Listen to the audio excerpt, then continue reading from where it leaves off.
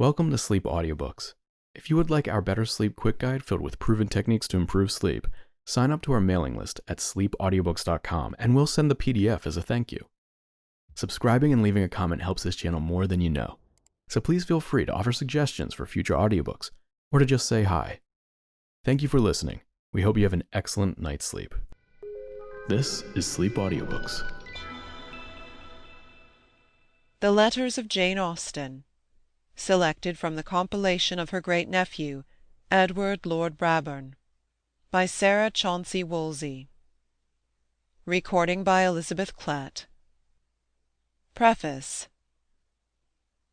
The recent cult for Miss Austen, which has resulted in no less than 10 new editions of her novels within a decade, and 3 memoirs by different hands within as many years, have made the facts of her life familiar to most readers. It was a short life, and an uneventful one as viewed from the standpoint of our modern times, when steam and electricity have linked together the ends of the earth, and the very air seems teeming with news, agitations, discussions. We have barely time to recover our breath between post and post, and the morning paper with its statements of disaster, and its hints of still greater evils to be, is scarcely outlived, when lo, in comes the evening issue, contradicting the news of the morning to be sure, but full of omens and auguries of its own to strew our pillows with the seed of wakefulness. To us publications come hot and hot from the press. Telegraphic wires, like the intricate and incalculable zigzags of the lightning, ramify above our heads. And who can tell at what moment their darts may strike?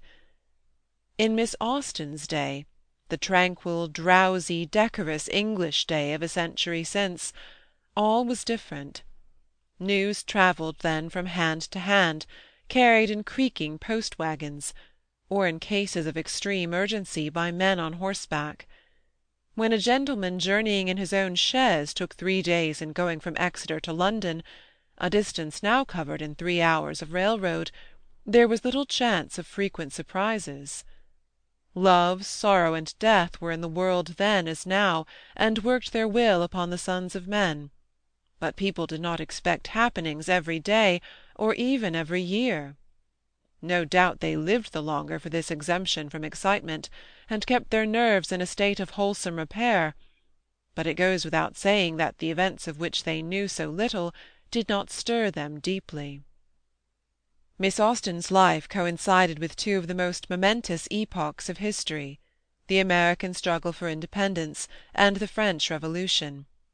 But there is scarcely an allusion to either in her letters. She was interested in the fleet and its victories because 2 of her brothers were in the navy, and had promotion and prize money to look forward to.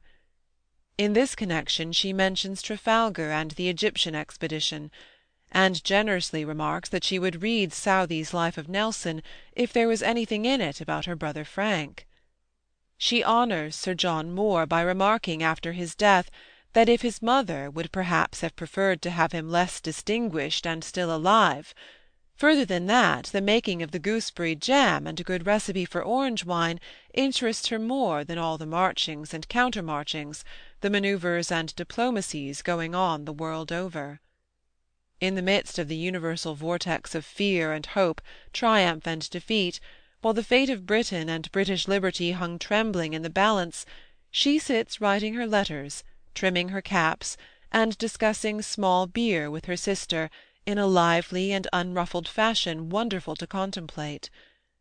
The society of rural England in those days, as Mr. Goldwin Smith happily puts it, enjoyed a calm of its own in the midst of the European tempest, like the windless centre of a circular storm.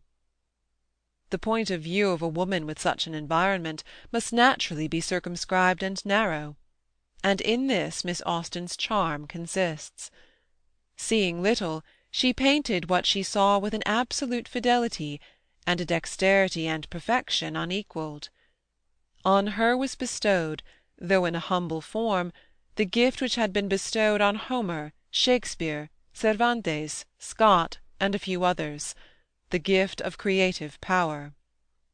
Endowed with the keenest and most delicate insight and a vivid sense of humour, she depicted with exactitude what she observed and what she understood, giving to each fact and emotion its precise shade and value. The things she did not see she did not attempt. Affectation was impossible to her, most of all affectation of knowledge or feeling not justly her own.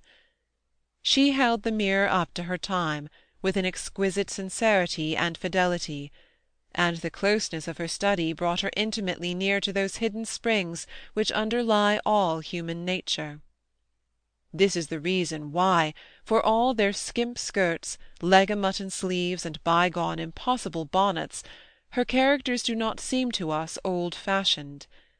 Minds and hearts are made pretty much after the same pattern from century to century, and given a modern dress and speech, Emma or Elizabeth or dear Anne Elliot could enter a drawing-room to-day, and excite no surprise except by so closely resembling the people whom they would find there. Miss Austen's novels are dateless things, Mr. Augustine Birrell tells us. Nobody in his senses would speak of them as old novels. John Inglesant is an old novel, so is Ginx's Baby. But Emma is quite new, and, like a wise woman, affords few clues to her age. We allude with a special touch of affection to Anne Elliot. Persuasion, which was written during the last 2 years of Miss Austen's life, when the refining touch of eternity was already upon her, has always seemed to us the most perfect of her novels, and Anne, with her exquisite breeding and unselfish straightforwardness, just touched with the tender reserve of memory and regret, one of her best portraitures. But this is a matter of individual taste. Doubtless Elizabeth Bennet is better fun, as the modern girl would say. Miss Austen herself preferred her. She had a droll and pretty way of talking about her characters, which showed how real they were to her own mind, and made them equally real to other people. In 1813 she had the good luck to light upon a portrait of Jane Bennet at an exhibition. "I was very well pleased, pray tell Fanny, with a small portrait of Mrs. Bingley, excessively like her. I went in hopes of seeing one of her sister, but there was no Mrs. Darcy. Perhaps I may find her in the great exhibition, which we shall go to if we have time.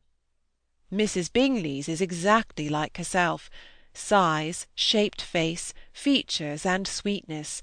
There never was a greater likeness. She is dressed in a white gown with green ornaments, which convinces me of what I had always supposed, that green was a favourite colour with her. I dare say Mrs. D. will be in yellow." And later: "We have been both to the exhibition and Sir J. Reynolds's, and I am disappointed, for there was nothing like Mrs. D. at either. I can only imagine that Mr. D. prizes any picture of her too much to like it should it be exposed to the public eye. I can imagine he would have that sort of feeling, that mixture of love, pride, and delicacy." The letters included in this series comprise about 3/4 of the collection in 2 volumes, published in 1884 by her great-nephew, Lord Brabourne. The lightness, almost friskiness of their tone cannot fail to strike the reader. Modern letters written by women are filled more or less with hints and queries. Questionings as to the why and the wherefore occur. Allusions to the various fads of the day, literary or artistic. Ibsen, Tolstoy, Browning, esoteric Buddhism, Wagner's music, the mind-cure, social science, causes and reforms. But Cowper and Crabbe were the poetical sensations in Miss Austen's time, Scott and Byron its phenomenal novelties. It took months to get most books printed, and years to persuade anybody to read them. Furthermore, the letters, in all probability, are carefully chosen to reveal only the more superficial side of their writer. There are wide gaps of omission, covering important events such as Mr. Austen's death, the long illness through which Jane nursed her brother Henry, and the anxieties and worries which his failure in business caused to the whole family. What is vouchsafed us is a glimpse of the girlish and untroubled moments of Miss Austen's life, and the glimpse is a sweet and friendly one. We are glad to have it, in spite of our suspicion that another and even more interesting part of her personality is withheld from us. A good daughter, a delightful sister, the most perfect of aunts. What better record could there be of a single woman? Her literary work never stood in the way of her home duties, any more than her quiet, limpid, unimpassioned style stood between her thought and her readers. Her fame may justly be said to be almost entirely posthumous. She was read and praised to a moderate degree during her lifetime, but all her novels together brought her no more than £700, and her reputation, as it were, was in its close-sheathed bud, when at the early age of 41 she died. It would have excited in her an amused incredulity, no doubt, had any one predicted that 2 generations after her death the real recognition of her powers was to come. Time, which like desert sands has effaced the footprints of so many promising authors, has with her served as the desert wind to blow aside those dusts of the commonplace which for a while concealed her true proportions. She is loved more than she ever hoped to be, and far more widely known. Mrs. Ritchie tells somewhere an anecdote of a party of 7 assembled at a dinner-table, where the question arose of the locality of one of Miss Austen's places. Maple Grove, the residence of Mr. Suckling, if we are not mistaken, and 6 of the persons present at once recognized the allusion, and had a formed opinion on the subject. The 7th was a Frenchman who did not read English. Scott, Macaulay, Sir James Mackintosh, Miss Martineau, Mrs. Ritchie, Miss Mitford, and a host of others have vied in their generous tributes of admiration. But most striking of all, to our thinking, is that paid to Miss Austen by Lord Tennyson, when, in some visit to Lyme not many years since, those with him pointed out this and the other feature of the place, only to be interrupted with, "Never mind all that. Show me the exact spot where Louisa Musgrove fell." Could non-historical verisimilitude go farther, or mean more? S. C. W. Newport, June 1892. End of Preface. Section 1. Letter 1. Steventon, Thursday, January 16th, 1796. I have just received yours and Mary's letter, and I thank you both, though their contents might have been more agreeable. I do not at all expect to see you on Tuesday, since matters have fallen out so unpleasantly, and if you are not able to return till after that day, it will hardly be possible for us to send for you before Saturday, though for my own part I care so little about the ball that it would be no sacrifice to me to give it up for the sake of seeing you 2 days earlier. We are extremely sorry for poor Eliza's illness. I trust, however, that she has continued to recover since you wrote, and that you will none of you be the worse for your attendance on her. What a good-for-nothing fellow Charles is to bespeak the stockings! I hope he will be too hot all the rest of his life for it. I sent you a letter yesterday to Ibthorp, which I suppose you will not receive at Kintbury. It was not very long, or very witty, and therefore if you never receive it, it does not much signify. I wrote principally to tell you that the Coopers were arrived and in good health. The little boy is very like Dr. Cooper, and the little girl is to resemble Jane, they say. Our party to Ashe to-morrow night will consist of Edward Cooper, James, for a ball is nothing without him, Buller, who is now staying with us, and I. I look forward with great impatience to it, as I rather expect to receive an offer from my friend in the course of the evening. I shall refuse him, however, unless he promises to give away his white coat. I am very much flattered by your commendation of my last letter, for I write only for fame, and without any view to pecuniary emolument. Edward is gone to spend the day with his friend John Lifford, and does not return till to-morrow. Anna is now here. She came up in her chaise to spend the day with her young cousins, but she does not much take to them, or to anything about them, except Caroline's spinning-wheel. I am very glad to find from Mary that Mr. and Mrs. Fowle are pleased with you. I hope you will continue to give satisfaction. How impertinent you are to write to me about Tom, as if I had not opportunities of hearing from him myself. The last letter that I received from him was dated on Friday the 8th, and he told me that if the wind should be favourable on Sunday, which it proved to be, they were to sail from Falmouth on that day. By this time, therefore, they are at Barbadoes, I suppose. The Rivers are still at Manydown, and are to be at Ashe to-morrow. I intended to call on the Miss Biggs yesterday, had the weather been tolerable. Caroline, Anna, and I have just been devouring some cold souse, and it would be difficult to say which enjoyed it most.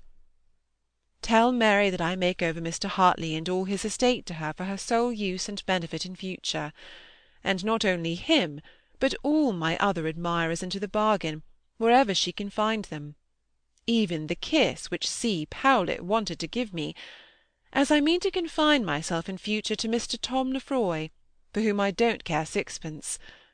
Assure her also, as a last and indubitable proof of Warren's indifference to me, that he actually drew that gentleman's picture for me, and delivered it to me without a sigh. Friday. At length the day is come on which I am to flirt my last with Tom Lefroy, and when you receive this, it will be over. My tears flow as I write at the melancholy idea. William Chute called here yesterday. I wonder what he means by being so civil. There is a report that Tom is going to be married to a Lichfield lass. John Lifford and his sister bring Edward home to-day, dine with us, and we shall all go together to Ashe. I understand that we are to draw for partners. I shall be extremely impatient to hear from you again, that I may know how Eliza is, and when you are to return. With best love, etc., I am affectionately yours, J. Austen. To Miss Austen, the Reverend Mr. Fowle's, Kintbury, Newbury. Letter 2. Cork Street, Tuesday morn, August 1796. My dear Cassandra, here I am once more in this scene of dissipation and vice, and I begin already to find my morals corrupted. We reached Staines yesterday, I do not know when, without suffering so much from the heat as I had hoped to do.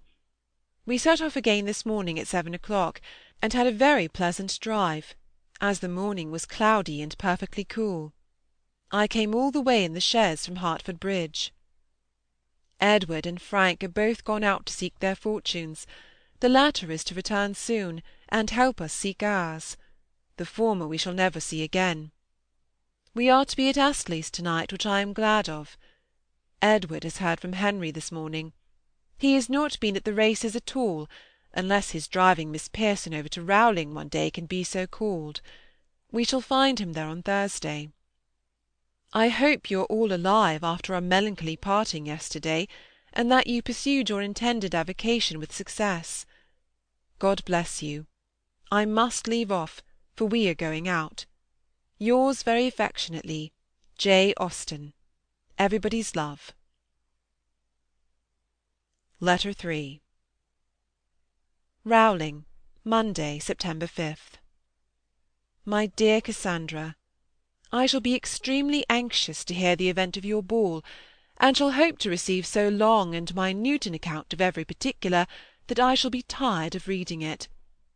Let me know how many, besides their 14 selves and Mr. and Mrs. Wright, Michael will contrive to place about their coach, and how many of the gentlemen, musicians, and waiters he will have persuaded to come in their shooting jackets. I hope John Lovett's accident will not prevent his attending the ball, as you will otherwise be obliged to dance with Mr. Tincton the whole evening.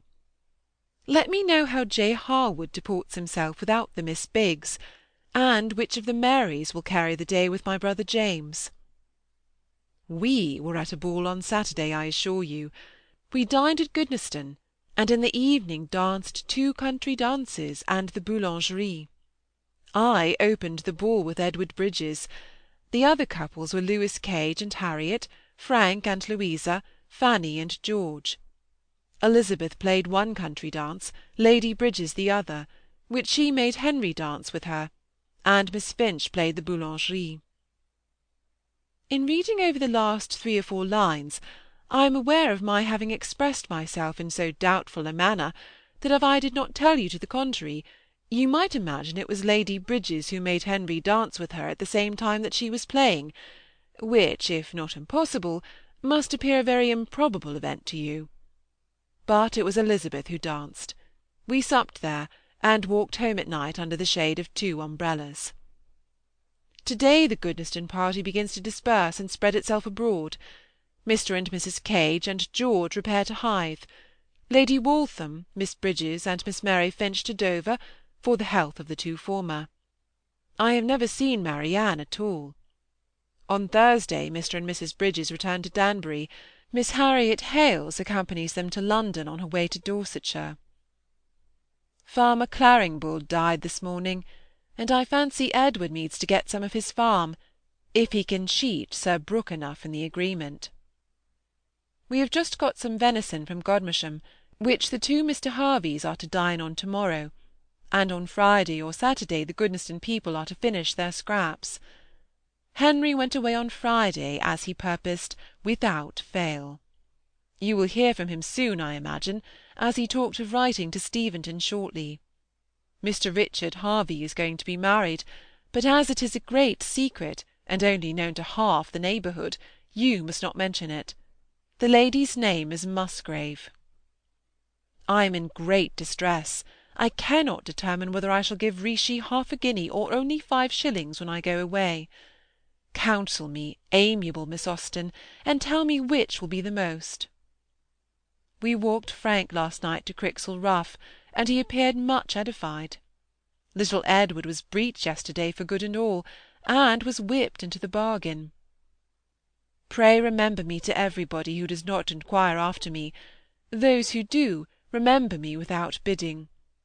Give my love to Mary Harrison, and tell her I wish, whenever she is attached to a young man, some respectable Dr. Marchmont may keep them apart for 5 volumes. End of Section 1. Section 2. Letter 4. Rowling, Thursday, September 15th. My dear Cassandra, we have been very gay since I wrote last, dining at Nackington, returning by moonlight, and everything quite in style, not to mention Mr. Claringbould's funeral which we saw go by on Sunday.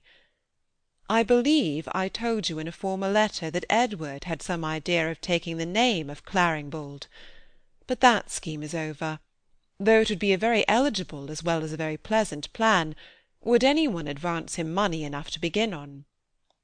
We rather expected Mr. Miles to have done so on Tuesday, but to our great surprise nothing was said on the subject, and unless it is in your power to assist your brother with 500 or 600 pounds, he must entirely give up the idea.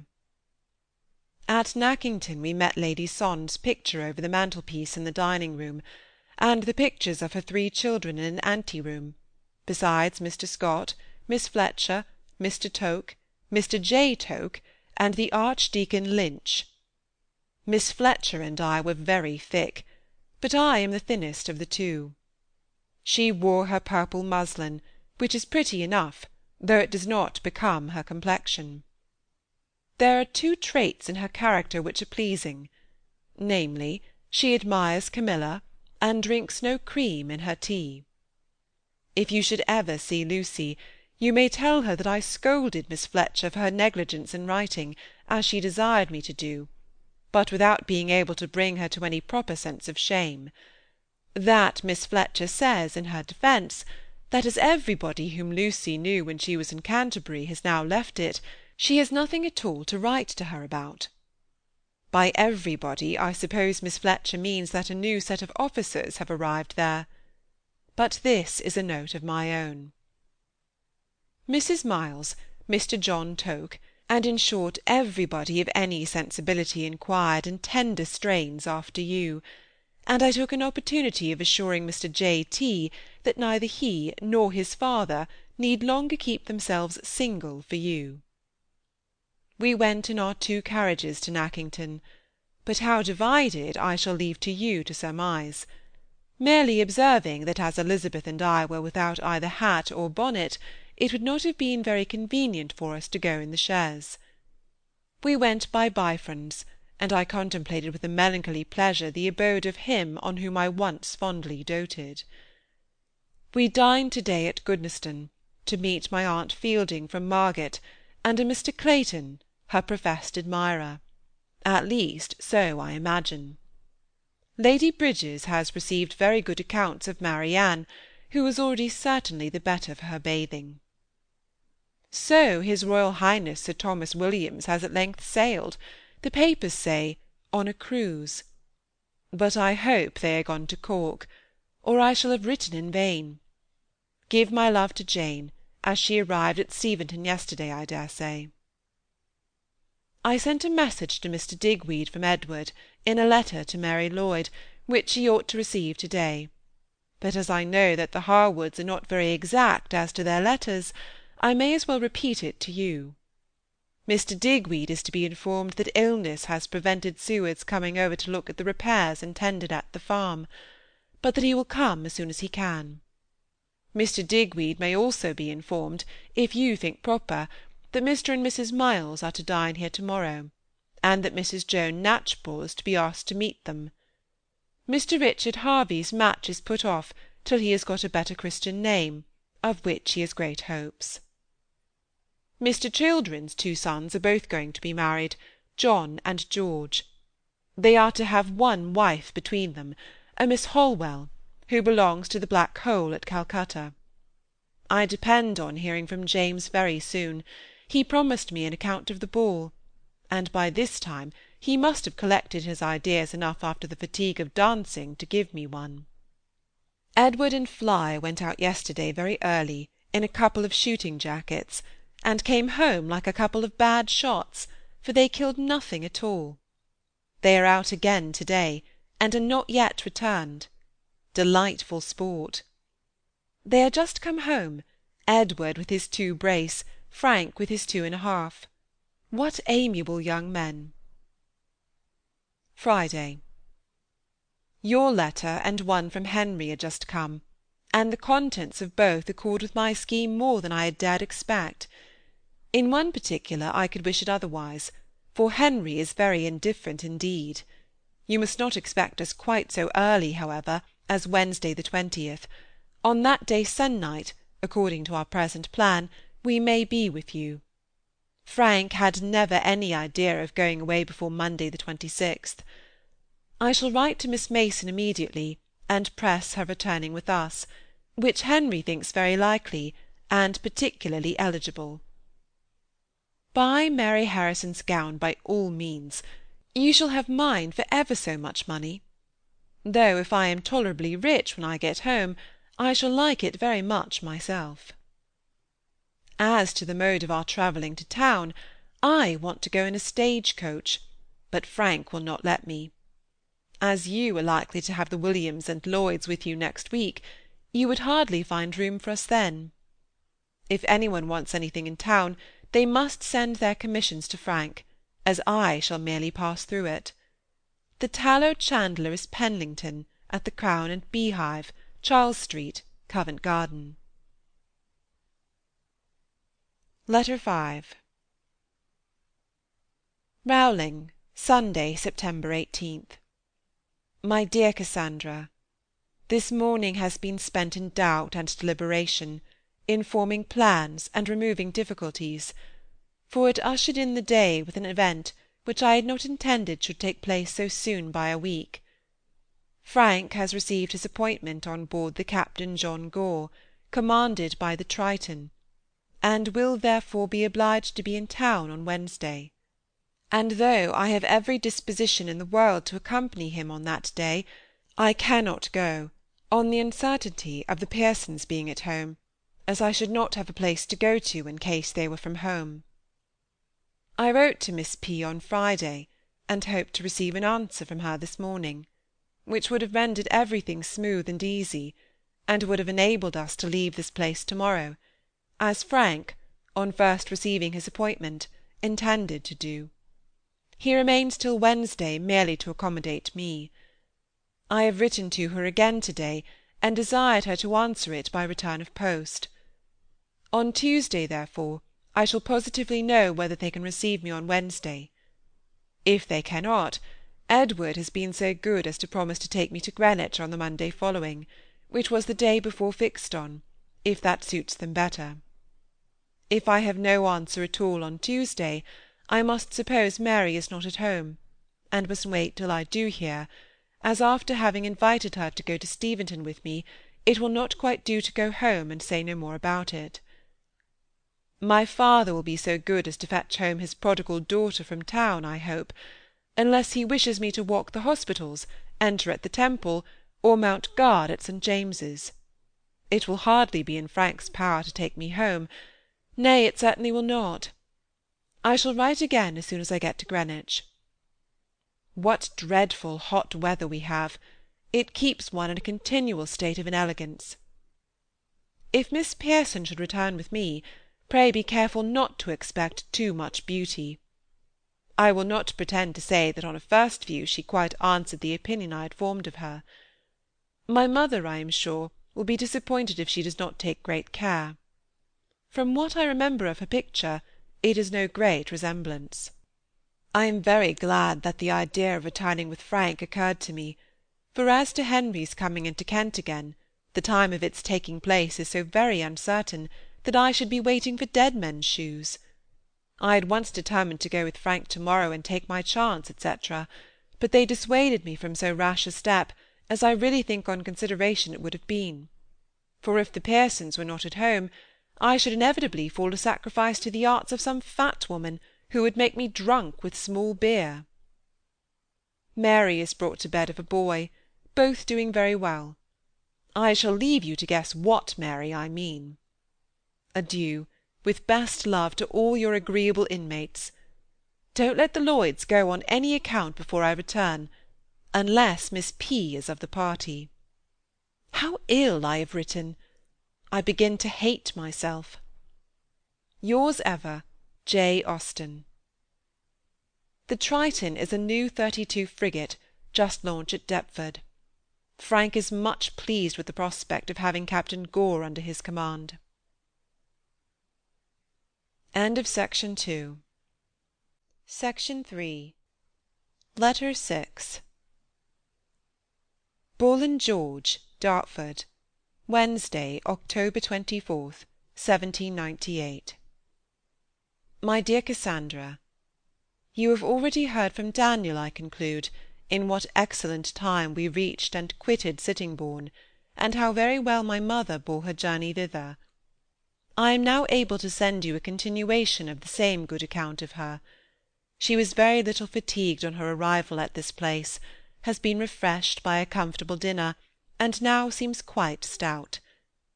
It wanted 5 minutes of 12 when we left Sittingbourne, from whence we had a famous pair of horses, which took us to Rochester in an hour and a quarter.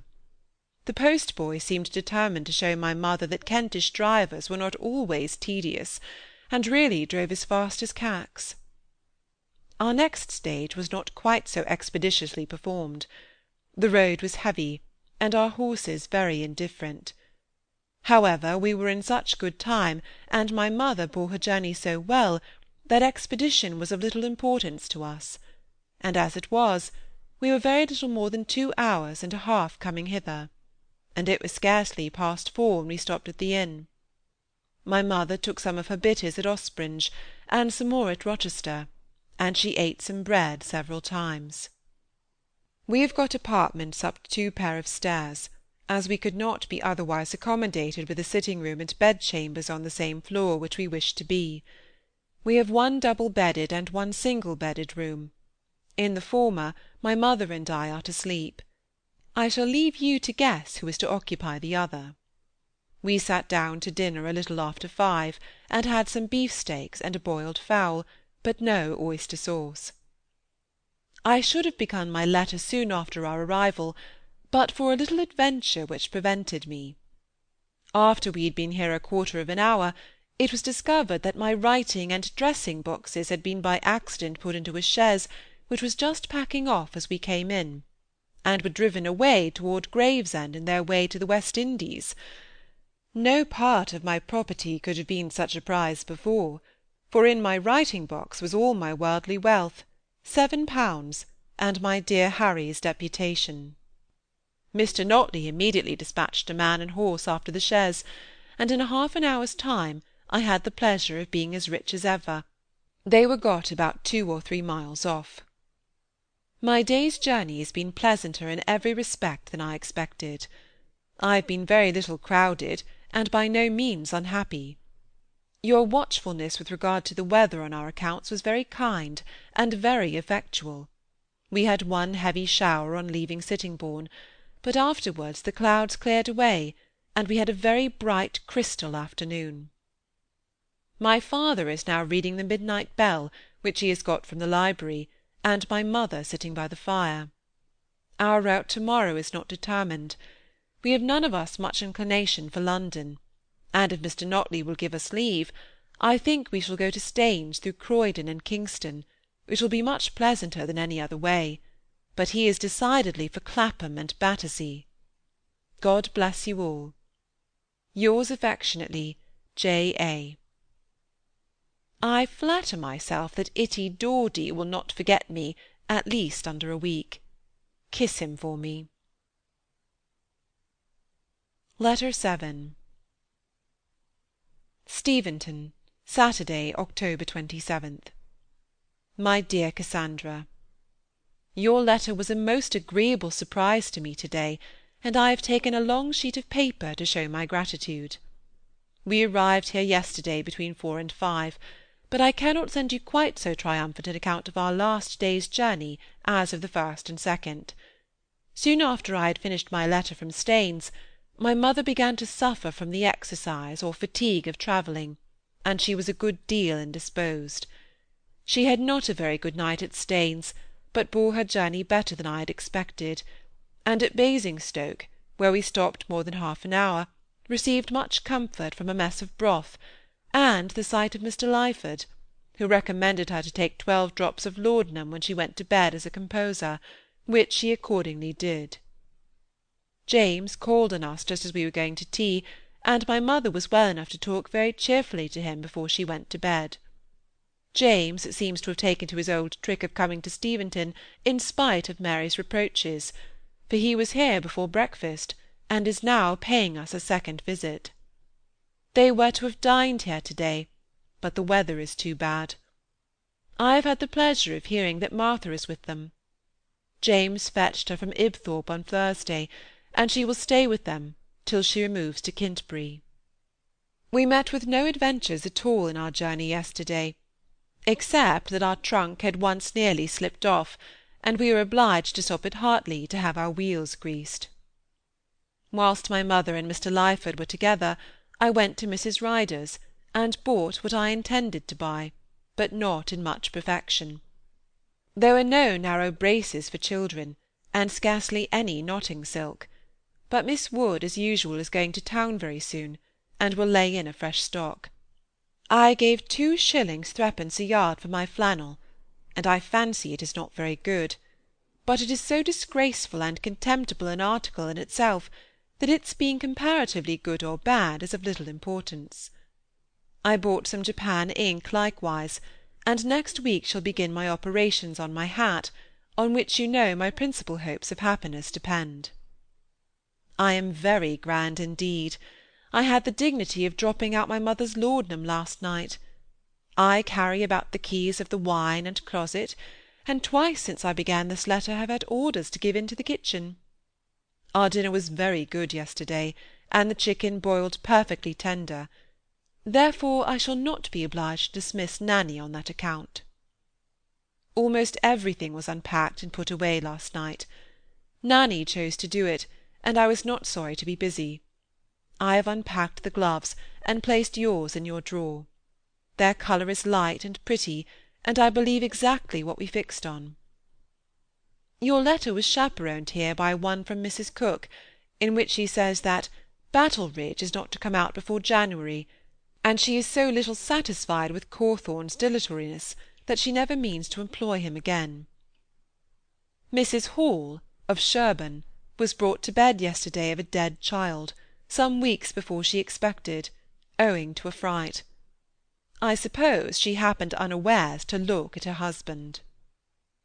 There has been a great deal of rain here for this last fortnight, much more than in Kent, and indeed we found the roads all the way from Staines most disgracefully dirty. Steventon Lane has its full share of it, and I don't know when I shall be able to get to Deane. I hear that Martha is in better looks and spirits than she has enjoyed for a long time, and I flatter myself she will now be able to jest openly about Mr. W. The spectacles which Molly found are my mother's, the scissors my father's. We are very glad to hear such a good account of your patients, little and great. My dear Itty Dawdy's remembrance of me is very pleasing to me, foolishly pleasing, because I know it will be over so soon. My attachment to him will be more durable. I shall think with tenderness and delight on his beautiful and smiling countenance and interesting manner, until a few years have turned him into an ungovernable, ungracious fellow. The books from Winton are all unpacked and put away. The binding has compressed them most conveniently, and there is now very good room in the bookcase for all that we wish to have there. I believe the servants were very glad to see us. Nanny was, I'm sure. She confesses that it was very dull, and yet she had her child with her till last Sunday. I understand that there are some grapes left, but I believe not many. They must be gathered as soon as possible, or the rain will entirely rot them. I am quite angry with myself for not writing closer. Why is my alphabet so much more sprawly than yours? Dame Tilbury's daughter has lain in. Shall I give her any of your baby clothes? The lace man was here only a few days ago. How unfortunate for both of us that he came so soon. Dame Bushell washes for us only 1 week more, as Sukey has got a place. John Stephen's wife undertakes our purification. She does not look as if anything she touched would ever be clean, but who knows? We do not seem likely to have any other maidservant at present, but Dame Staples will supply the place of one. Mary has hired a young girl from Ash, who has never been out to service, to be her scrub, but James fears her not being strong enough for the place. Earl Harwood has been to Deane lately, as I think Mary wrote us word, and his family then told him that they would receive his wife, if she continued to behave well for another year. He was very grateful, as well he might. Their behaviour throughout the whole affair has been particularly kind. Earl and his wife live in the most private manner imaginable at Portsmouth, without keeping a servant of any kind. What a prodigious innate love of virtue she must have, to marry under such circumstances! It is now Saturday evening, but I wrote the chief of this in the morning. My mother has not been down at all to-day. The laudanum made her sleep a good deal, and upon the whole I think she is better. My father and I dined by ourselves. How strange! He and John Bond are now very happy together, for I have just heard the heavy step of the latter along the passage. James Digweed called to-day, and I gave him his brother's deputation. Charles Harwood, too, has just called to ask how we are, in his way from Dummer, where he has been conveying Miss Garrett, who is going to return to her former residence in Kent. I will leave off, or I shall not have room to add a word to-morrow. Sunday. My mother has had a very good night, and feels much better to-day. I have received my aunt's letter, and thank you for your scrap. I will write to Charles soon. Pray give Fanny and Edward a kiss from me, and ask George if he has got a new song for me. 'Tis really very kind of my aunt to ask us to Bath again, a kindness that deserves a better return than to profit by it. Yours ever, J. A. End of Section 3. Section 4. Letter 8. Steventon, December 1st. My dear Cassandra, I am so good as to write to you again thus speedily, to let you know that I have just heard from Frank. He was at Cadiz, alive and well, on October 18th, and had then very lately received a letter from you, written as long ago as when the London was at St. Helen's. But his rarely latest intelligence of us was in one of me of September 1st, which I sent soon after we had got to Godmersham. He had written a packet full for his dearest friends in England, early in October, to go by the Excellent. But the Excellent was not sailed, nor likely to sail, when he dispatched this to me.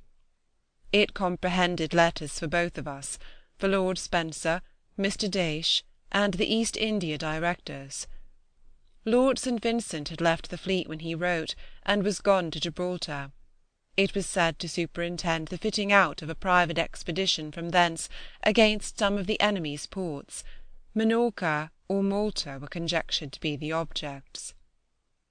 Frank writes in good spirits, but says that our correspondence cannot be so easily carried on in future as it has been, as the communication between Cadiz and Lisbon is less frequent than formerly. You and my mother, therefore, must not alarm yourselves at the long intervals that may divide his letters. I address this advice to you, too, as being the most tender-hearted of the family. My mother made her entrée into the dressing-room through crowds of admiring spectators yesterday afternoon, and we all drank tea together for the first time these 5 weeks. She has had a tolerable night, and bids fair for a continuance in the same brilliant course of action to-day. Mr. Lyford was here yesterday. He came while we were at dinner, and partook of our elegant entertainment. I was not ashamed of asking him to sit down to table, for we had some pease soup, a spare rib, and a pudding. He wants my mother to look yellow and to throw out a rash, but she will do neither. I was at Deane yesterday morning. Mary was very well, but does not gain bodily strength very fast. When I saw her so stout on the 3rd and 6th days, I expected to have seen her as well as ever by the end of a fortnight. James went to Ibthorp yesterday to see his mother and child. Letty is with Mary at present, of course exceedingly happy, and in raptures with the child. Mary does not manage matters in such a way as to make me want to lay in myself. She is not tidy enough in her appearance. She has no dressing-gown to sit up in. Her curtains are all too thin, and things are not in that comfort and style about her which are necessary to make such a situation an enviable one. Elizabeth was really a pretty object with her nice clean cap put on so tidily, and her dress so uniformly white and orderly. We live entirely in the dressing-room now, which I like very much. I always feel so much more elegant in it than in the parlour. No news from Kintbury yet. Eliza sports with our impatience. She was very well last Thursday. Who is Miss Maria Montresor going to marry, and what is to become of Miss Mulcaster? I find great comfort in my stuff gown, but I hope you do not wear yours too often.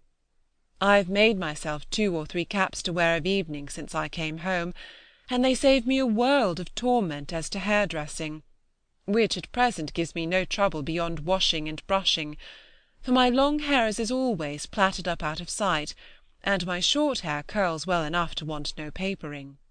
I have had it cut lately by Mr. Butler. There is no reason to suppose that Miss Morgan is dead after all. Mr. Lyford gratified us very much yesterday by his praises of my father's mutton, which they all think the finest that ever was ate. John Bond begins to find himself grow old, which John Bonds ought not to do, and unequal to much hard work. A man is therefore hired to supply his place as to labour, and John himself is to have the care of the sheep. There are not more people engaged than before, I believe, only men instead of boys. I fancy so at least, but you know my stupidity as to such matters. Lizzie Bond is just apprenticed to Miss Small, so we may hope to see her able to spoil gowns in a few years. My father has applied to Mr. May for an alehouse for Robert, at his request, and to Mr. Dean of Winchester likewise. This was my mother's idea, who thought he would be proud to oblige a relation of Edward in return for Edward's accepting his money. He sent a very civil answer indeed, but has no vacant house at present. May expects to have an empty one soon at Farnham, so perhaps Nanny may have the honour of drawing ale for the bishop. I shall write to Frank to-morrow. Charles Powlett gave a dance on Thursday, to the great disturbance of all his neighbours, of course, who you know, take a most lively interest in the state of his finances, and live in hopes of his being soon ruined. We are very much disposed to like our new maid. She knows nothing of a dairy, to be sure, which in our family is rather against her, but she is to be taught it all. In short, we have felt the inconvenience of being without a maid so long, that we are determined to like her, and she will find it a hard matter to displease us. As yet she seems to cook very well, is uncommonly stout, and says she can work well at her needle. Sunday. My father is glad to hear so good an account of Edward's pigs, and desires he may be told, as encouragement to his taste for them, that Lord Bolton is particularly curious in his pigs, has had pigsties of a most elegant construction built for them, and visits them every morning as soon as he rises. Affectionately yours, J. A. Letter 9. Steventon, Tuesday, December 18th.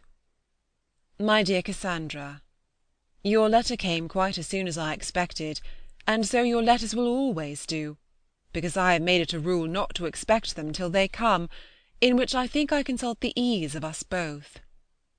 It is a great satisfaction to us to hear that your business is in a way to be settled, and so settled as to give you as little inconvenience as possible. You are very welcome to my father's name, and to his services, if they are ever required in it. I shall keep my £10, too, to wrap myself up in next winter. I took the liberty a few days ago of asking your black velvet bonnet to lend me its caul, which it very readily did, and by which I have been enabled to give a considerable improvement of dignity to cap, which was before too niggardly to please me. I shall wear it on Thursday, but I hope you will not be offended with me for following your advice as to its ornaments only in part. I still venture to retain the narrow silver round it, put twice round without any bow, and instead of the black military feather, shall put in the coquelicot one as being smarter, and besides, coquelicot is to be all the fashion this winter. After the ball I shall probably make it entirely black. I am sorry that our dear Charles begins to feel the dignity of ill usage. My father will write to Admiral Gambier. He must have already received so much satisfaction from his acquaintance and patronage of Frank that he will be delighted, I dare say, to have another of the family introduced to him. I think it would be very right in Charles to address Sir Thomas on the occasion, though I cannot approve of your scheme of writing to him, which you communicated to me a few nights ago, to request him to come home and convey you to Steventon. To do you justice, however, you had some doubts of the propriety of such a measure yourself.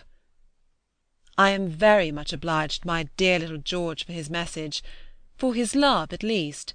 His duty, I suppose, is only in consequence of some hint of my favourable intentions toward him from his father or mother. I am sincerely rejoiced, however, that I ever was born, since it has been the means of procuring him a dish of tea. Give my best love to him. Wednesday. I have changed my mind, and changed the trimmings of my cap this morning. They are now such as you suggested.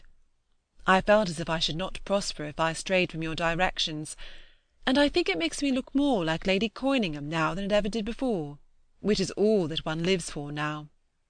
I believe I shall make my new gown like my robe, but the back of the latter is all in a piece with the tail, and will 7 yards enable me to copy it in that respect?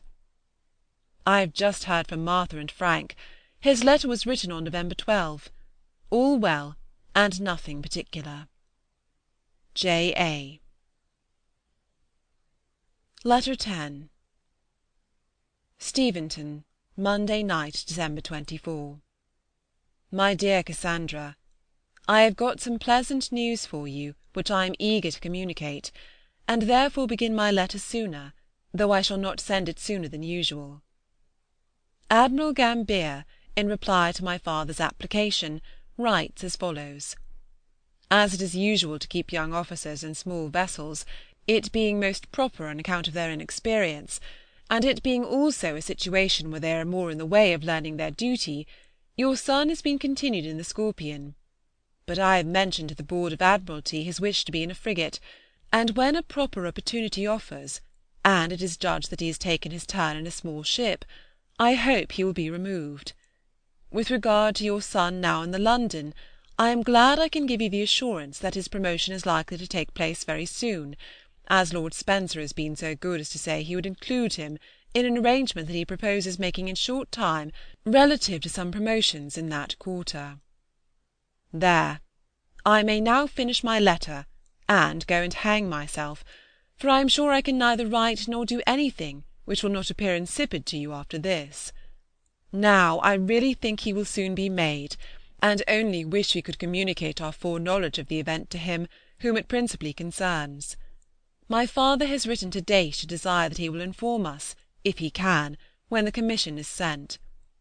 Your chief wish is now ready to be accomplished, and could Lord Spencer give happiness to Martha at the same time, what a joyful heart he would make of yours.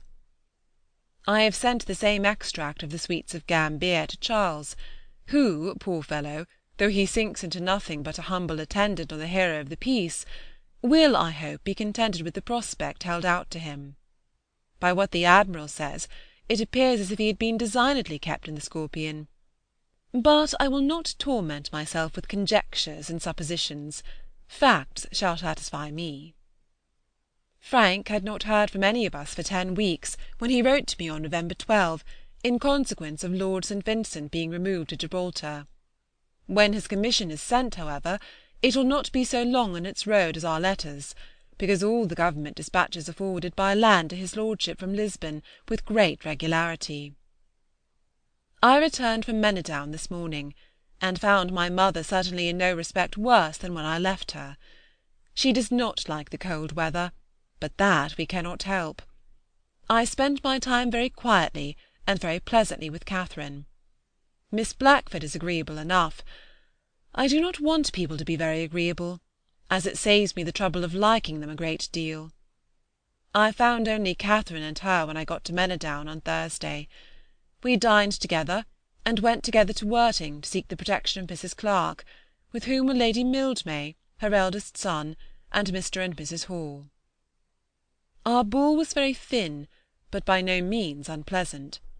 There were 31 people, and only 11 ladies out of the number, and but 5 single women in the room.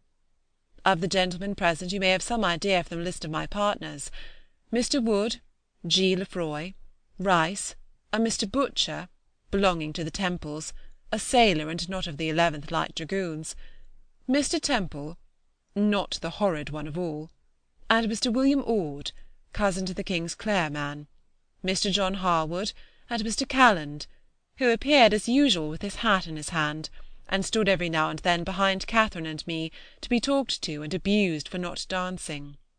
We teased him, however, into it at last. I was very glad to see him again after so long a separation, and he was altogether rather the genius and flirt of the evening. He inquired after you. There were 20 dances, and I danced them all, and without any fatigue. I was glad to find myself capable of dancing so much, and with so much satisfaction as I did. From my slender enjoyment of the Ashford balls, as assemblies for dancing, I had not thought myself equal to it. But in cold weather and with few couples, I fancy I could just as well dance for a week together as for half an hour.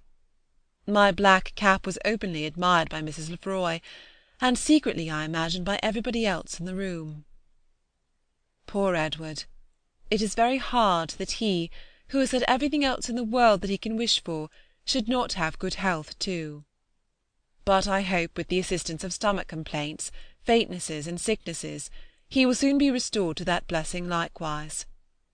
If his nervous complaint proceeded from a suppression of something that ought to be thrown out, which does not seem unlikely, the first of these disorders may really be a remedy, and I sincerely wish it may, for I know no one more deserving of happiness without alloy than Edward is.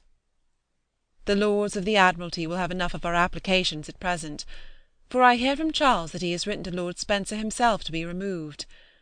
I am afraid his Serene Highness will be in a passion, and order some of our heads to be cut off. You deserve a longer letter than this, but it is my unhappy fate seldom to treat people so well as they deserve. God bless you. Yours affectionately, Jane Austen. Wednesday. The snow came to nothing yesterday, so I did go to Deane, and returned home at 9 o'clock at night in that little carriage, and without being very cold. End of Section 4. Section 5. Letter 11. Steventon, Friday, December 28th. My dear Cassandra, Frank is made. He was yesterday raised to the rank of commander, and appointed to the Petrel sloop now at Gibraltar. A letter from Daysh has just announced this, and as it is confirmed by a very friendly one from Mr. Matthew to the same effect, transcribing one from Admiral Gambier to the General, we have no reason to suspect the truth of it. As soon as you have cried a little for joy, you may go on, and learn further that the India House have taken Captain Austen's petition into consideration. This comes from Daysh, and likewise that Lieutenant Charles John Austen is removed to the Tamar frigate. This comes from the Admiral. We cannot find out where the Tamar is, but I hope we shall now see Charles here at all events. This letter is to be dedicated entirely to good news. If you will send my father an account of your washing and letter expenses, etc., he will send you a draft for the amount of it, as well as for your next quarter, and for Edward's rent. If you don't buy a muslin gown now on the strength of this money and Frank's promotion, I shall never forgive you.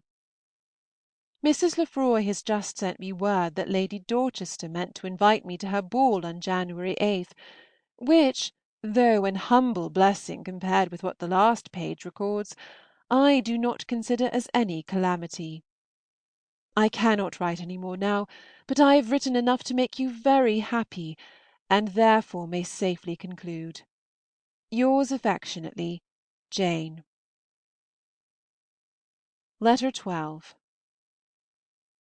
Steventon, Tuesday, January 8th, 1799.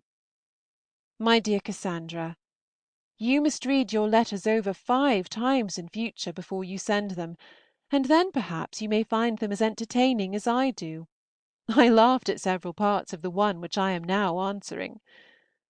Charles is not come yet, but he must come this morning, or he shall never know what I will do to him. The ball at Kempshott is this evening, and I have got him an invitation, though I have not been so considerate as to get him a partner. But the cases are different between him and Eliza Bailey, for he is not in a dying way, and may therefore be equal to getting a partner for himself. I believe I told you that Monday was to be the ball night, for which and for all other errors into which I may ever have led you, I humbly ask your pardon.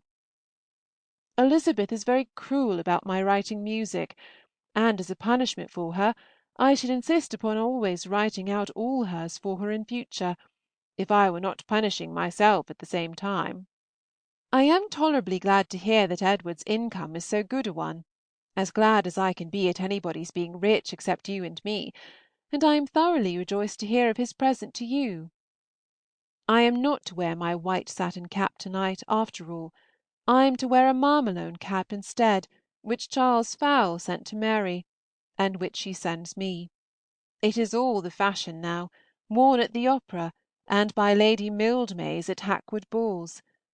I hate describing such things, and I dare say you will be able to guess what it is like. I have got over the dreadful epoch of mantua making much better than I expected. My gown is made very like my blue one, which you always told me sat very well, with only these variations: the sleeves are short, the wrap fuller, the apron comes over it, and a band of the same completes the whole. I assure you that I dread the idea of going to Brighton as much as you do, but I am not without hopes that something may happen to prevent it. F. has lost his election at B., and perhaps they may not be able to see company for some time. They talk of going to Bath too in the spring, and perhaps they may be overturned in their way down, and all laid up for the summer.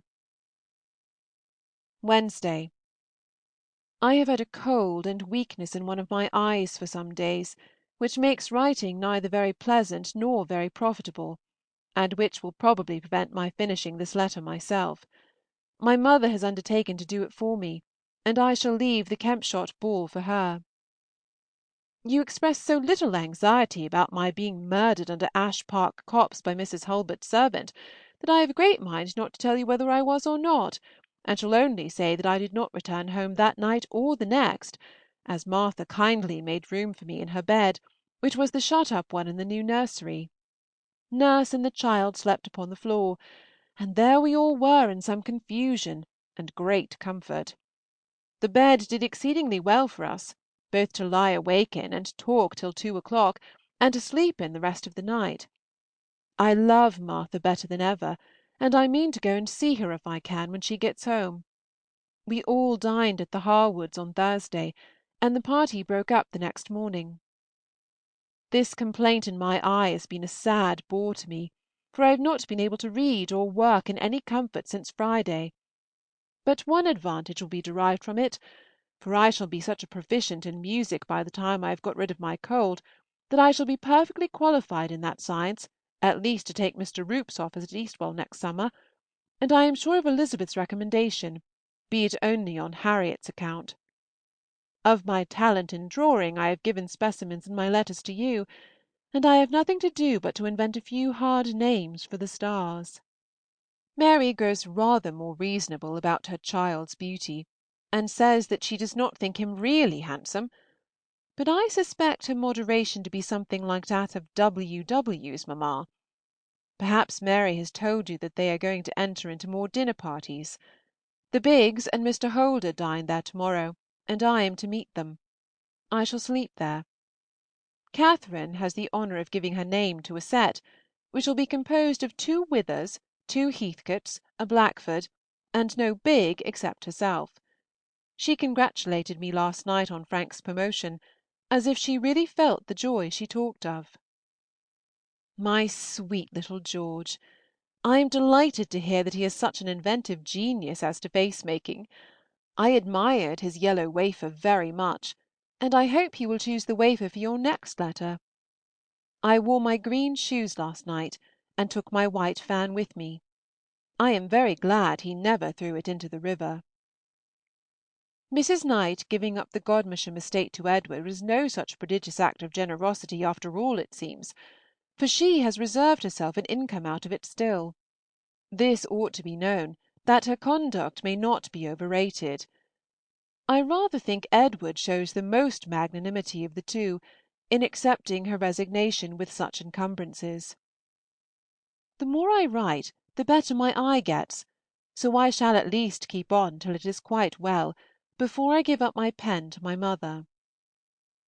Mrs. Bramston's little movable apartment was tolerably filled last night, by herself, Mrs. H. Blackstone, her 2 daughters, and me. I do not like the Miss Blackstones. Indeed, I was always determined not to like them, so there is the less merit in it. Mrs. Bramston was very civil, kind, and noisy. I spent a very pleasant evening, chiefly among the Manydown party. There is the same kind of supper as last year, and the same want of chairs. There were more dancers than the room could conveniently hold, which is enough to constitute a good ball at any time. I do not think I was very much in request. People were rather apt not to ask me until they could not help it. One's consequence, you know, varies so much at times without any particular reason. There was one gentleman, an officer of the Cheshire, a very good-looking young man, who, I was told, wanted very much to be introduced to me, but as he did not want it quite enough to take much trouble in effecting it, we never could bring it about. I danced with Mr. John Wood again, twice with a Mr. South, a lad from Winchester, who, I suppose, is as far from being related to the bishop of that diocese as it is possible to be, with G. Lefroy and J. Harwood, who, I think, takes to me rather more than he used to do. One of my gayest actions was sitting down 2 dances in preference to having Lord Bolton's eldest son for my partner, who danced too ill to be endured. The Miss Charterises were there, and played the parts of the Miss Edens with great spirit. Charles never came. Naughty Charles! I suppose he could not get superseded in time. Mr. Barry has replaced your 2 sheets of drawing paper with 2 of superior size and quality, so I do not grudge her having taken them at all now. Mr. Ludlow and Miss Pugh of Andover are lately married, and so is Mrs. Skeet of Basingstoke, and Mr. French, chemist, of Reading. I do not wonder at your wanting to read First Impressions again, so seldom as you have gone through it, and that so long ago. I am much obliged to you for meaning to leave my old petticoat behind you. I have long secretly wished it might be done, but had not courage to make the request. Pray mention the name of Maria Montresor's lover when you write next. My mother wants to know it, and I have not courage to look back into your letters to find it out. I shall not be able to send this till to-morrow, and you will be disappointed on Friday. I am very sorry for it, but I cannot help it. The partnership between Jeffreys, Toomer, and Legg is dissolved. The 2 latter are melted away into nothing, and it is to be hoped that Jeffreys will soon break, for the sake of a few heroines whose money he may have. I wish you joy of your birthday 20 times over. I shall be able to send this to the post to-day, which exalts me to the utmost pinnacle of human felicity, and makes me bask in the sunshine of prosperity, or gives me any other sensation of pleasure in studied language which you may prefer. Do not be angry with me for not filling my sheet, and believe me yours affectionately, J. A. End of Section 5. Section 6. Letter 13. Steventon, Monday, January 21. My dear Cassandra, I will endeavour to make this letter more worthy your acceptance than my last, which was so shabby a one that I think Mr. Marshall could never charge you with the postage. My eyes have been very indifferent since it was written, but are now getting better once more.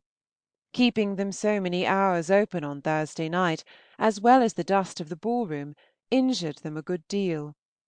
I use them as little as I can, but you know, and Elizabeth knows, and everybody who has ever had weak eyes knows, how delightful it is to hurt them by employment, against the advice and entreaty of all one's friends. Charles leaves us to-night. The Tamar is in the Downs, and Mr. Daysh advises him to join her there directly, as there is no chance of her going to the westward. Charles does not approve of this at all, and will not be much grieved if he should be too late for her before she sails, as he may then hope to get into a better situation. He attempted to go to town last night, and got as far on his road thither as Dean Gate, but both the coaches were full, and we had the pleasure of seeing him back again. He will call on Daysh to-morrow, to know whether the Tamar has sailed or not, and if she is still at the Downs, he will proceed in one of the night coaches to Deal. I want to go with him, that I may explain the country to him properly between Canterbury and Rowling, but the unpleasantness of returning by myself deters me. I should like to go as far as Ospringe with him very much indeed, that I might surprise you at Godmersham. Martha writes me word that Charles was very much admired at Kintbury, and Mrs. Lefroy never saw any one so much improved in her life, and thinks him handsomer than Henry. He appears to far more advantage here than he did at Godmersham, not surrounded by strangers, and neither oppressed by a pain in his face or powder in his hair. James christened Elizabeth Caroline on Saturday morning, and then came home. Mary, Anna, and Edward have left us, of course. Before the second went, I took down her answer to her cousin Fanny. Yesterday came a letter to my mother from Edward Cooper, to announce not the birth of a child, but of a living, for Mrs. Leigh has begged his acceptance of the rectory of Hamstall Ridware in Staffordshire, vacant by Mr. Johnson's death.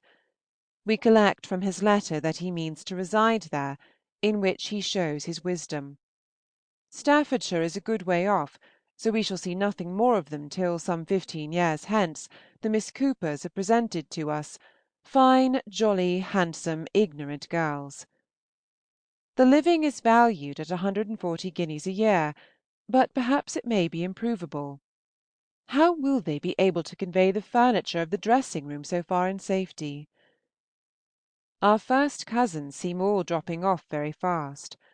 One is incorporated into the family, another dies, and a third goes into Staffordshire. We can learn nothing of the disposal of the other living. I have not the smallest notions of Fulwar's having it. Lord Craven has probably other connections and more intimate ones in that line than he now has with the Kintbury family. Our ball on Thursday was a very poor one, only 8 couple, and but 23 people in the room; but it was not the ball's fault, for we were deprived of 2 or 3 families by the sudden illness of Mr. Wither, who was seized that morning at Winchester with the return of his former alarming complaint. An express was sent off from thence to the family. Catherine and Miss Blackford were dining with Mrs. Russell. Poor Catherine's distress must have been very great. She was prevailed on to wait till the Heathcotes could come from Wintney, and then with those two and Harris proceeded directly to Winchester. In such a disorder his danger, I suppose, must always be great; but from this attack he is now rapidly recovering, and will be well enough to return to Manydown, I fancy, in a few days. It was a fine thing for conversation at the ball, but it deprived us not only of the Biggs, but of Mrs. Russell too, and of the Boltons and John Harwood, who were dining there likewise, and of Mr. Lane, who kept away as related to the family. Poor man! I mean Mr. Wither. His life is so useful, his character so respectable and worthy, that I really believe there was a good deal of sincerity in the general concern expressed on his account. Our ball was chiefly made up of Jervoises and Terrys, the former of whom were apt to be vulgar, the latter to be noisy. I had an odd set of partners: Mr. Jenkins, Mr. Street, Colonel Jervoise, James Digweed, J. Lifford, and Mr. Briggs, a friend of the latter. I had a very pleasant evening, however, though you will probably find out that there was no particular reason for it; but I do not think it worth while to wait for enjoyment until there is some real opportunity for it. Mary behaved very well, and was not at all fidgety. For the history of her adventures at the ball, I refer you to Anna's letter. When you come home you will have some shirts to make up for Charles. Mrs. Davies frightened him into buying a piece of Irish when we were in Basingstoke. Mr. Daysh supposes that Captain Austen's commission has reached him by this time. Tuesday. Your letter has pleased and amused me very much. Your essay on happy fortnights is highly ingenious, and the Talbot skin made me laugh a good deal. Whenever I fall into misfortune, how many jokes it ought to furnish to my acquaintance in general, or I shall die dreadfully in their debt for entertainment. It began to occur to me before you mentioned it that I had been somewhat silent as to my mother's health for some time, but I thought you could have no difficulty in divining its exact state, you who have guessed so much stranger things. She is tolerably well, better upon the whole than she was some weeks ago. She would tell you herself that she has a very dreadful cold in her head at present, but I have not much compassion for colds in the head without fever or sore throat. Our own particular little brother got a place in the coach last night, and is now, I suppose, in town. I have no objection at all to your buying our gowns there, as your imagination has pictured to you exactly such a one as is necessary to make me happy. You quite abash me by your progress in knotting, for I am still without silk. You must get me some in town or in Canterbury; it should be finer than yours. I thought Edward would not approve of Charles being a crop, and rather wished you to conceal it from him at present, lest it might fall on his spirits and retard his recovery. My father furnishes him with a pig from Cheesedown; it is already killed and cut up, but it is not to weigh more than 9 stone; the season is too far advanced to get him a larger one. My mother means to pay herself for the salt and the trouble of ordering it to be cured by the spare ribs, the souse, and the lard. We have had one dead lamb. I congratulate you on Mr. E. Hatton's good fortune. I suppose the marriage will now follow out of hand. Give my compliments to Miss Finch. What time in March may we expect your return in? I begin to be very tired of answering people's questions on that subject, and independent of that, I shall be very glad to see you at home again. And then, if we can get Martha and Shirk, who will be so happy as we? I think of going to Ibthorp in about a fortnight. My eyes are pretty well, I thank you, if you please. Wednesday, the 23rd. I wish my dear Fanny many returns of this day, and that she may on every return enjoy as much pleasure as she is now receiving from her dolls' beds.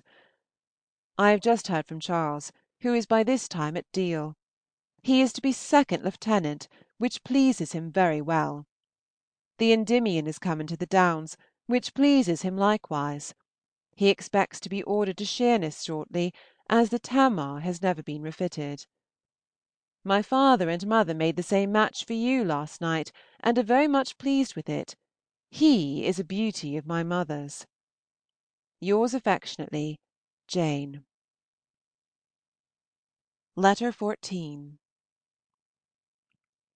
13 Queen Square, Friday, May 17th. My dearest Cassandra, our journey yesterday went off exceedingly well. Nothing occurred to alarm or delay us. We found the roads in excellent order, had very good horses all the way, and reached Devizes with ease by 4 o'clock. I suppose John has told you in what manner we were divided when we left Andover, and no alteration was afterwards made. At Devizes we had comfortable rooms and a good dinner, to which we sat down about 5. Amongst other things we had asparagus and a lobster, which made me wish for you, and some cheesecakes, on which the children made so delightful a supper as to endear the town of Devizes to them for a long time. Well, here we are at Bath. We got here about 1 o'clock, and have been arrived just long enough to go over the house, fix on our rooms, and be very well pleased with the whole of it. Poor Elizabeth has had a dismal ride of it from Devizes, for it has rained almost all the way, and our first view of Bath has been just as gloomy as it was last November twelvemonth.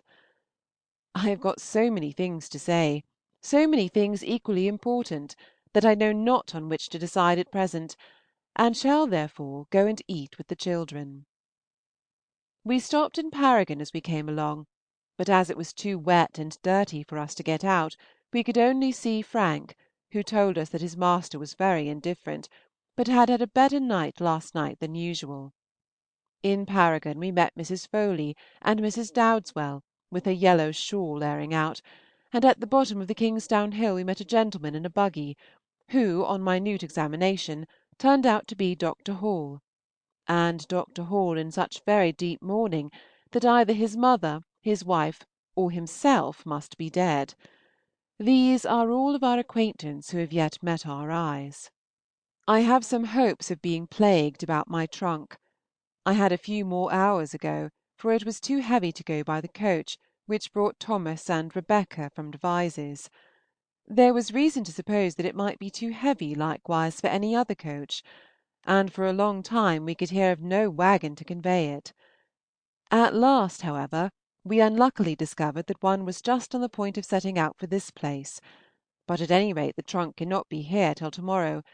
So far we are safe, and who knows what may not happen to procure a further delay. I put Mary's letter into the post office at Andover with my own hand. We are exceedingly pleased with the house. The rooms are quite as large as we expected. Mrs. Bromley is a fat woman in mourning, and a little black kitten runs about the staircase. Elizabeth has the apartment within the drawing-room. She wanted my mother to have it, but as there is no bed in the inner one, and the stairs are so much easier of ascent, or my mother so much stronger than in Paragon as not to regard the double flight, it is settled for us to be above, where we have 2 very nice-sized rooms, with dirty quilts and everything comfortable. I have the outward and larger apartment, as I ought to have, which is quite as large as our bedroom at home, and my mother's is not materially less. The beds are both as large as any at Steventon, and I have a very nice chest of drawers and a closet full of shelves, so full indeed that there is nothing else in it, and it should therefore be called a cupboard rather than a closet, I suppose. Tell Mary that there were some carpenters at work in the inn at Devizes this morning, but as I could not be sure of their being Mrs. W. Fowle's relations, I did not make myself known to them. I hope it will be a very tolerable afternoon. When first we came, all the umbrellas were up, but now the pavements are getting very white again. My mother does not seem at all the worse for her journey, nor any of us, I hope, though Edward seemed rather fagged last night, and not very brisk this morning. But I trust the bustle of sending for tea, coffee, and sugar, etc., and going out to taste a cheese himself, will do him good. There was a very long list of arrivals here in the newspaper yesterday, so that we need not immediately dread absolute solitude, and there is a public breakfast in Sydney Gardens every morning, so that we shall not be wholly starved.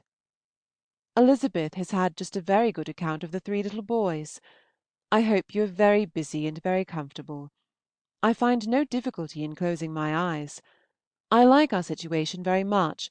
It is far more cheerful than Paragon, and the prospect from the drawing-room window, at which I now write, is rather picturesque, as it commands a prospective view of the left side of Brock Street, broken by 3 Lombardy poplars in the garden of the last house in Queen's Parade. I am rather impatient to know the fate of my best gown, but I suppose it will be some days before Frances can get through the trunk. In the meantime, I am, with many thanks for your trouble in making it, as well as marking my silk stockings. Yours very affectionately, Jane. A great deal of love from everybody. End of Section 6. Section 7. Letter 15. 13 Queen Square, Sunday, June 2nd.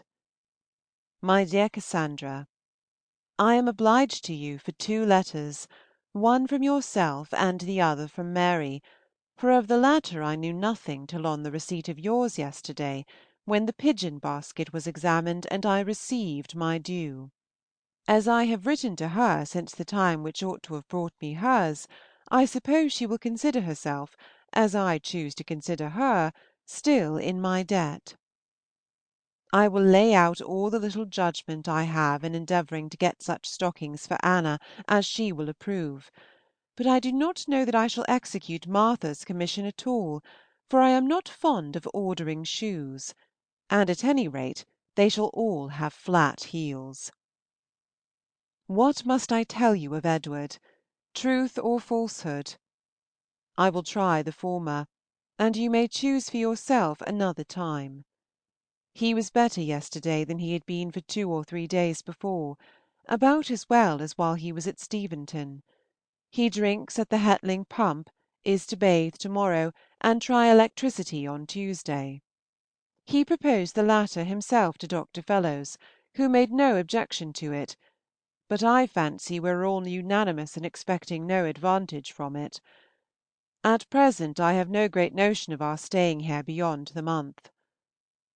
I heard from Charles last week. They were to sail on Wednesday. My mother seems remarkably well. My uncle overwalked himself at first, and can now only travel in a chair, but is otherwise very well. My cloak is come home. I like it very much, and can now exclaim with delight, like J. Bond at Hay Harvest, "This is what I have been looking for all these 3 years." I saw some gauzes in a shop in Bath Street yesterday at only 4s. a yard, but they were not so good or so pretty as mine. Flowers are very much worn, and fruit is still more the thing. Elizabeth has a bunch of strawberries, and I have seen grapes, cherries, plums, and apricots. There are likewise almonds and raisins, French plums, and tamarinds at the grocer's, but I have never seen any of them in hats. A plum or greengage would cost 3s., cherries and grapes about 5, I believe, but this is at some of the dearest shops. My aunt has told me of a very cheap one near Walcot Church, to which I shall go in quest of something for you. I have never seen an old woman at the Pump Room. Elizabeth has given me a hat, and it is not only a pretty hat, but a pretty style of hat too. It is something like Eliza's, only instead of being all straw, half of it is narrow purple ribbon.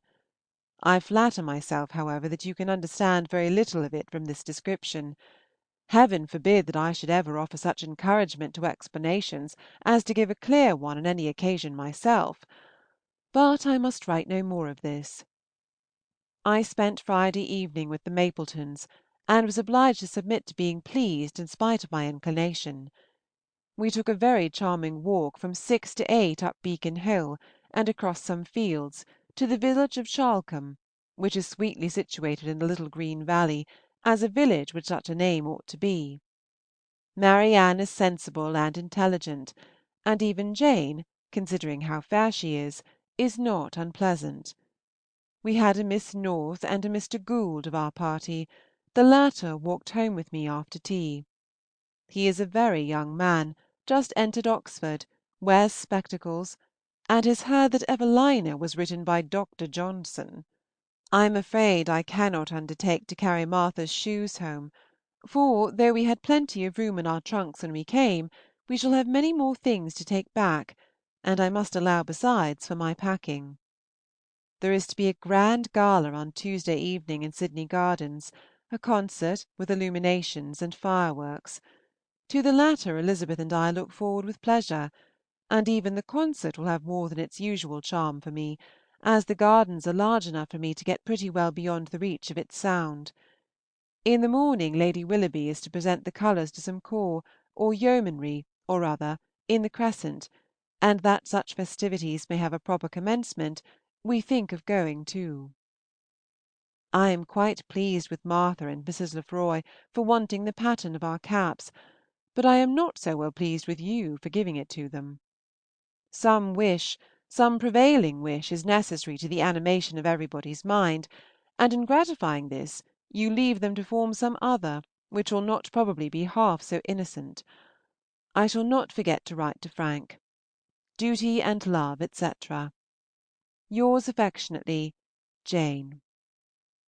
My uncle is quite surprised at my hearing from you so often, but as long as we can keep the frequency of our correspondence from Martha's uncle, we will not fear our own. Letter 16. 13 Queen Square, Tuesday, June 11. My dear Cassandra, your letter yesterday made me very happy.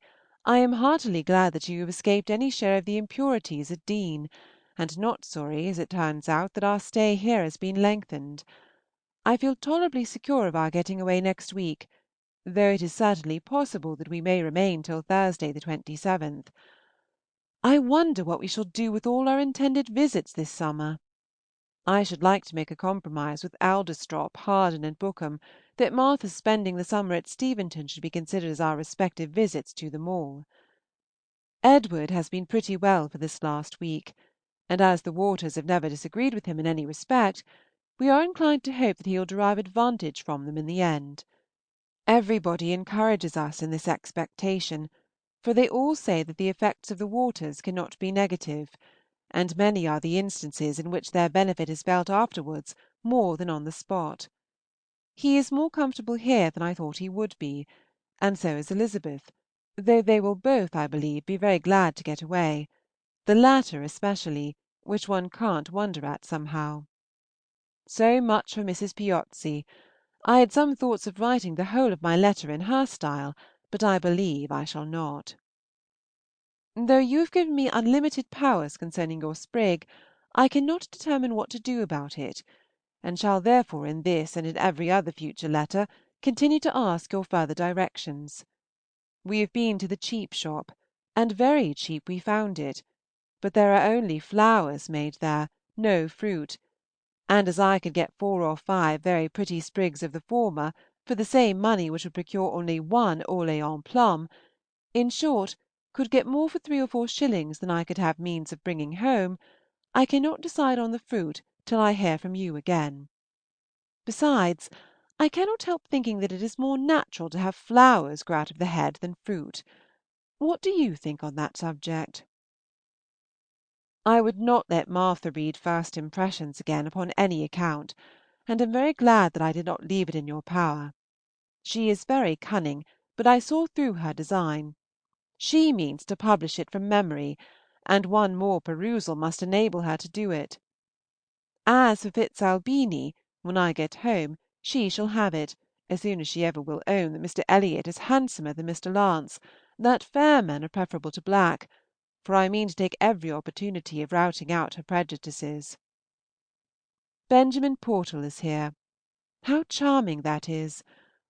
I do not know exactly why, but the phrase followed so naturally that I could not help putting it down. My mother saw him the other day, but without making herself known to him. I am very glad you liked my lace, and so are you, and so is Martha, and we are all glad together. I have got your cloak home, which is quite delightful, as delightful at least as half the circumstances which are called so. I do not know what is the matter with me to day, but I cannot write quietly. I am always wandering away into some exclamation or other. Fortunately, I have nothing very particular to say. We walked to Weston one evening last week, and I liked it very much. Liked what very much? Weston? No, walking to Weston. I have not expressed myself properly, but I hope you'll understand me. We have not been to any public place lately, nor performed anything out of the common daily routine of No. 13 Queen Square, Bath. But to-day we were to have dashed away at a very extraordinary rate by dining out, had it not so happened that we did not go. Edward renewed his acquaintance lately with Mr. Evelyn, who lives in the Queen's Parade, and was invited to a family dinner, which I believe at first Elizabeth was rather sorry at his accepting; but yesterday Mrs. Evelyn called on us, and her manners were so pleasing that we liked the idea of going very much. The Biggs would call her a nice woman. But Mr. Evelyn, who was indisposed yesterday, is worse to-day, and we are put off. It is rather impertinent to suggest any household care to a housekeeper, but I just venture to say that the coffee mill will be wanted every day while Edward is at Steventon, as he always drinks coffee for breakfast. Fanny desires her love to you, her love to grandpapa, her love to Anna, and her love to Hannah. The latter is particularly to be remembered. Edward desires his love to you, to grandpapa, to Anna, to little Edward, to Aunt James and Uncle James, and he hopes all your turkeys and ducks and chicken and guinea fowls are very well, and he wishes you very much to send him a printed letter, and so does Fanny, and they both rather think they shall answer it. Dr. Gardner was married yesterday to Mrs. Percy and her 3 daughters. Now I will give you the history of Mary's Veil, in the purchase of which I have so considerably involved you that it is my duty to economize for you in the flowers. I had no difficulty in getting a muslin veil for half a guinea, and not much more in discovering afterwards that the muslin was thick, dirty, and ragged, and therefore would by no means do for a united gift. I changed it consequently as soon as I could, and considering what a state my imprudence had reduced me to, I thought myself lucky in getting a black lace one for 16s. I hope the half of that sum will not exceed greatly what you had intended to offer upon the altar of sister-in-law affection. Yours affectionately, Jane. They do not seem to trouble you much from Manydown. I have long wanted to quarrel with them, and I believe I shall take this opportunity. There is no denying that they are very capricious, for they like to enjoy their elder sister's company when they can. End of Section 7. Section 8. Letter 17. Steventon, Thursday, November 20th, 1800. My dear Cassandra, your letter took me quite by surprise this morning. You are very welcome, however, and I am very much obliged to you. I believe I drank too much wine last night at Hurstbourne. I know not else how to account for the shaking of my hand to-day. You will kindly make allowance, therefore, for any indistinctness of writing, by attributing it to this venial error. Naughty Charles did not come on Tuesday, but good Charles came yesterday morning. About 2 o'clock he walked in on a Gosport hack. His feeling equal to such a fatigue is a good sign, and his feeling no fatigue in it better still. He walked down to Deane to dinner. He danced the whole evening, and to-day is no more tired than a gentleman ought to be.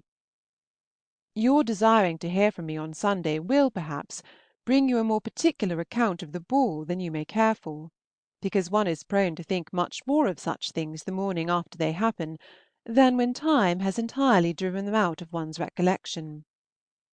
It was a pleasant evening.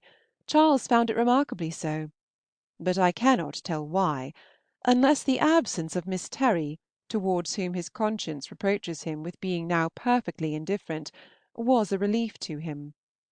There were only 12 dances, of which I danced 9, and was merely prevented from dancing the rest by the want of a partner. We began at 10, supped at 1, and were at Deane before 5.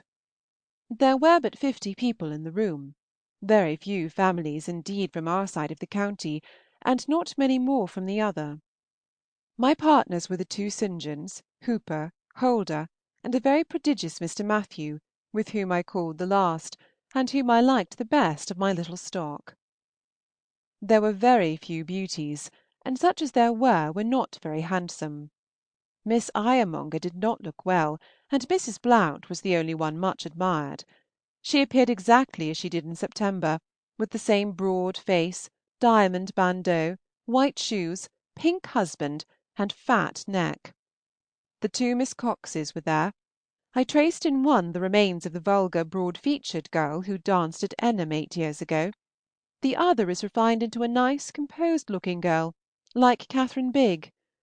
I looked at Sir Thomas Champneys and thought of poor Rosalie. I looked at his daughter and thought her a queer animal with a white neck. Mrs. Warren I was constrained to think a very fine young woman, which I much regret. She danced away with great activity. Her husband is ugly enough, uglier even than his cousin John, but he does not look so very old.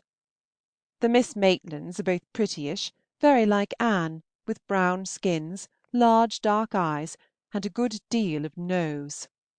The General has got the gout, and Mrs. Maitland the jaundice. Mr. Barry, Susan, and Sally, all in black but without any statues, made their appearance, and I was as civil to them as circumstances would allow me. Mary said that I looked very well last night. I wore my aunt's gown and handkerchief, and my hair was at least tidy, which was all my ambition. I will now have done with the ball, and I will, moreover, go and dress for dinner.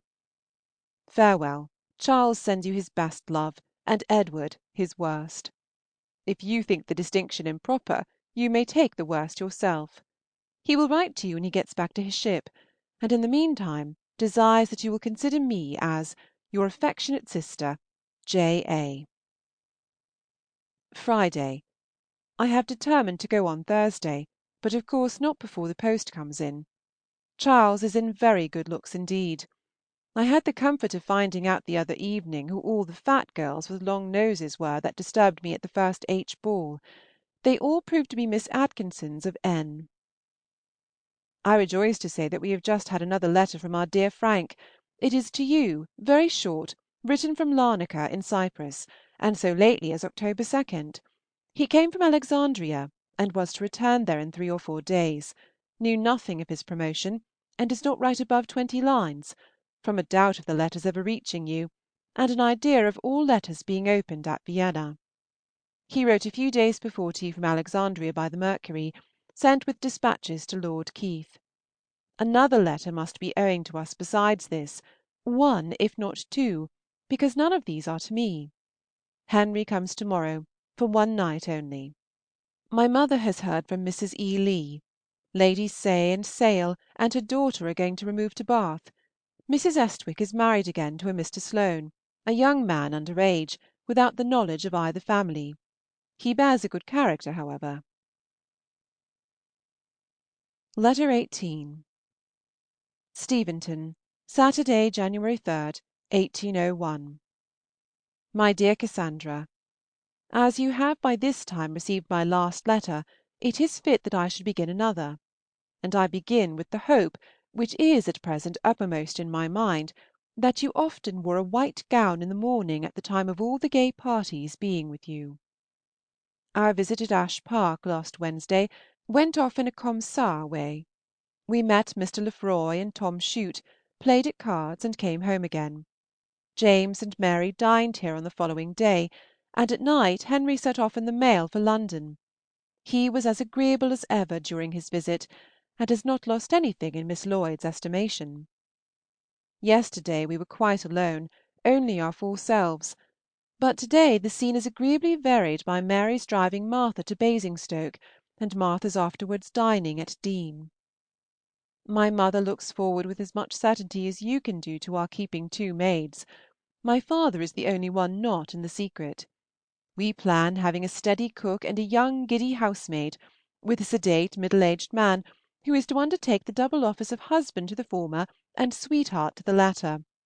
No children, of course, to be allowed on either side. You feel more for John Bond than John Bond deserves.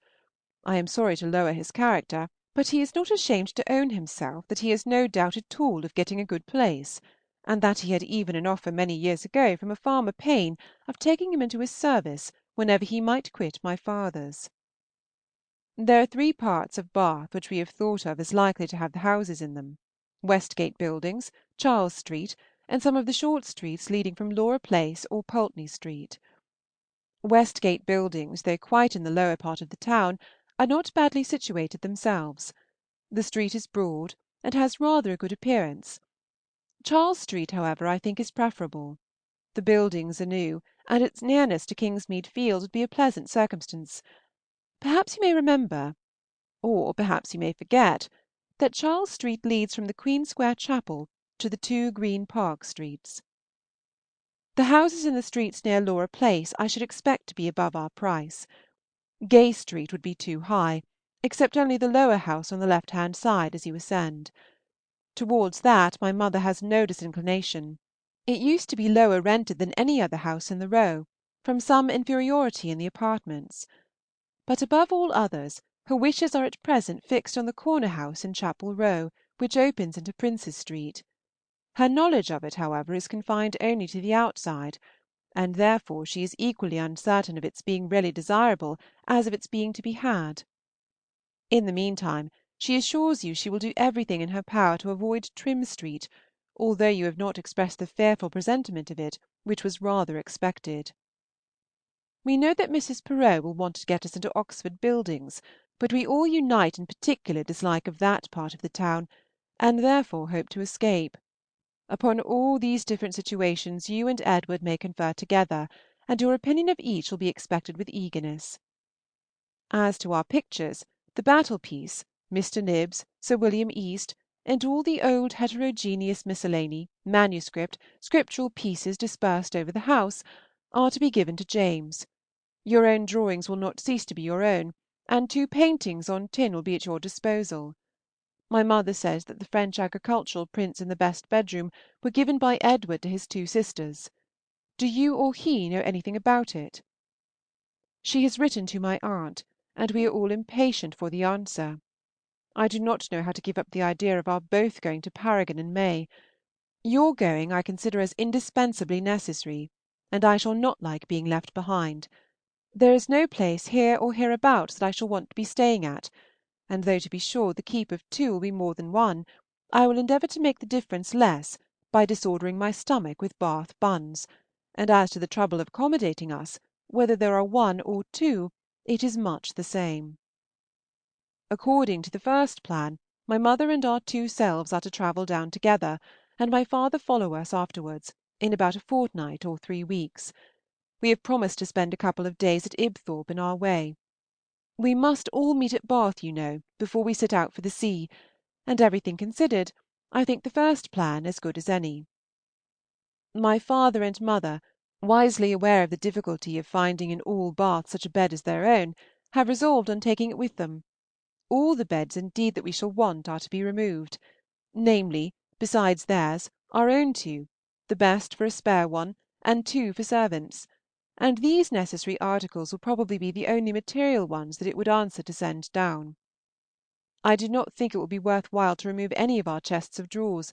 We shall be able to get some of a much more commodious sort, made of deal, and painted to look very neat, and I flatter myself that for little comforts of all kinds our apartment will be one of the most complete things of the sort all over Bath, Bristol included. We have thought at times of removing the sideboard, or a Pembroke table, or some other piece of furniture, but upon the whole it has ended in thinking that the trouble and risk of the removal would be more than the advantage of having them at a place where everything may be purchased. Pray send your opinion. Martha has as good as promised to come to us again in March. Her spirits are better than they were. My mother bargains for having no trouble at all in furnishing our house in Bath, and I am engaged for your willingly undertaking to do it all. I get more and more reconciled to the idea of our removal. We have lived long enough in this neighborhood. The Basingstoke balls are certainly on the decline. There is something very interesting in the bustle of going away, and the prospect of spending future summers by the sea, or in Wales, is very delightful. For a time we shall now possess many of the advantages which I have often thought of with envy in the wives of sailors or soldiers. It must not be generally known, however, that I am not sacrificing a great deal in quitting the country, or I can expect to inspire no tenderness, no interest in those we leave behind. Yours affectionately, J. A. End of Section 8. Section 9. Letter 19. Steventon, Thursday, January 8. My dear Cassandra, the perhaps which concluded my last letter, being only a perhaps, will not occasion your being overpowered with surprise, I dare say, if you should receive this before Tuesday, which, unless circumstances are very perverse, will be the case. I received yours with much general philanthropy, and still more peculiar goodwill, 2 days ago, and I suppose I need not tell you that it was very long, being written on a foolscap sheet, and very entertaining, being written by you.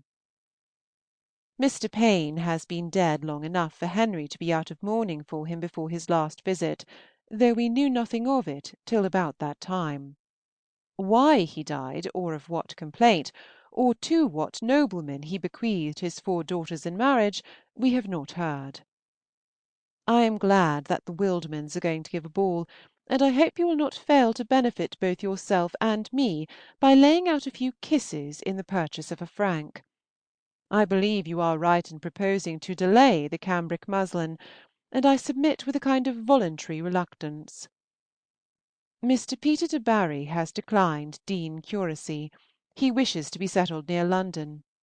A foolish reason! As if Dean were not near London in comparison of Exeter or York. Take the whole world through, and he will find many more places at a greater distance from London than Dean than he will at a less. What does he think of Glencoe or Lake Catherine? I feel rather indignant that any possible objection should be raised against so valuable a piece of preferment, so delightful a situation. That Dean should not be universally allowed to be as near the metropolis as any other country villages. As this is the case, however, as Mr. Peter de Barry has shown himself a Peter in the blackest sense of the word, we are obliged to look elsewhere for an heir, and my father has thought it a necessary compliment to James Digweed to offer the curacy to him, though without considering it as either a desirable or an eligible situation for him. Unless he is in love with Miss Lyford, I think he had better not be settled exactly in this neighborhood, and unless he is very much in love with her indeed, he is not likely to think a salary of £50 equal in value or efficiency to one of £75. Were you indeed to be considered as one of the fixtures of the house, but you were never actually erected in it either by Mr. Egerton Bridges or Mrs. Lloyd. You are very kind in planning presents for me to make, and my mother has shown me exactly the same attention; but as I do not choose to have generosity dictated to me, I shall not resolve on giving my cabinet to Anna till the first thought of it has been my own. Sidmouth is now talked of as our summer abode. Get all the information, therefore, about it that you can from Mrs. C. Cage. My father's old ministers are already deserting him to pay their court to his son. The brown mare, which, as well as the black, was to devolve on James at our removal, has not had patience to wait for that, and has settled herself even now at Deane. The death of Hugh Capet, which, like that of Mr. Skipsey, though undesired, was not wholly unexpected, being purposely effected, has made the immediate possession of the mare very convenient, and everything else, I suppose, will be seized by degrees in the same manner. Martha and I work at the books every day. Yours affectionately, J. A. Letter 20. Steventon, Wednesday, January 14. Poor Miss Austen! It appears to me that I have rather oppressed you of late by the frequency of my letters. You had hoped not to hear from me again before Tuesday, but Sunday showed you with what a merciless sister you had to deal. I cannot recall the past, but you shall not hear from me quite so often in future. Your letter to Mary was duly received before she left Deane with Martha yesterday morning, and it gives us great pleasure to know that the Chilham ball was so agreeable, and that you danced 4 dances with Mr. Kemble. Desirable, however, as the latter circumstance was, I cannot help but wonder at its taking place. Why did you dance 4 dances with so stupid a man?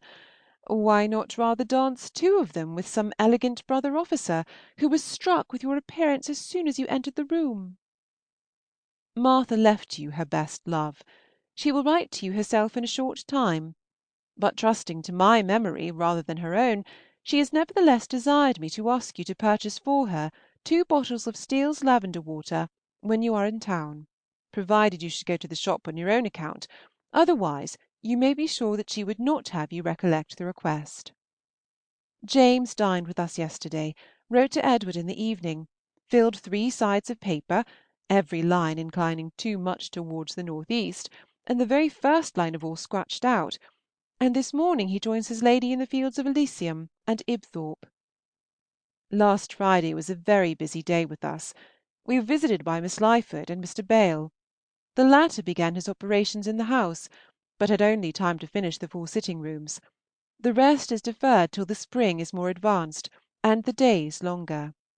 He took his paper of appraisement away with him, and therefore we only know the estimate he has made of 1 or 2 articles of furniture which my father particularly inquired into.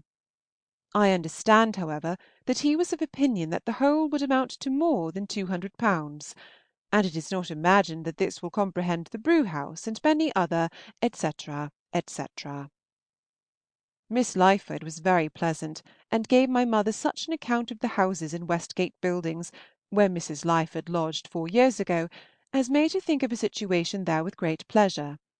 But your opposition will be without difficulty decisive, and my father in particular, who was very well inclined towards the Row before, has now ceased to think of it entirely. At present the environs of Laura Place seem to be his choice. His views on the subject are much advanced since I came home. He grows quite ambitious, and actually requires now a comfortable and a creditable-looking house. On Saturday Miss Lyford went to her long home, that is to say, it was a long way off, and soon afterwards a party of fine ladies issuing from a well-known commodious green vehicle, their heads full of bantam cocks and gallinies, entered the house: Mrs. Heathcote, Mrs. Harwood, Mrs. James Austen, Miss Bigg, Miss Jane Blackford. Hardly a day passes in which we do not have some visitor or other. Yesterday came Mrs. Bramston, who is very sorry that she is to lose us, and afterwards Mr. Holder, who was shut up for an hour with my father and James in a most awful manner. John Bond est à lui. Letter 21. Steventon, Wednesday, January 21. Expect a most agreeable letter, for not being overburdened with subject, having nothing at all to say. I shall have no check to my genius from beginning to end.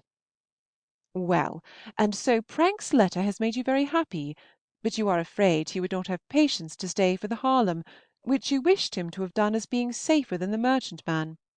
Poor fellow! To wait from the middle of November to the end of December, and perhaps even longer. It must be sad work, especially in a place where the ink is so abominably pale. What a surprise to him it must have been on October 20th to be visited, collared, and thrust out of the Petrel by Captain Inglis. He kindly passes over the poignancy of his feelings in quitting his ship, his officers, and his men. What a pity it is that he should not be in England at the time of his promotion, because he certainly would have had an appointment, so everybody says, and therefore it must be right for me to say it too.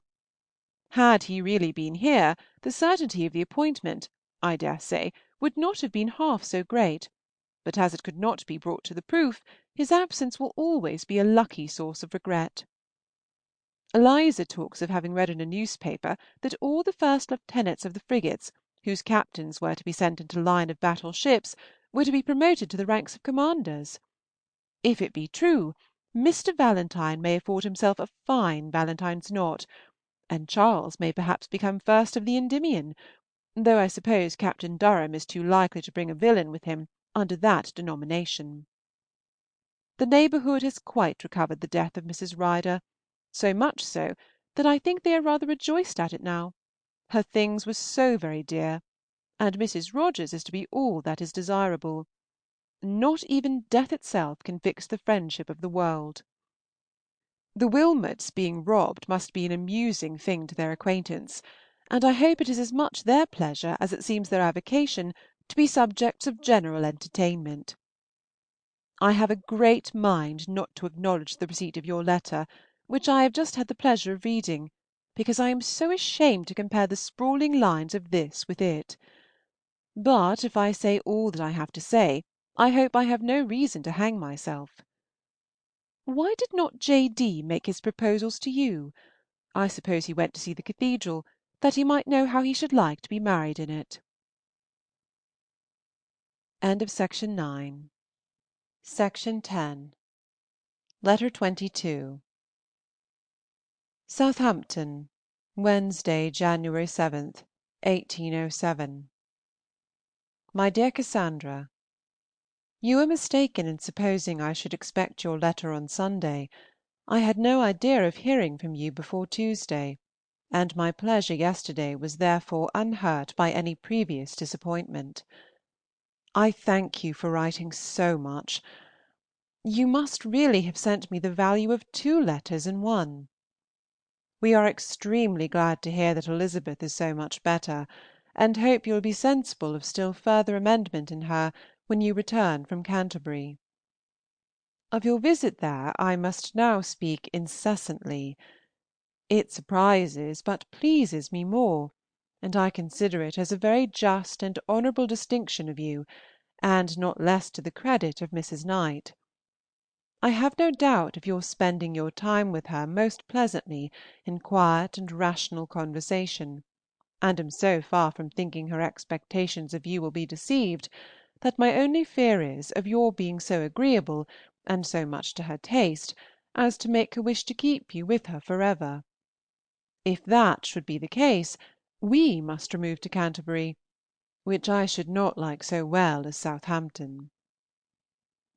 When you receive this, our guests will be all gone or going, and I shall be left to the comfortable disposal of my time, to ease of mind from the torments of rice puddings and apple dumplings, and probably to regret that I did not take more pains to please them all.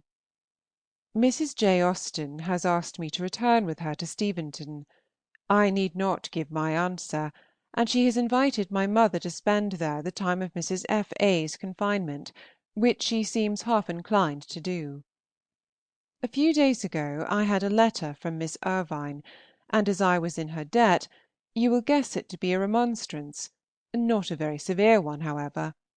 The first page is in her usual retrospective, jealous, inconsistent style, but the remainder is chatty and harmless. She supposes my silence may have proceeded from resentment of her not having written to inquire particularly after my whooping cough, etc. She is a funny one.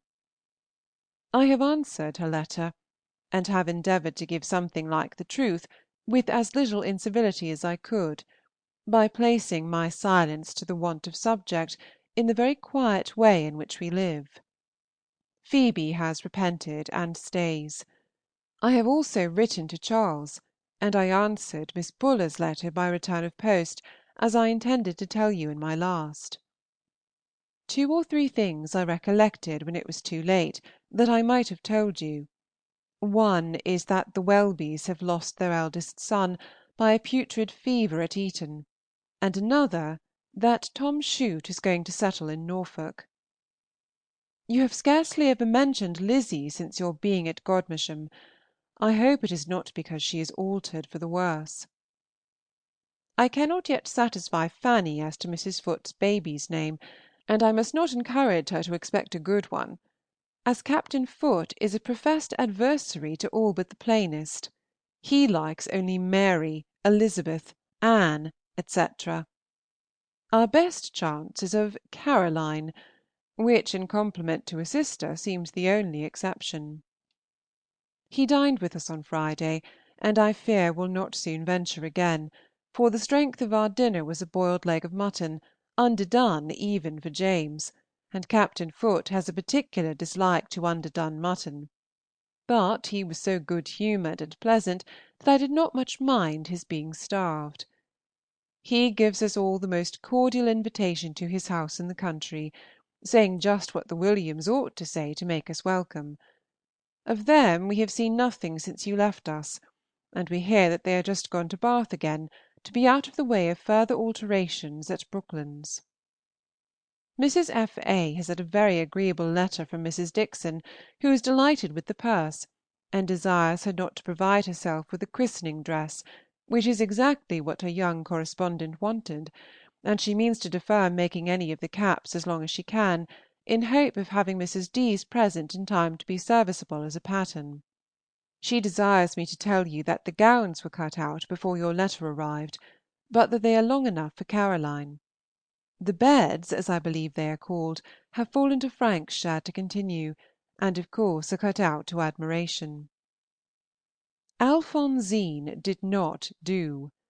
We were disgusted in 20 pages, as, independent of a bad translation, it has indelicacies which disgrace a pen hitherto so pure, and we changed it for the female Quixote, which now makes our evening amusement, to me a very high one, as I find the work quite equal to what I remembered it. Mrs. F. A., to whom it is new, enjoys it as one could wish. The other Mary, I believe, has little pleasure from that or any book. My mother does not seem at all more disappointed than ourselves at the termination of the family treaty. She thinks less of that just now than of the comfortable state of her own finances, which she finds on closing her year's accounts beyond her expectation, as she now begins the new year with a balance of £30 in her favor, and when she has written her answer to my aunt, which you know always hangs a little upon her mind, she will be above the world entirely. You will have a great deal of unreserved discourse with Mrs. K., I dare say, upon this subject, as well as upon many other of our family matters. Abuse everybody but me. Thursday. We expected James yesterday, but he did not come. If he comes at all now, his visit will be a very short one, as he must return to morrow, that Ajax and the chair may be sent to Winchester on Saturday. Caroline's new pelisse depended upon her mother's being able or not to come so far in the chair. How the guinea that will be saved by the same means of return is to be spent, I know not. Mrs. J. A. does not talk much of poverty now, though she has no hope of my brother's being able to buy another horse next summer. Their scheme against Warwickshire continues, but I doubt the family's being at Stoneleigh so early as James says he must go, which is May. My mother is afraid I have not been explicit enough on the subject of her wealth. She began 1806 with £68, she begins 1807 with £99, and this after £32 purchase of stock. Frank, too, has been settling his accounts and making calculations, and each party feels quite equal to our present expenses, but much increase of house rent would not do for either. Frank limits himself, I believe, to 400 a year. You will be surprised to hear that Jenny is not yet come back.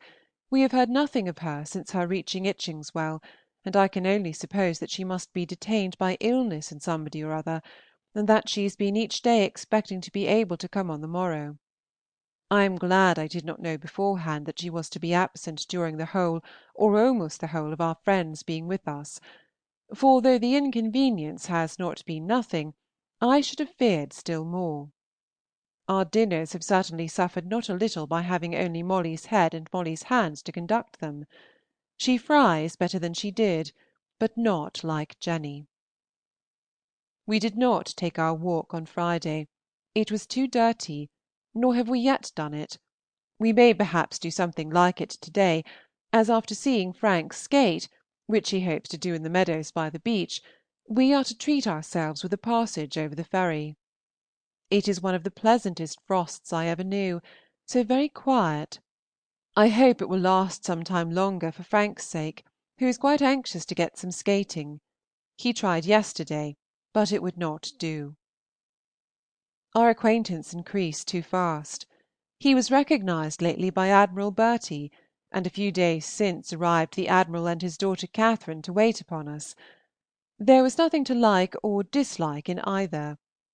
To the Berties are to be added the Lances, with whose cards we have been endowed, and whose visit Frank and I returned yesterday.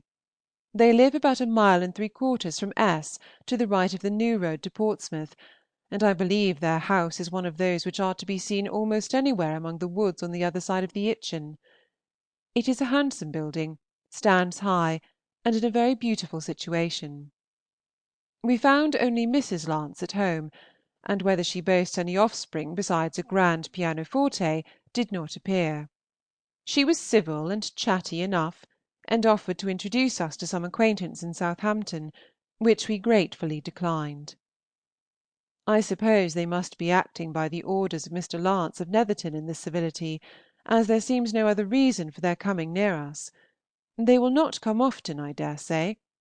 They live in a handsome style, and are rich, and she seemed to like to be rich, and we gave her to understand that we were far from being so. She will soon feel, therefore, that we are not worth her acquaintance. You must have heard from Martha by this time. We have had no accounts of Kintbury since her letter to me. Mrs. F. A. has had one fainting fit lately. It came on as usual after eating a hearty dinner, but did not last long. I can recollect nothing more to say. When my letter is gone, I suppose I shall. Yours affectionately, J. A. I have just asked Caroline if I should send her love to her godmamma, to which she answered, Yes. Letter 23. Southampton, February 8. Our garden is putting in order by a man who bears a remarkably good character, but has a very fine complexion, and asks something less than the first. The shrubs which border the gravel walk, he says, are only sweetbrier and roses, and the latter of an indifferent sort. We mean to get a few of a better kind, therefore, and at my own particular desire he procures us some syringas. I could not do without a syringa for the sake of Cowper's line. We talk also of a laburnum. The border under the terrace wall is clearing away to receive currants and gooseberry bushes, and a spot is found very proper for raspberries. The alterations and improvements within doors, too, advance very properly, and the offices will be made very convenient indeed. Our dressing table is constructing on the spot, out of a large kitchen table belonging to the house, for doing which we have permission of Mr. Huskett, Lord Lansdowne's painter, domestic painter I should call him, for he lives in the castle. Domestic chaplains have given way to this more necessary office, and I suppose whenever the walls want no touching up, he is employed about my lady's face. The morning was so wet that I was afraid we should not be able to see our little visitor, but Frank, who alone could go to church, called for her after service, and she is now talking away at my side and examining the treasures of my writing-desk drawers. Very happy, I believe. Not at all shy, of course. Her name is Catherine, and her sister's Caroline. She is something like her brother, and as short for her age, but not so well-looking. What has become of all the shyness in the world? Moral as well as natural diseases disappear in the progress of time, and new ones take their place. Shyness and the sweating sickness have given way to confidence and paralytic complaints. Evening. Our little visitor has just left us, and left us highly pleased with her. She is a nice, natural, open-hearted, affectionate girl, with all the ready civility which one sees in the best children in the present day, so unlike anything that I was myself at her age, and I am often all astonishment and shame. Half her time was spent at Spillikins, which I consider as a very valuable part of our household furniture, and is not the least important benefaction from the family of Knight to that of Austen. But I must tell you a story. Mary has for some time had notice from Mrs. Dickson of the intended arrival of a certain Miss Fowler in this place. Miss F. is an intimate friend of Mrs. D., and a good deal known as such to Mary. On Thursday last she called here while we were out. Mary found, on our return, her card with only her name on it, and she had left word that she would call again. The particularity of this made us talk, and among our other conjectures, Frank said in joke, "I dare say she is staying with the Pearsons."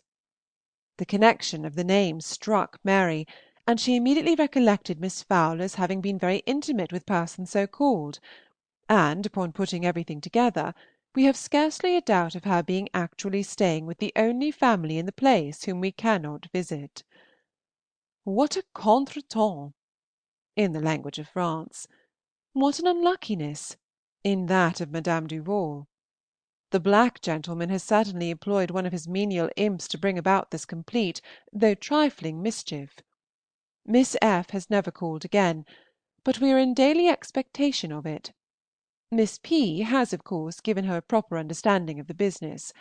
It is evident that Miss F. did not expect or wish to have the visit returned, and Frank is quite as much on his guard for his wife as we could desire for her sake or our own.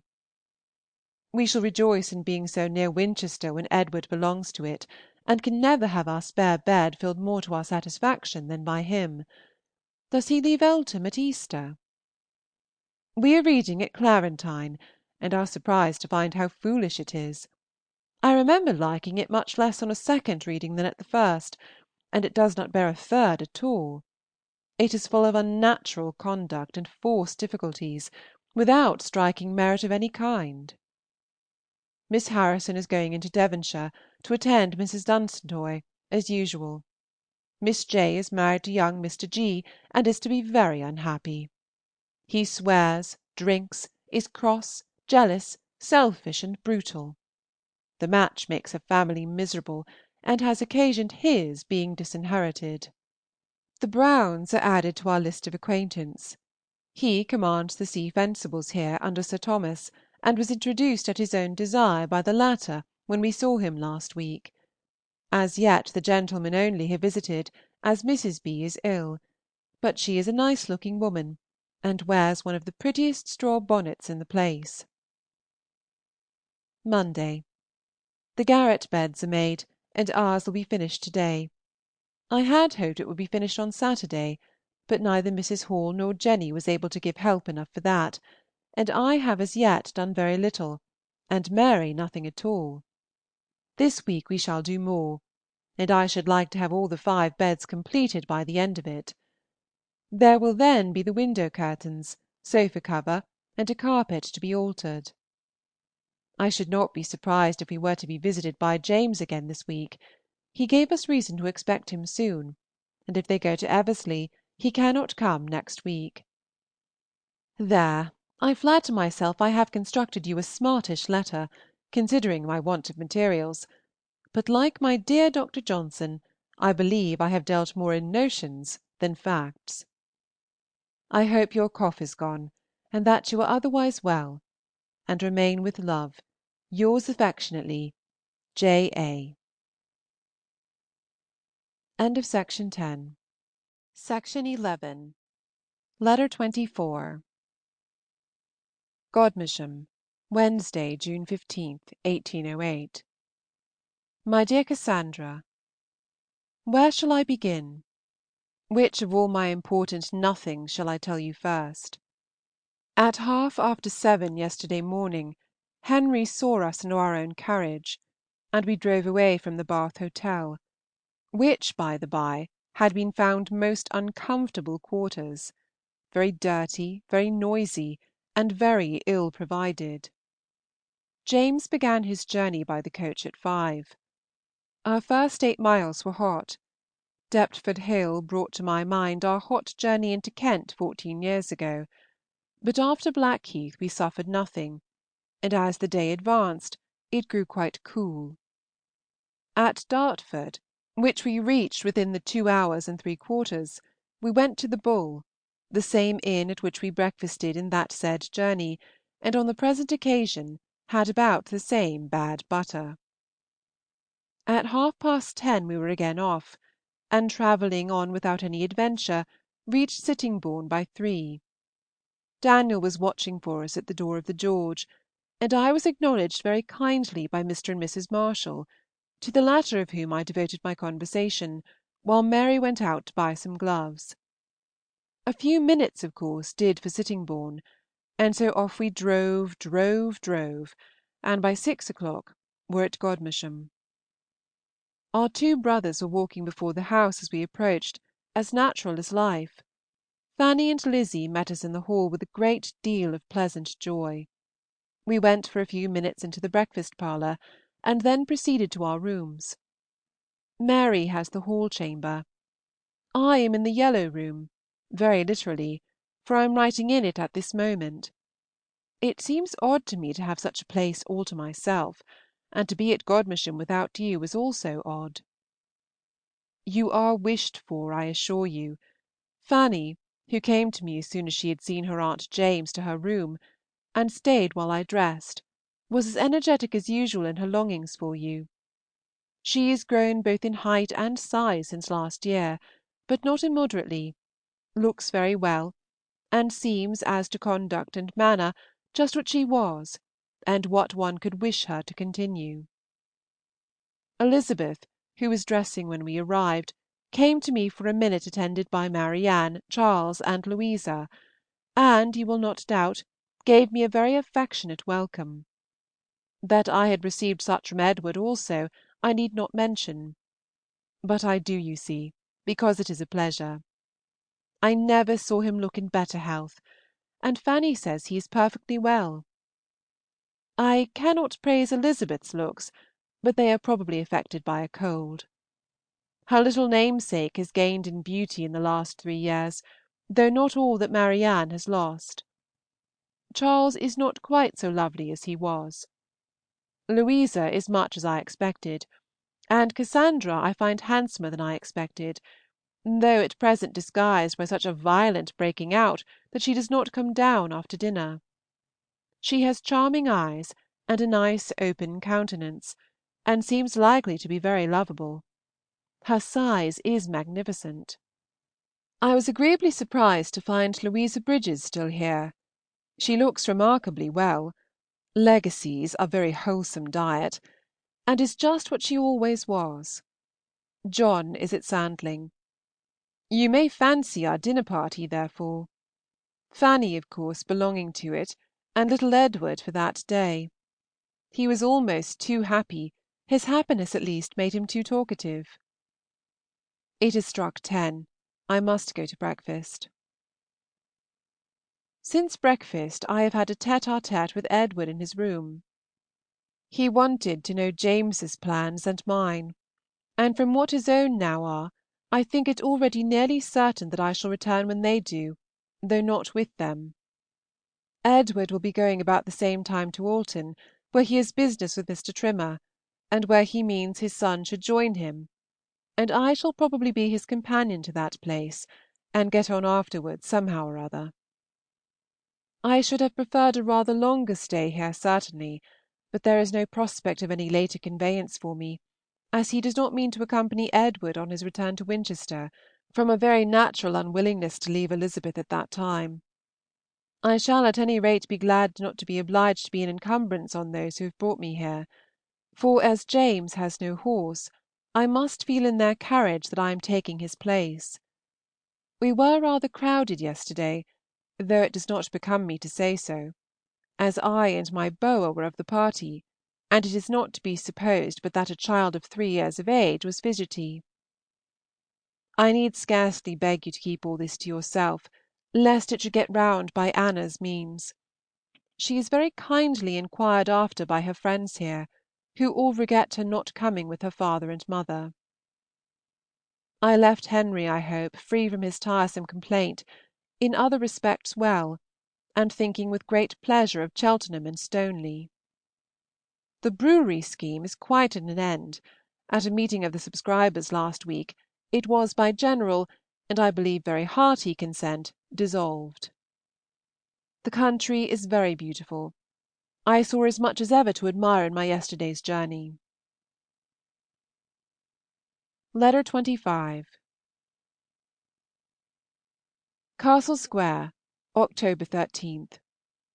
My dearest Cassandra, I have received your letter, and with most melancholy anxiety was it expected, for the sad news reached us last night, but without any particulars. It came in a short letter to Martha from her sister, begun at Steventon, and finished in Winchester. We have felt, we do feel for you all, as you will not need to be told. For you, for Fanny, for Henry, for Lady Bridges, and for dearest Edward, whose loss and whose suffering seem to make those of every other person nothing. God be praised that you can say what you do of him, that he has a religious mind to bear him up, and a disposition that will gradually lead him to comfort. My dear, dear Fanny, I am so thankful that she has you with her. You will be everything to her. You will give her all the consolation that human aid can give. May the Almighty sustain you all, and keep you, my dearest Cassandra, well. But for the present I dare say you are equal to everything. You will know that the poor boys are at Steventon. Perhaps it is best for them, as they will have more means of exercise and amusement there than they could have with us. But I own myself disappointed by the arrangement. I should have loved to have them with me at such a time. I shall write to Edward by this post. We shall, of course, hear from you very soon, and as often as you can write. We will write as you desire, and I shall add Bookham. Hamstall, I suppose, you write to yourselves, as you do not mention it. What a comfort that Mrs. Deedes is saved from present misery and alarm! But it will fall heavy upon poor Harriet. And as for Lady B., but that her fortitude does seem truly great, I should fear the effect of such a blow, and so unlooked for. I long to hear more of you all.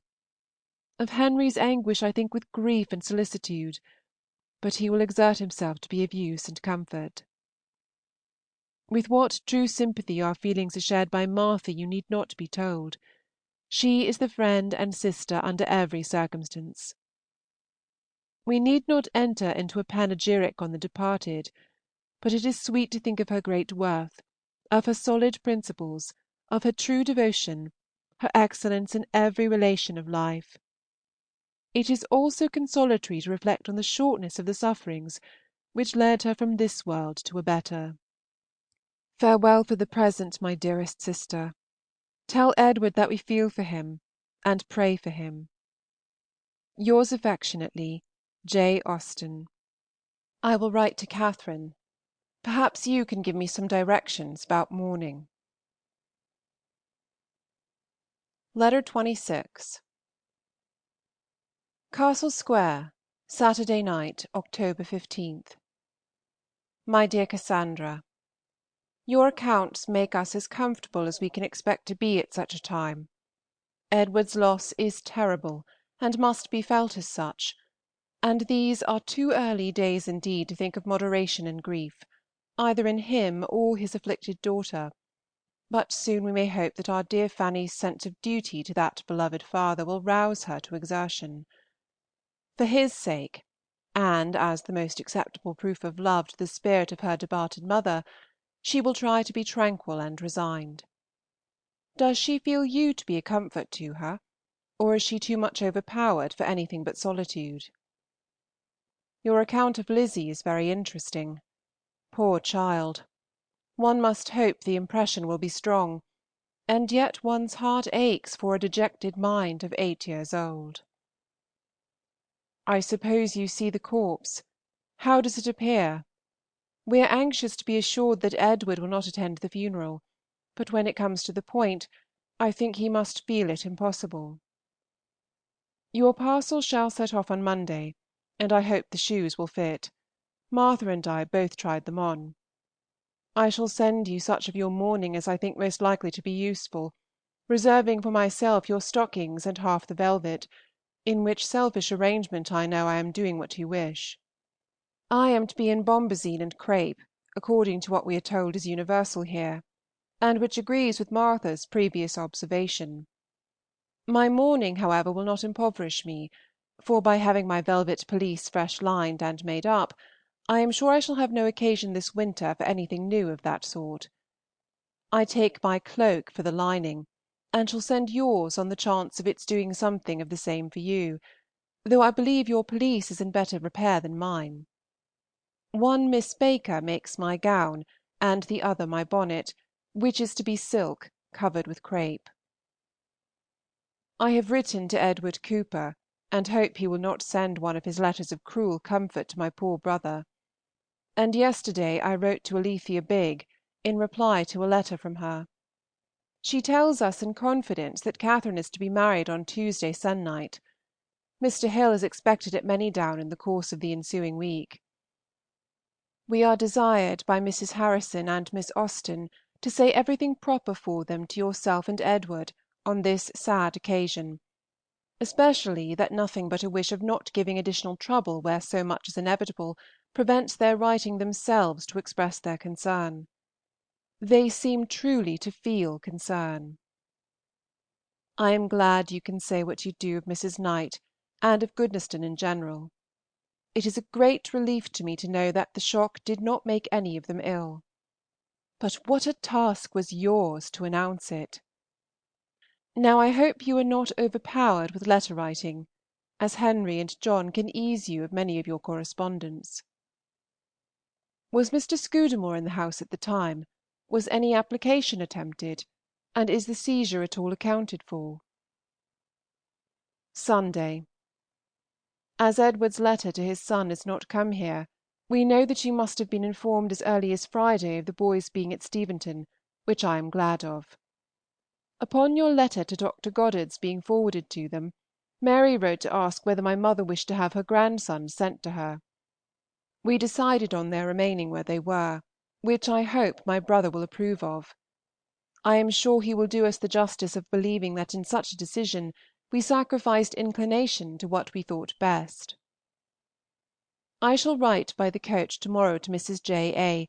and to Edward about their mourning, though this day's post will probably bring directions to them on that subject from yourselves. I shall certainly make use of the opportunity of addressing our nephew on the most serious of all concerns, as I naturally did in my letter to him before. The poor boys are perhaps more comfortable at Steventon than they could be here, but you will understand my feelings with respect to it. To morrow will be a dreadful day for you all.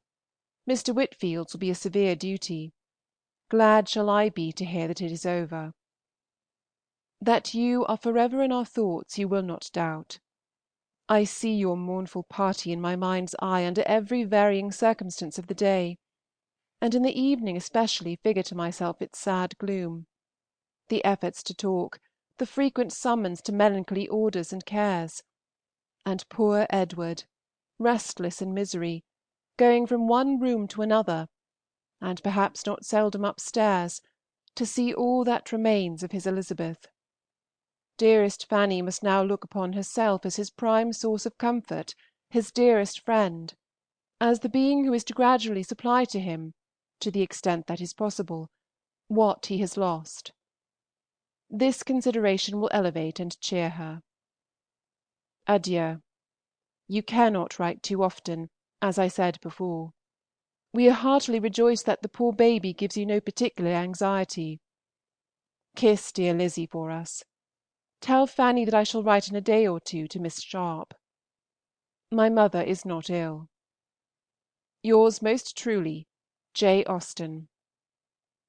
Tell Henry that a hamper of apples is gone to him from Kintbury, and that Mr. Fowle intended writing on Friday, supposing him in London, to beg that the charts, etc., may be consigned to the care of the Palmers.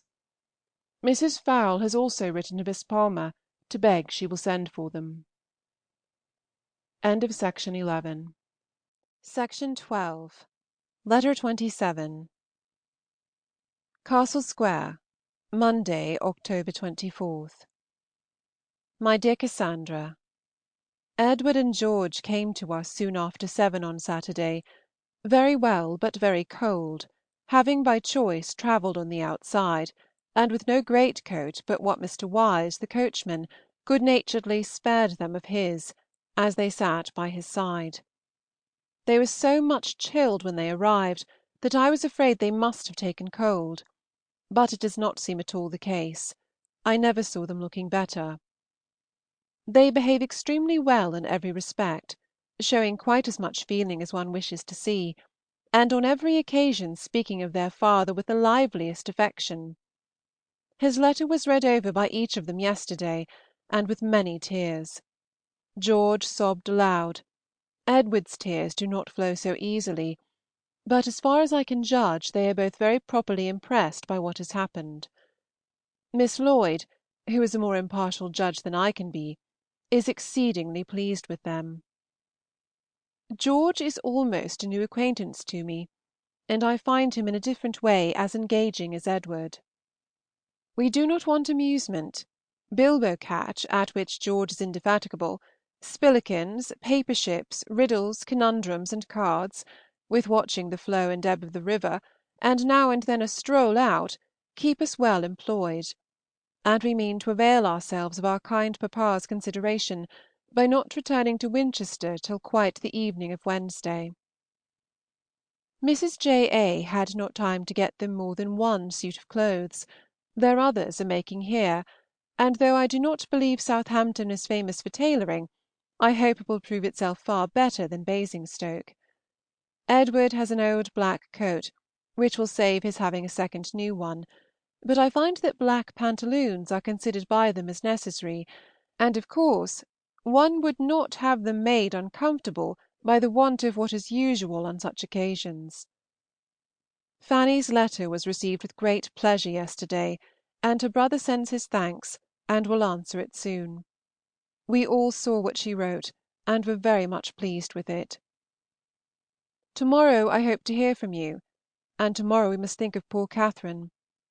To-day Lady Bridges is the heroine of our thoughts, and glad shall we be when we can fancy the meeting over. There will then be nothing so very bad for Edward to undergo. The St. Albans, I find, sailed on the very day of my letters reaching Yarmouth, so that we must not expect an answer at present. We scarcely feel, however, to be in suspense, or only enough to keep our plans to ourselves. We have been obliged to explain them to our young visitors, in consequence of Fanny's letter, but we have not yet mentioned them to Steventon. We are all quite familiarized to the idea ourselves. My mother only wants Mrs. Seward to go out at midsummer. What sort of a kitchen garden is there? Mrs. J. A. expresses her fear of our settling in Kent. Until this proposal was made, we began to look forward to it here. My mother was actually talking of a house at Y. It will be best, however, as it is. Anne has just given her mistress warning. She is going to be married. I wish she would stay her year. On the subject of matrimony, I must notice a wedding in the Salisbury paper, which has amused me very much. Dr. Philpot to Lady Frances St. Lawrence. She wanted to have a husband, I suppose, once in her life, and he a Lady Frances. I hope your sorrowing party were at church yesterday, and have no longer that to dread. Martha was kept at home by a cold, but I went with my two nephews, and I saw Edward was much affected by the sermon, which, indeed, I could have supposed purposely addressed to the afflicted, if the text had not naturally come in the course of Dr. Mant's observations on the Litany. All that are in danger, necessity, or tribulation was the subject of it. The weather did not allow us afterwards to get farther than the quay, where George was very happy as long as we could stay, flying about from one side to the other, and skipping on board a collier immediately. In the evening we had the psalms and lessons, and a sermon at home, to which they were very attentive; but you will not expect to hear that they did not return to conundrums the moment it was over. Their aunt has written pleasantly of them, which was more than I hoped.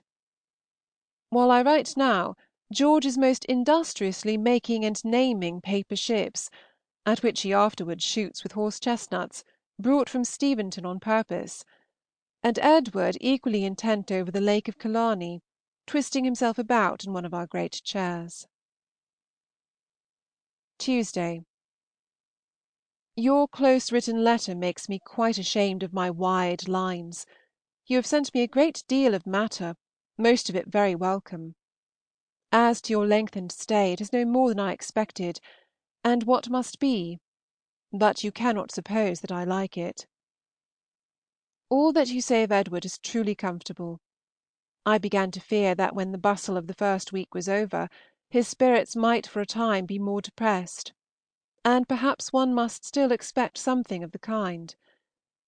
If you escape a bilious attack, I shall wonder almost as much as rejoice. I am glad you mentioned where Catherine goes to day.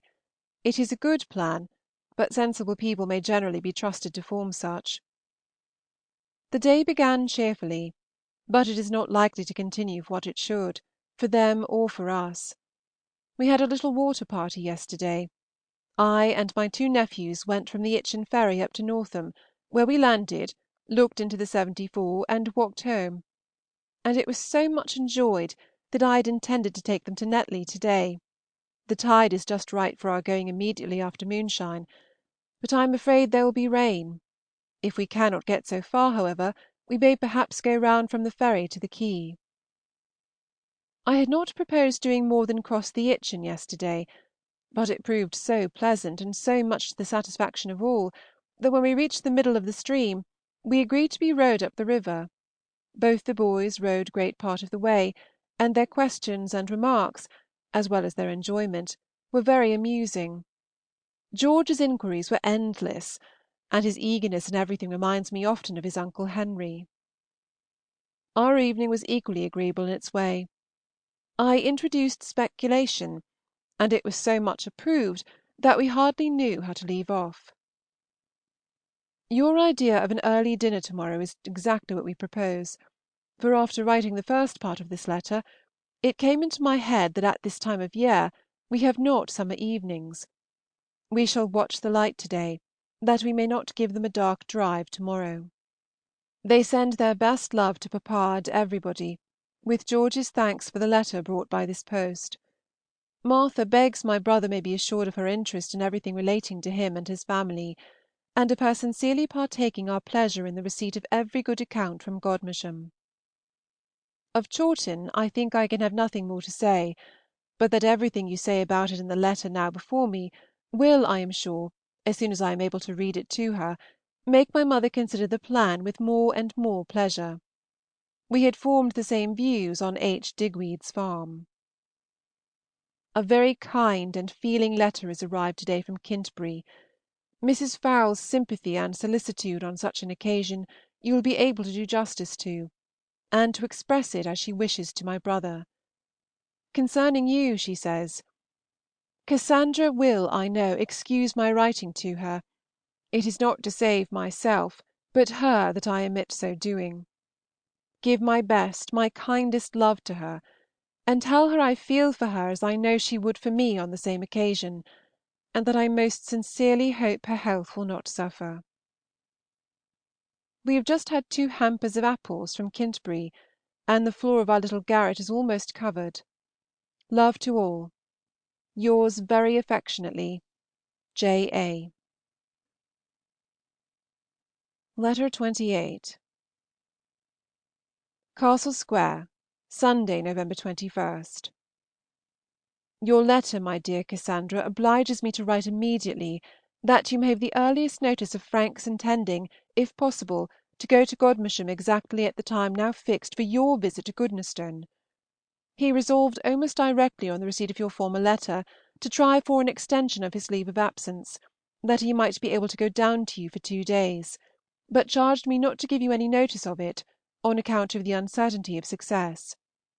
Now, however, I must give it, and now perhaps he may be giving it himself, for I am just in the hateful predicament of being obliged to write what I know will somehow or other be of no use.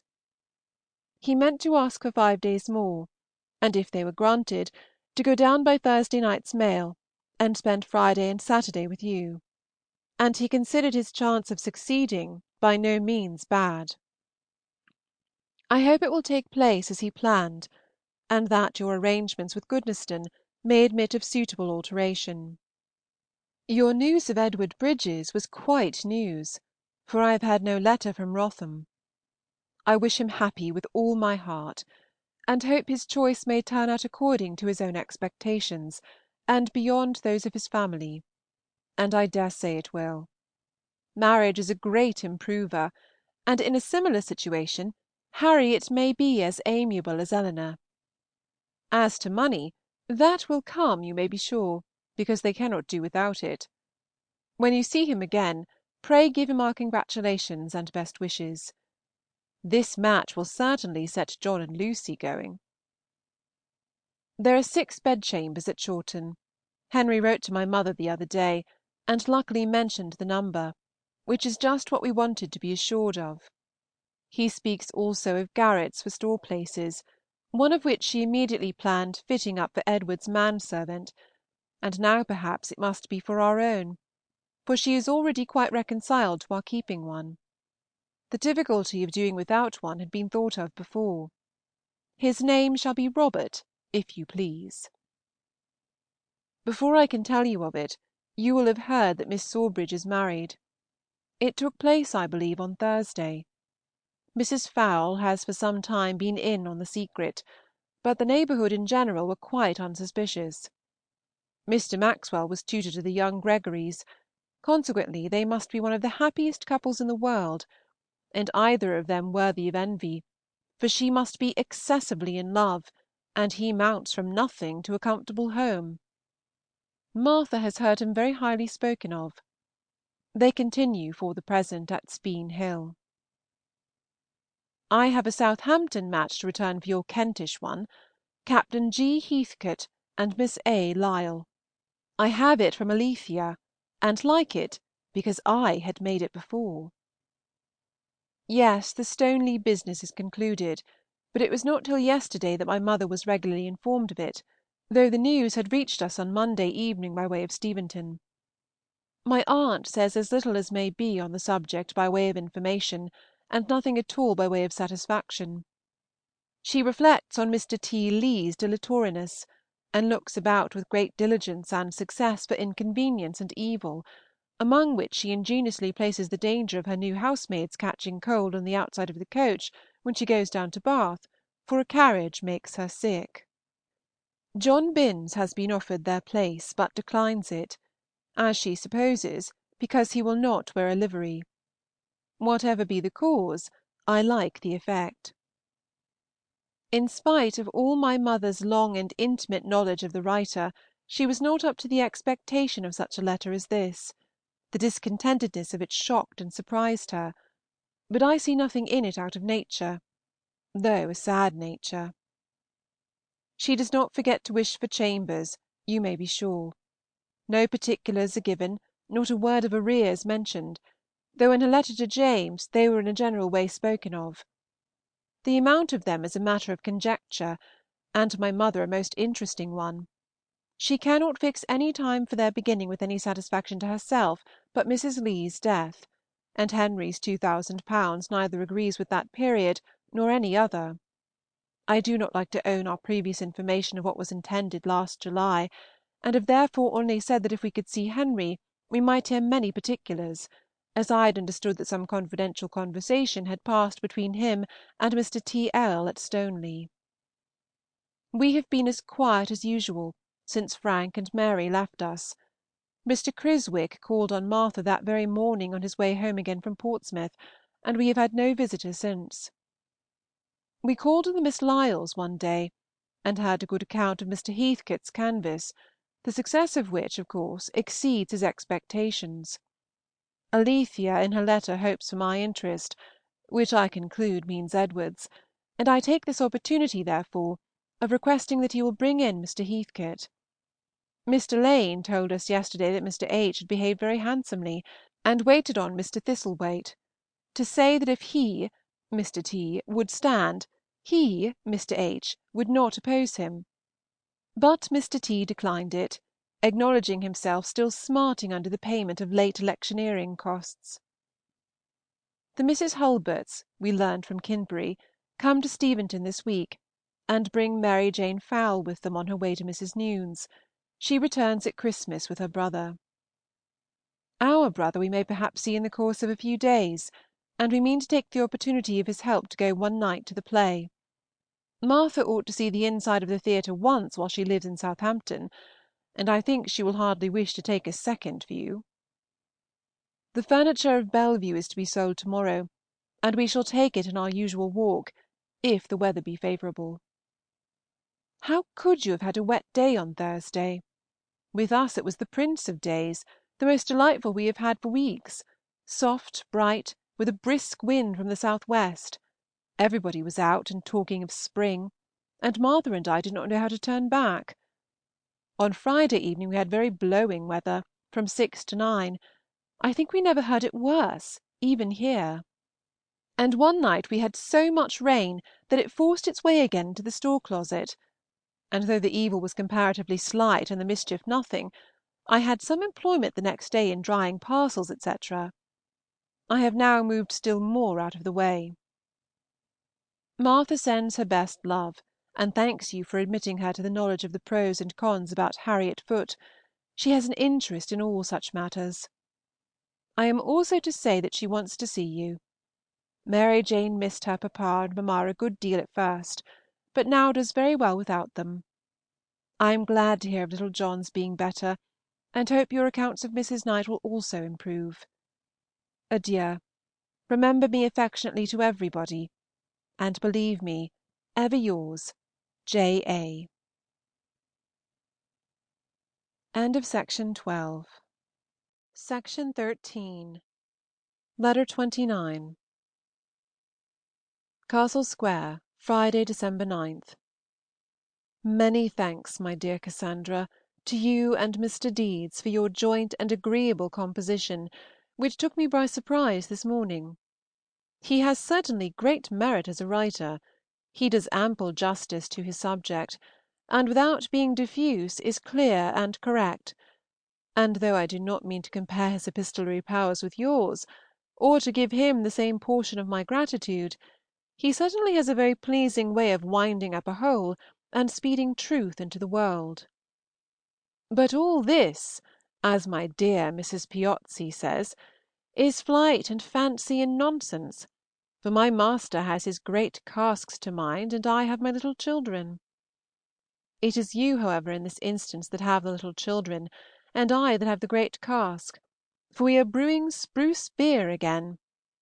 But my meaning really is, that I am extremely foolish in writing all this unnecessary stuff when I have so many matters to write about that my paper will hardly hold it all. Little matters they are, to be sure, but highly important.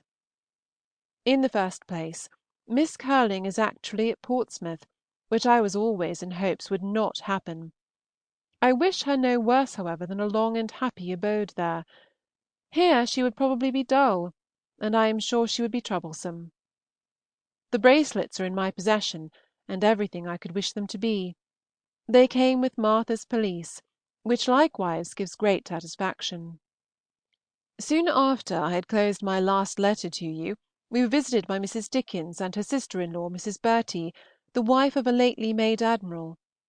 Mrs. F.A., I believe, was their first object, but they put up with us very kindly, and Mrs. D., in finding in Miss Lloyd a friend of Mrs. Dundas, had another motive for the acquaintance. She seems a really agreeable woman. That is, her manners are gentle, and she knows a great many of our connections in West Kent. Mrs. Bertie lives in the Polygon, and was out when we returned her visit, which are her two virtues. A larger circle of acquaintance, and an increase of amusement, is quite in character with our approaching removal. Yes, I mean to go to as many balls as possible, that I may have a good bargain. Everybody is very much concerned at our going away, and everybody is acquainted with Chawton, and speaks of it as a remarkably pretty village, and everybody knows the house we describe, but nobody fixes on the right.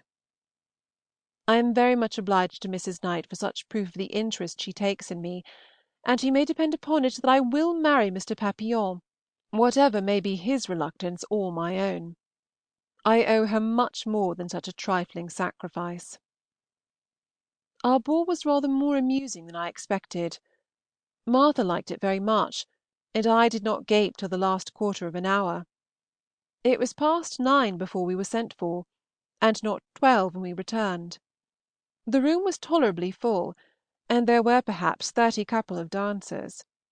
The melancholy part was to see so many dozen young women standing by without partners, and each of them with two ugly naked shoulders.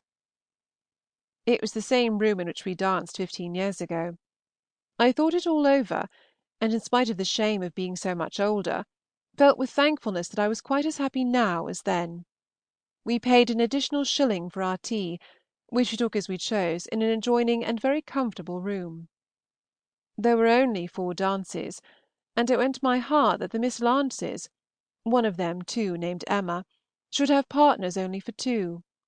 You will not expect to hear that I was asked to dance, but I was, by the gentleman whom we met that Sunday with Captain D'Auvergne. We have always kept up a bowing acquaintance since, and being pleased with his black eyes, I spoke to him at the ball, which brought on me this civility. But I do not know his name, and he seems so little at home in the English language that I believe his black eyes may be the best of him. Captain D'Auvergne has got a ship.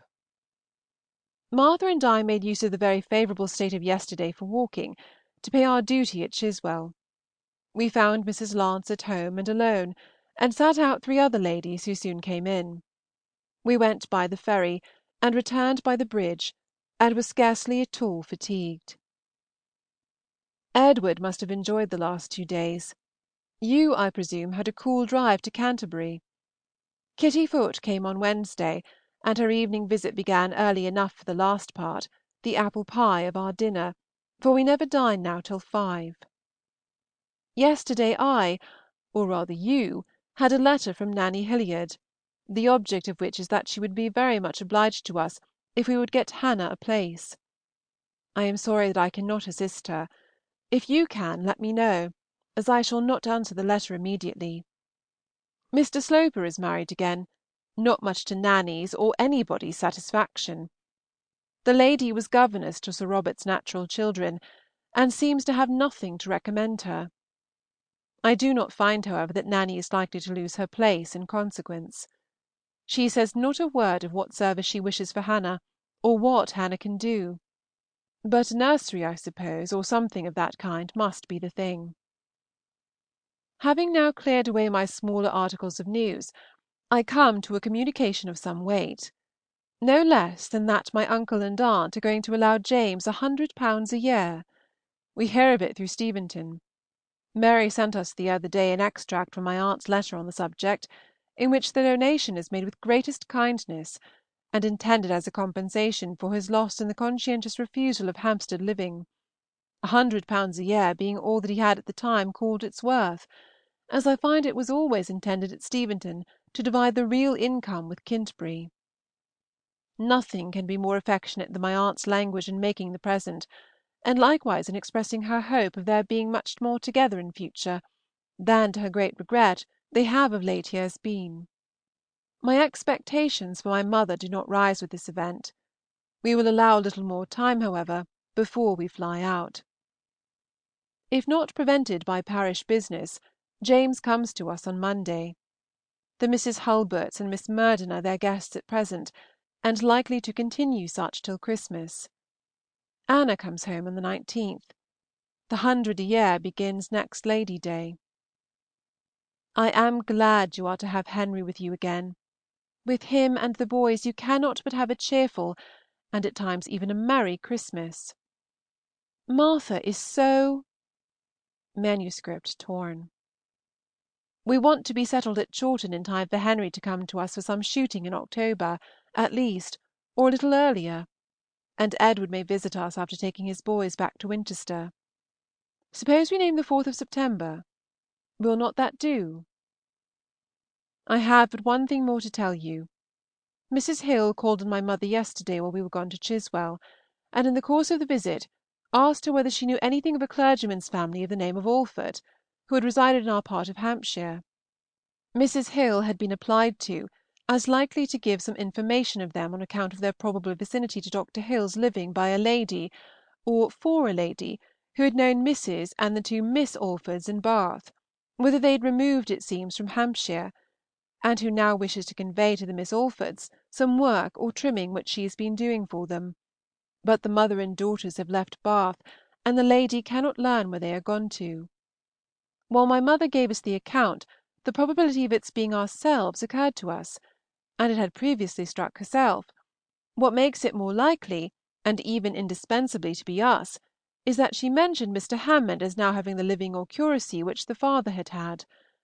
I cannot think who our kind lady can be, but I dare say we shall not like the work. Distribute the affectionate love of a heart not so tired as the right hand belonging to it. Yours ever sincerely, J. A. Letter 30. Castle Square, Tuesday, December 27. My dear Cassandra, I can now write at leisure and make the most of my subjects, which is lucky, as they are not numerous this week. Our house was cleared by 11:30 on Saturday, and we had the satisfaction of hearing yesterday that the party reached home in safety soon after 5.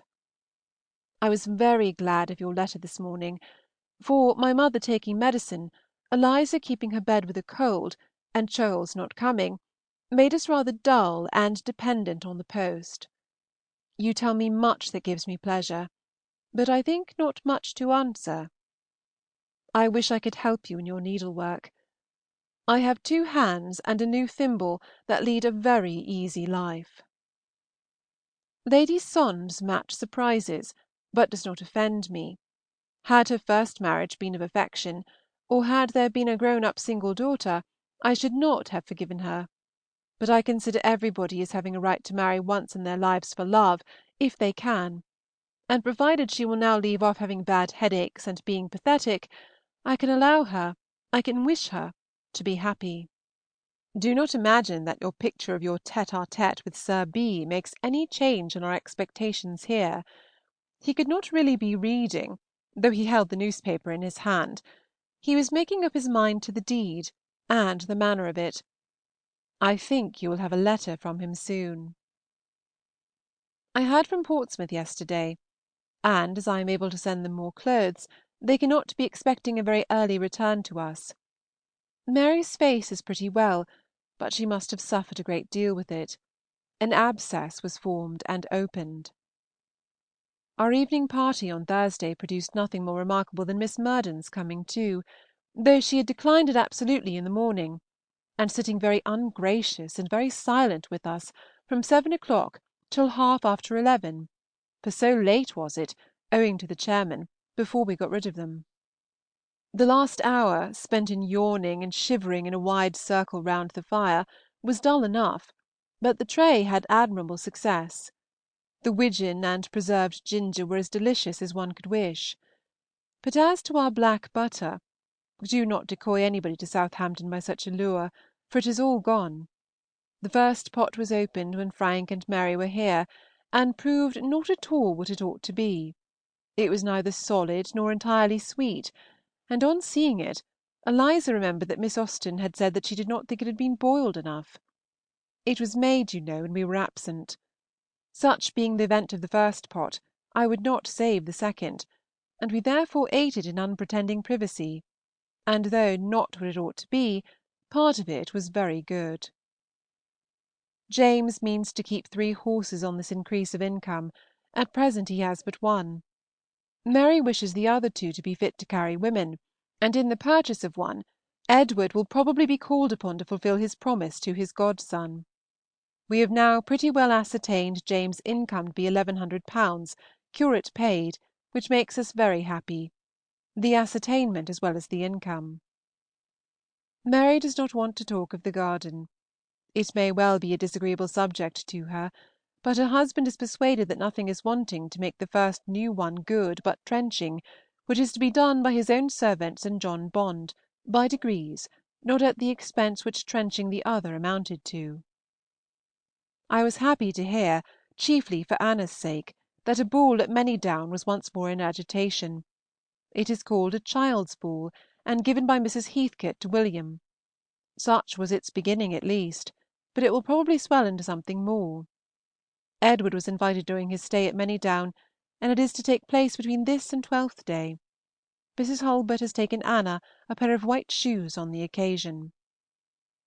I forgot in my last to tell you that we hear, by way of Kintbury and the Palmers, that they were all well at Bermuda in the beginning of November. Wednesday. Yesterday must have been a day of sad remembrance at Godmersham. I am glad it is over. We spent Friday evening with our friends at the boarding-house, and our curiosity was gratified by the sight of their fellow inmates, Mrs. Drew and Miss Hook, Mr. Wynne and Mr. Fitzhugh. The latter is brother to Mrs. Lance, and very much the gentleman. He has lived in that house more than 20 years, and, poor man, is so totally deaf that they say he could not hear a cannon were it fired close to him. Having no cannon at hand to make the experiment, I took it for granted, and talked to him a little with my fingers, which was funny enough. I recommended him to read Corinna. Miss Hook is a well-behaved, genteelish woman. Mrs. Drew well-behaved without being at all genteel. Mr. Wynne seems a chatty and rather familiar young man. Miss Murden was quite a different creature this last evening from what she had been before, owing to her having with Martha's help found a situation in the morning, which was very fair for comfort. When she leaves Steventon, she comes to board and lodge with Mrs. Hookey the chemist, for there is no Mr. Hookey. I cannot say that I am in any hurry for the conclusion of her present visit, but I was truly glad to see her comfortable in mind and spirits. At her age, perhaps, one may be as friendless oneself, and in similar circumstances quite as captious. My mother has lately been adding to her possessions in plate, a whole tablespoon and a whole dessert spoon, and 6 whole teaspoons, which makes our sideboard border on the magnificent. They are mostly the produce of old or useless silver. I have turned the 11s. in the list into 12s., and the card looks all the better. A silver tea-ladle is also added, which will at least answer the purpose of making us sometimes think of John Warren. I have laid Lady Sondes' case before Martha, who does not make the least objection to it, and is particularly pleased with the name of Montresor. I do not agree with her there, but I like his rank very much, and always affix the ideas of strong sense and highly elegant manners to a general. I must write to Charles next week. You may guess in what extravagant terms of praise Earl Harwood speaks of him. He is looked up to by everybody in all America. I shall not tell you anything more of William Digweed's china, as your silence on the subject makes you unworthy of it. Mrs. H. Digweed looks forward with great satisfaction to our being her neighbors. I would have her enjoy the idea to the utmost, as I suspect there will not be much in the reality. With equal pleasure we anticipate an intimacy with her husband's bailiff and his wife, who live close by us, and are said to be a remarkably good sort of people. Yes, yes, we will have a pianoforte, as good a one as can be got for 30 guineas, and I will practise country dances, that we may have some amusement for our nephews and nieces, when we have the pleasure of their company. Martha sends her love to Henry, and tells him that he will soon have a bill of Miss Chaplin's, about £14, to pay on her account; but the bill shall not be sent in till his return to town. I hope he comes to you in good health, and in spirits as good as a first return to Godmersham can allow. With his nephews he will force himself to be cheerful, till he really is so. Send me some intelligence of Eliza. It is a long while since I have heard of her. We have had snow on the ground here almost a week. It is now going, but Southampton must boast no longer. We all send our love to Edward junior and his brothers, and I hope speculation is generally liked. Fare you well. Yours affectionately, J. Austen. My mother has not been out of doors this week, but she keeps pretty well. We have received through Bookham an indifferent account of your godmother. End of Section 13. Section 14. Letter 31. Castle Square, Tuesday, January 10th, 1809. I am not surprised, my dear Cassandra, that you did not find my last letter very full of matter, and I wish this may not have the same deficiency; but we are doing nothing ourselves to write about, and I am therefore quite dependent upon the communications of our friends, or my own wits. This post brought me 2 interesting letters, yours and one from Bookham, in answer to an inquiry of mine about your good godmother, of whom we had lately received a very alarming account from Paragon. Miss Arnold was the informant then, and she spoke of Mrs. E. L. having been very dangerously ill, and attended by a physician from Oxford. Your letter to Addlestrop may perhaps bring you information from the spot, but in case it should not, I must tell you that she is better, though Dr. Bourne cannot yet call her out of danger. Such was the case last Wednesday, and Mrs. Cook's having had no later account is a favorable sign. I am to hear again from the latter next week, but not this, if everything goes on well. Her disorder is an inflammation on the lungs, arising from a severe chill taken in church last Sunday 3 weeks. Her mind all pious composure, as may be supposed. George Cook was there when her illness began. His brother has now taken his place. Her age and feebleness considered, one's fears cannot but preponderate, though her amendment has already surpassed the expectation of the physician at the beginning. I am sorry to add that Becky is laid up with a complaint of the same kind. I am very glad to have a time of your return at all fixed. We all rejoice in it, and it will not be later than I had expected. I dare not hope that Mary and Miss Curling may be detained at Portsmouth so long, or half so long, but it would be worth 2d. to have it so. The St. Albans perhaps may soon be off to help bring home what may remain by this time of our poor army, whose state seems dreadfully critical. The Regency seems to have been heard of only here. My most political correspondents make no mention of it. Unlucky that I should have wasted so much reflection on the subject. I can now answer your question to my mother more at large, and likewise more at small, with equal perspicuity and minuteness; for the very day of our leaving Southampton is fixed, and if the knowledge is of no use to Edward, I am sure it will give him pleasure.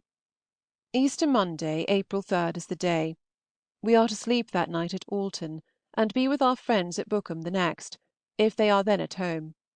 There we shall remain till the following Monday, and on Tuesday, April 11th, hope to be at Godmersham. If the Cooks are absent, we shall finish our journey on the 5th.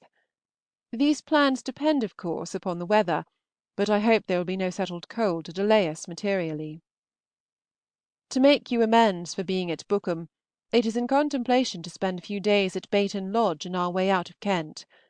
The hint of such a visit is most affectionately welcomed by Mrs. Birch in one of her odd pleasant letters lately, in which she speaks of us with the usual distinguished kindness, declaring that she shall not be at all satisfied unless a very handsome present is made us immediately from one quarter.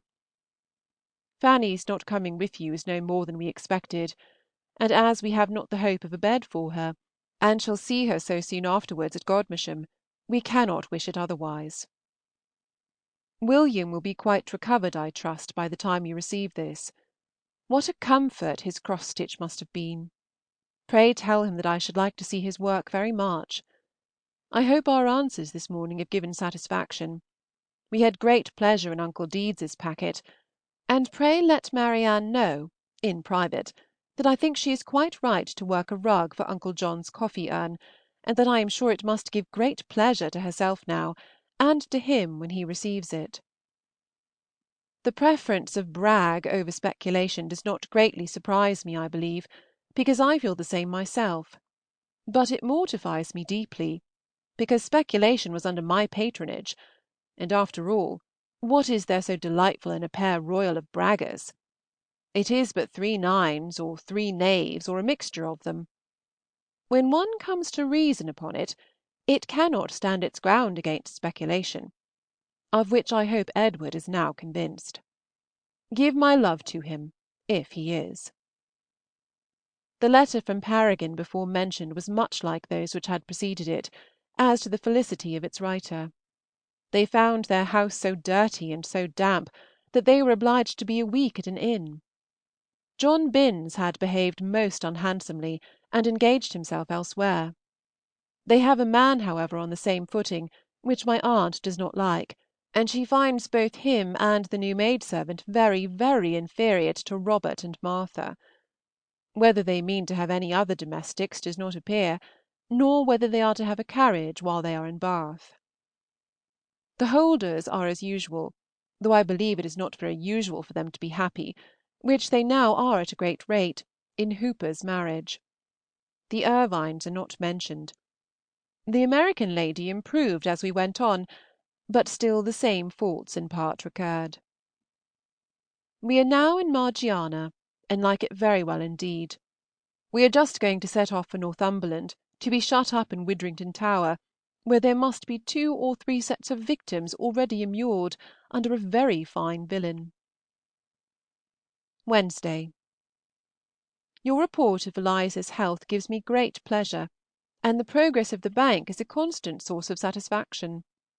With such increasing profits, tell Henry that I hope he will not work poor High Diddle so hard as he used to do. Has your newspaper given a sad story of a Mrs. Middleton, wife of a farmer in Yorkshire, her sister and servant being almost frozen to death in the late weather, her little child quite so? I hope the sister is not our friend Miss Wood, and I rather think her brother-in-law had moved into Lincolnshire, but their name and station accord too well. Mrs. M. and the maid are said to be tolerably recovered, but the sister is likely to lose the use of her limbs. Charles's rug will be finished to-day, and sent to-morrow to Frank, to be consigned by him to Mr. Turner's care, and I am going to send Marmion out with it. Very generous in me, I think. As we have no letter from Olderstrop, we may suppose the good woman was alive on Monday, but I cannot help expecting bad news from thence or Bookham in a few days. Do you continue quite well? Have you nothing to say of your little namesake? We join in love and many happy returns. Yours affectionately, J. Austen. The Manydown ball was a smaller thing than I expected, but it seems to have made Anna very happy. At her age it would not have done for me. Letter 32. Castle Square, Tuesday, January 17. My dear Cassandra, I am happy to say that we had no second letter from Bookham last week. Yours has brought its usual measure of satisfaction and amusement, and I beg your acceptance of all the thanks due on the occasion. Your offer of cravats is very kind, and happens to be particularly adapted to my wants, but it was an odd thing to occur to you. Yes, we have got another fall of snow, and a very dreadful. Everything seems to turn to snow this winter. I hope you have had no more illness among you, and that William will be soon as well as ever. His working a footstool for Chawton is a most agreeable surprise to me, and I am sure his grandmamma will value it very much as a proof of his affection and industry, but we shall never have the heart to put our feet upon it. I believe I must work a muslin cover in satin stitch to keep it from the dirt.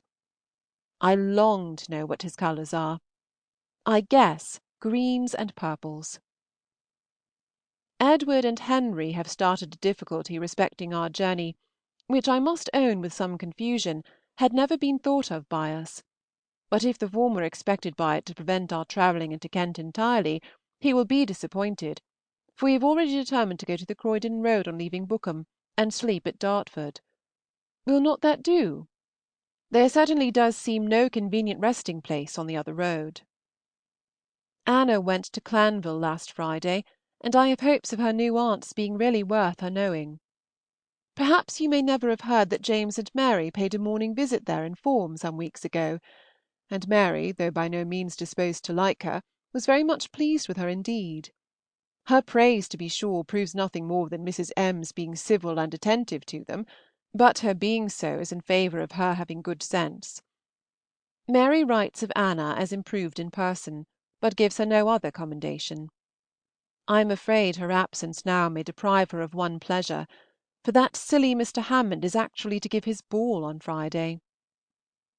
We had some reason to expect a visit from Earle Harwood and James this week, but they do not come. Miss Murden arrived last night at Mrs. Hookey's, as a message and a basket announced to us. You will therefore return to an enlarged and of course improved society here, especially as the Miss Williamses are come back.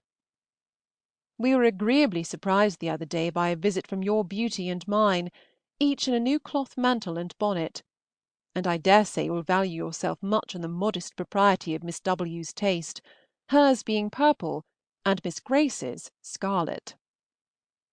I can easily suppose that your 6 weeks here will be fully occupied, were it only in lengthening the waists of your gowns. I have pretty well arranged my spring and summer plans of that kind, and mean to wear out my spotted muslin before I go.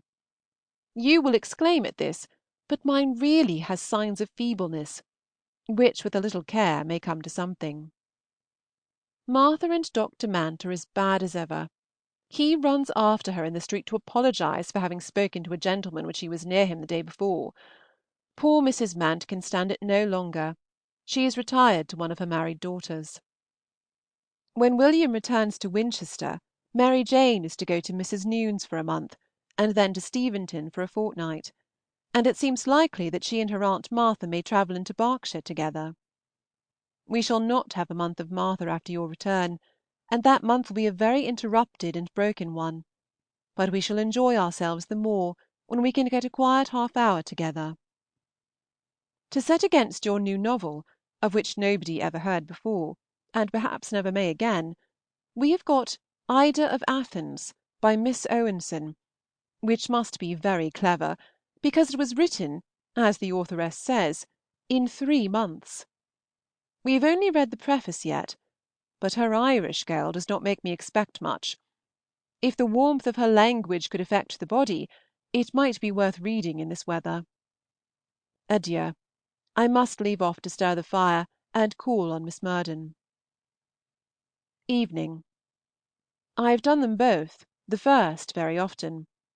We find our friend as comfortable as she can ever allow herself to be in cold weather.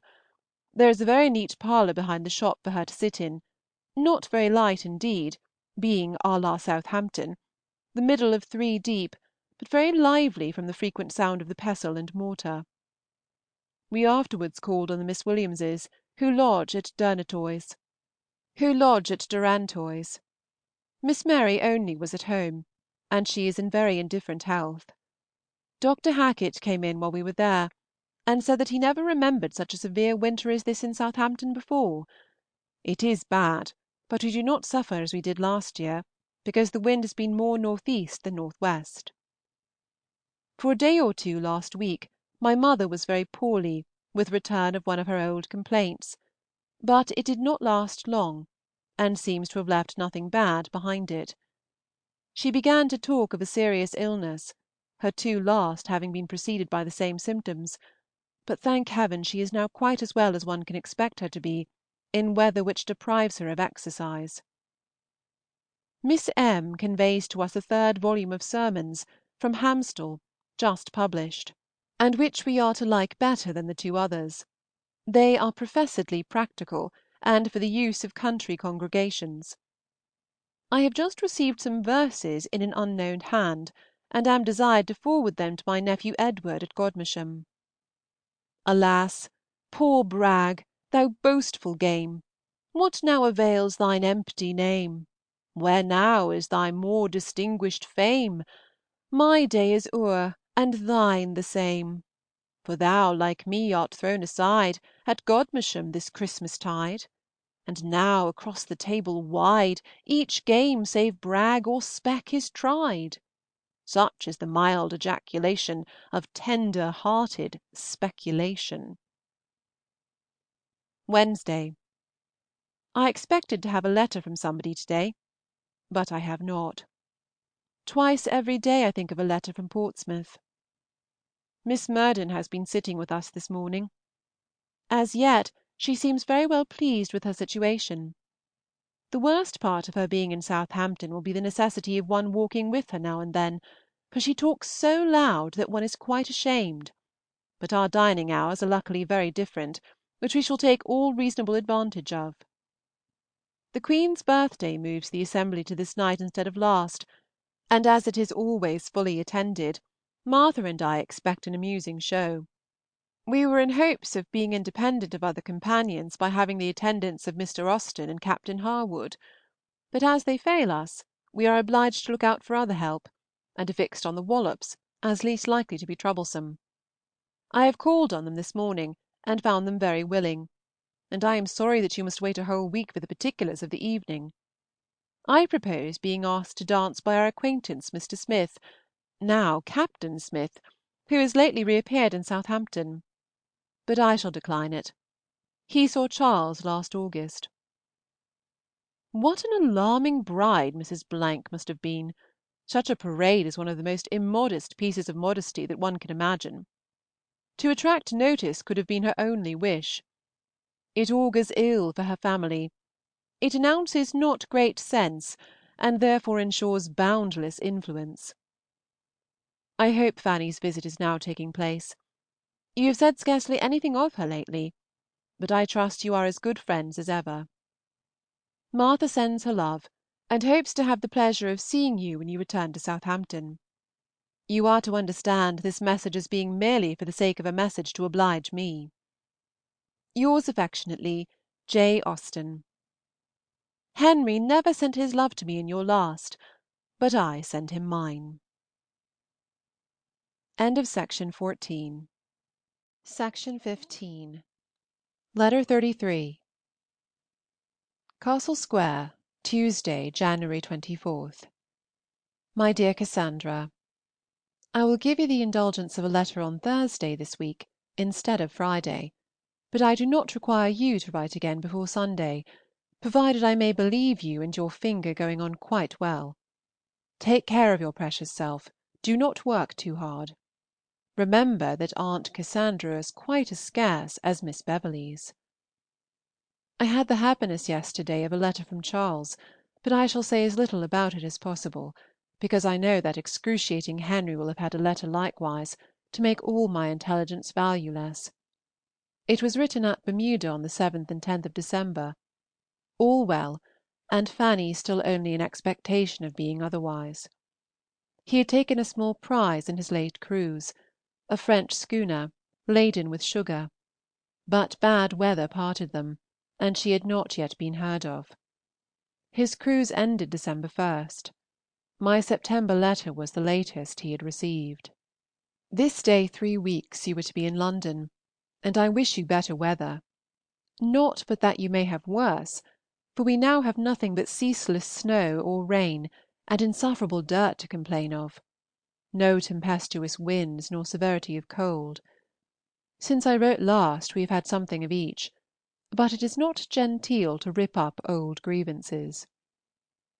You used me scandalously by not mentioning Edward Cooper's sermons. I tell you everything, and it is unknown the mysteries you conceal from me.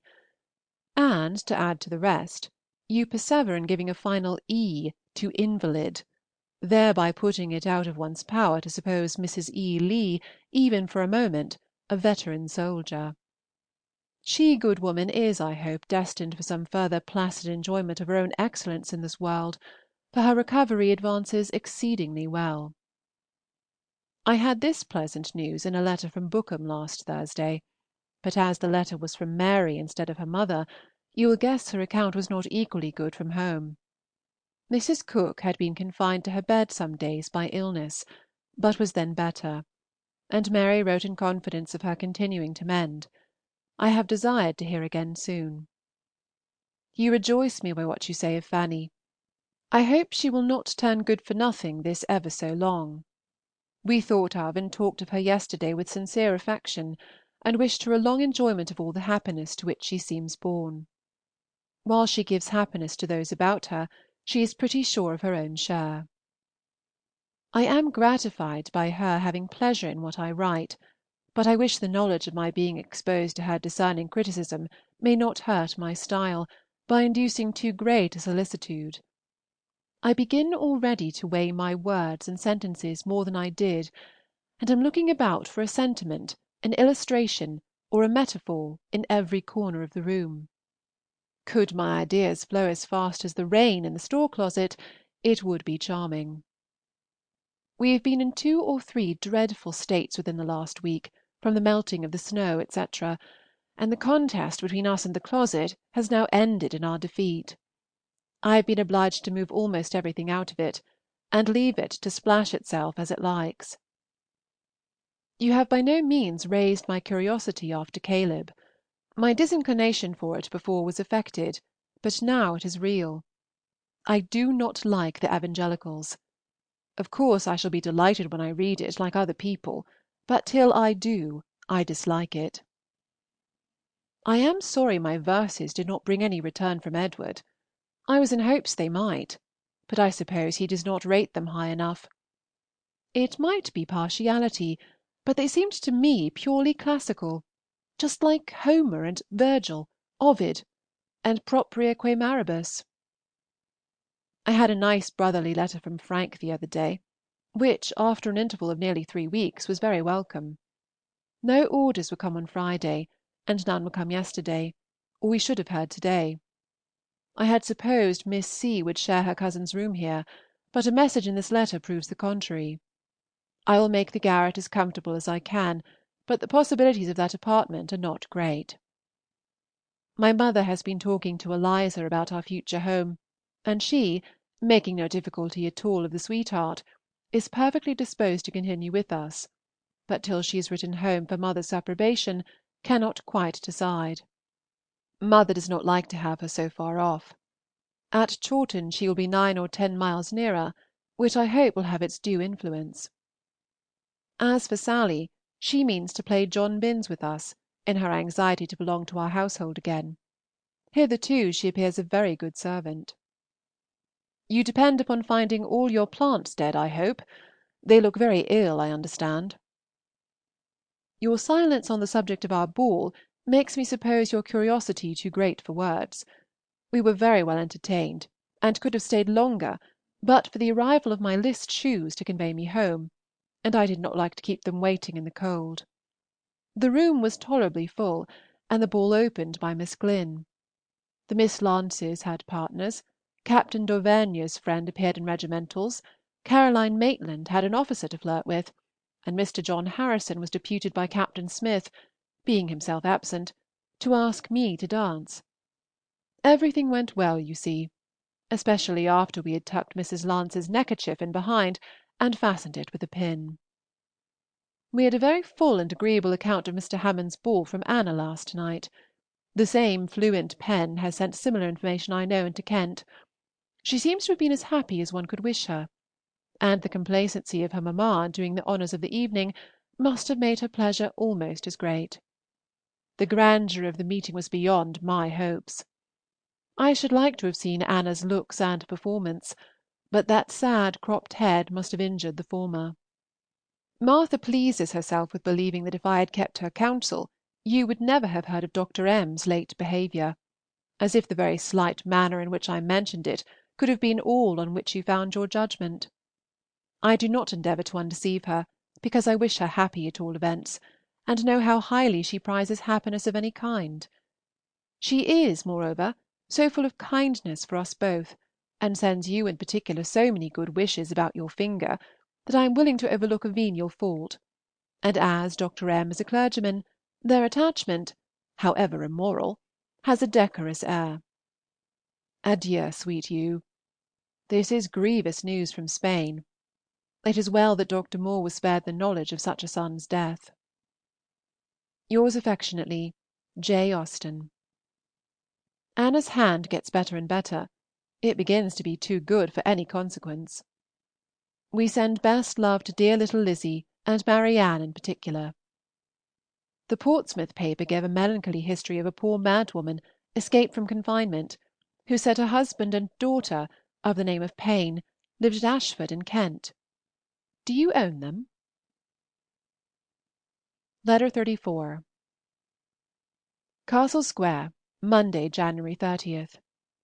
My dear Cassandra, I was not much surprised yesterday by the agreeable surprise of your letter, and extremely glad to receive the assurance of your finger being well again. Here is such a wet day as was never seen. I wish the poor little girls had better weather for their journey. They must amuse themselves with watching the rain drops down the windows. Sackree, I suppose, feels quite broken-hearted. I cannot have done with the weather without observing how delightfully mild it is. I am sure Fanny must enjoy it with us. Yesterday was a very blowing day. We got to church, however, which we had not been able to do for 2 Sundays before. I am not at all ashamed about the name of the novel, having been guilty of no insult toward your handwriting. The diphthong I always saw, but knowing how fond you were of adding a vowel whenever you could, I attributed it to that alone, and the knowledge of the truth does the book no service. The only merit it could have was in the name of Caleb, which has an honest, unpretending sound. But in Colibs there is pedantry and affectation. Is it written only to classical scholars? I shall now try to say only what is necessary. I am weary of meandering. So expect a vast deal of small matter, concisely told, in the next 2 pages. Mrs. Cooke has been very dangerously ill, but is now, I hope, safe. I had a letter last week from George, Mary being too busy to write, and at that time the disorder was called of the typhus kind, and their alarm considerable; but yesterday brought me a much better account from Mary, the origin of the complaint being now ascertained to be bilious, and the strong medicines requisite promising to be effectual. Mrs. E. L. is so much recovered as to get into the dressing-room every day. A letter from Hamstall gives us the history of Sir Thomas Williams's return. The Admiral, whoever he might be, took a fancy to the Neptune, and having only a worn-out 74 to offer in lieu of it, Sir Thomas declined such a command, and is come home passenger. Lucky man! To have so fair an opportunity of escape. I hope his wife allows herself to be happy on the occasion, and does not give all her thoughts to being nervous. A great event happens this week at Hamstall, in young Edward's removal to school. He is going to Rugby, and is very happy in the idea of it. I wish his happiness may last, but it will be a great change to become a raw schoolboy from being a pompous sermon writer and a domineering brother. It will do him good, I dare say. Caroline has had a great escape from being burnt to death lately. As her husband gives the account, we must believe it true. Miss Murden is gone, called away by the critical state of Mrs. Pottinger, who has had another severe stroke, and is without sense or speech. Miss Murden wishes to return to Southampton if circumstances suit, but it must be very doubtful. We have been obliged to turn away Charles, he grew so very drunken and negligent, and we have a man in his place, called Thomas. Martha desires me to communicate something concerning herself, which she knows will give you pleasure, as affording her very particular satisfaction. It is that she is to be in town this spring with Mrs. Dundas. I need not dilate on the subject. You understand enough of the whys and wherefores to enter into her feelings, and to be conscious that of all possible arrangements it is the one most acceptable to her. She goes to Barton on leaving us, and the family remove to town in April. What you tell me of Miss Sharpe is quite new, and surprises me a little. I feel, however, as you do.